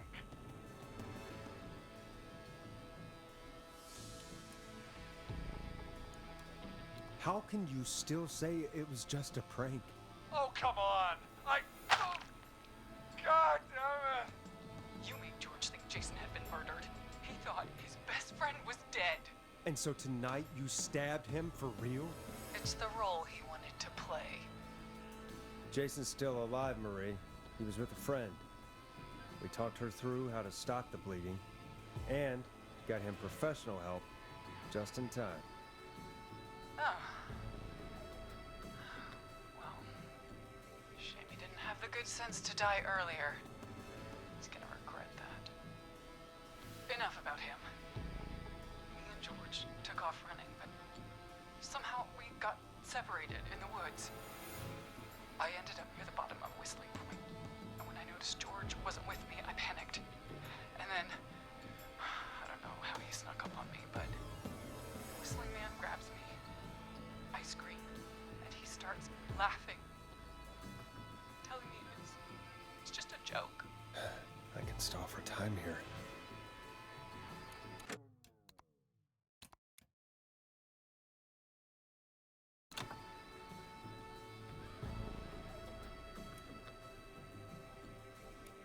How did you feel in that moment?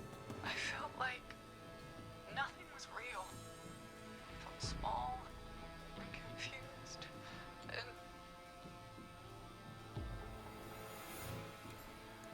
Who was under the mask, Marie? Who was the Whistling Man? it was Chuck. Chuck Brody. Laughing away. But then he stops. And he's looking up. At the top of Whistling Point. What was he looking at? Teddy, what happened next? Nothing. I mean, it was just... Teddy? George fell off Whistling Point.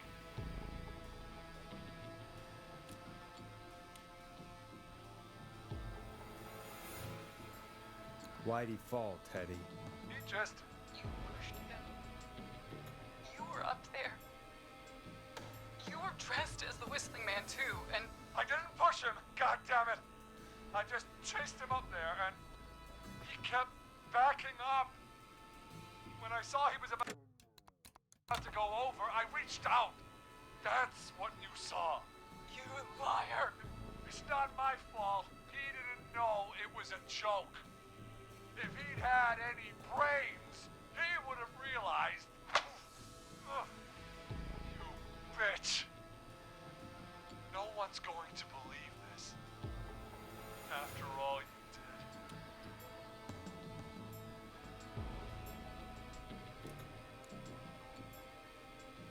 did. Even if you didn't push him, you still chased him to his death. I can't be blamed for someone not getting a joke. Ugh. I think Marie would disagree.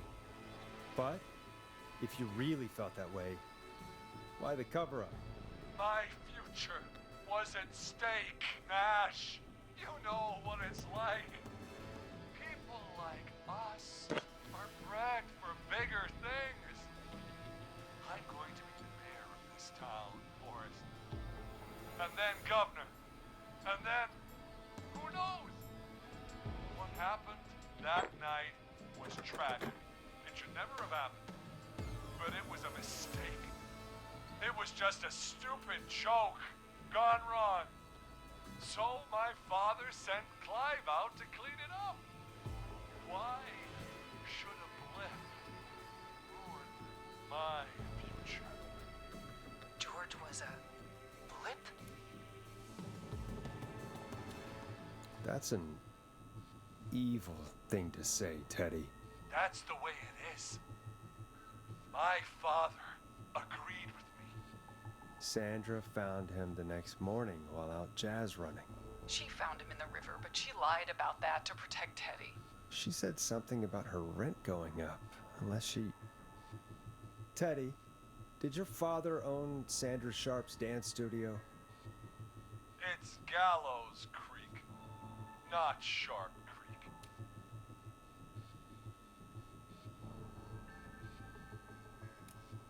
I'd answer the question if I were you, Teddy.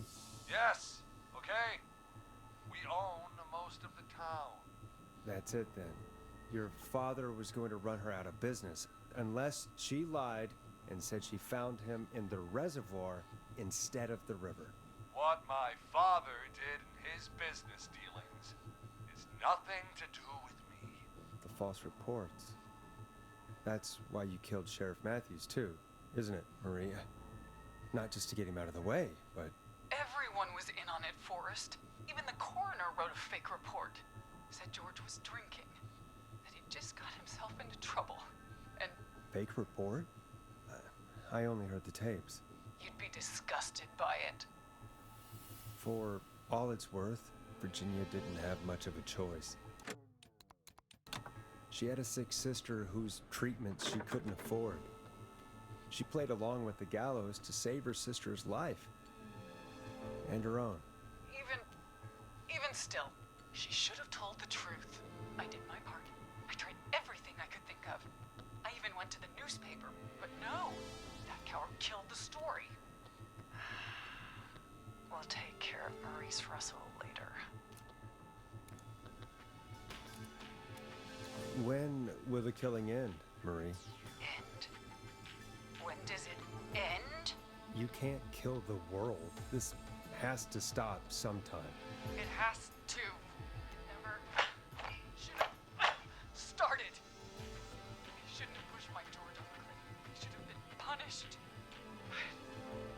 It's coming to a stop.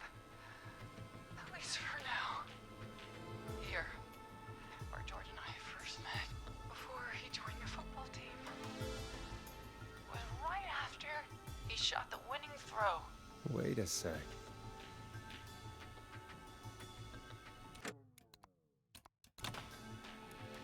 You're at the roller rink. Jesus Christ! Forrest, you idiot! We're in the gym at Gallows Creek High! I told you not to do that. Wait! He's dead too now, isn't he? He is. Anyway, I think that about wraps up the interview with Teddy. So, Marie? Where? Peggy! Teddy! Peggy, it's been so long since I've seen your face. I worried you wouldn't come. And here I was, thinking you'd forgot me. I'd never forget my own sister. Will someone please explain to me what's happening? Wanna explain, Peggy? Earlier, while you were speaking to Jason, I got a call. You remember? Well, it was from Dawn. She said that my sister Marie was there that night George died, and that I should come to the gym for a reunion. And when you walked in, you found out. That my sister is the Whistling Man. Good to see you too, Peggy. Why didn't you tell me any of this? She said that it was my last chance to see my sister. I knew if I told you, you'd try to stop me or come with me when we need you on the radio. And I just... You should have said something. You should have told me. I know, okay? I should have. But I didn't imagine this situation then, so just... What happened to you, Marie? You just disappeared one day. Disappeared? I was thrown out, Peggy. I begged Mom and Dad to do something about what happened that night, but did they care? No, they told me to stay quiet. They only cared when they learned I'd been with George, and... Marie, I'm so sorry. I never knew. It's not your fault. Really, it's Mom and Dad I should be seeing right now. But since they're dead and gone, well... I'll have to settle for the next best thing.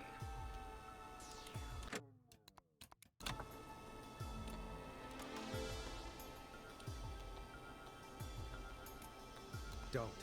Marie, listen to me. You don't have to do this. Someone has to pay for what they did. Marie, please. Mom and Dad are gone, Peggy. Besides, you forgot me. Just like the rest. You forgot. Marie, Peggy never forgot about you. Keep your mouth shut. She kept a card from you. She kept it here on her desk. What card? The card you made me for my 8th birthday. What does it say then? Happy birthday, Peg. Now you're great and 8. Love, M.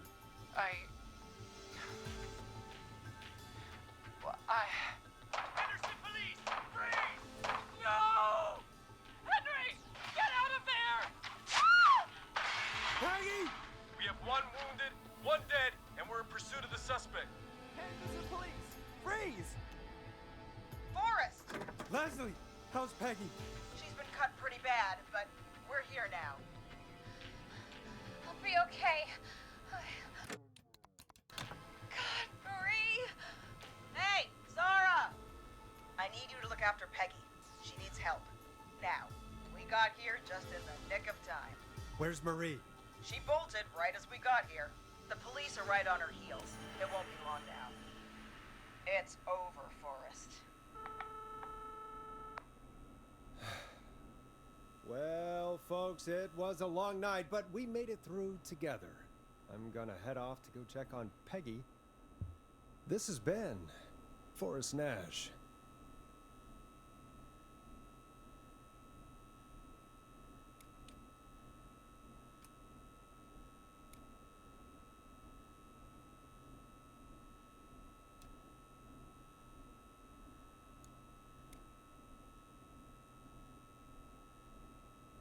And it's been a scream.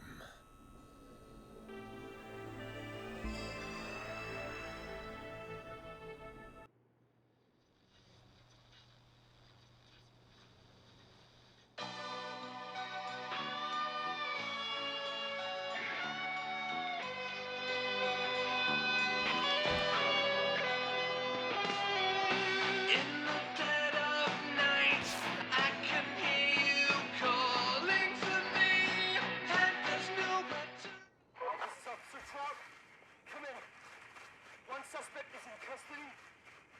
Trail the other suspect into the nearby woods.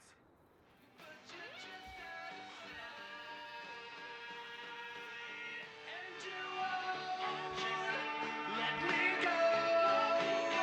Oh no. Here in the darkness, I've got this feeling. It's growing stronger inside of me. It's a killer frequency.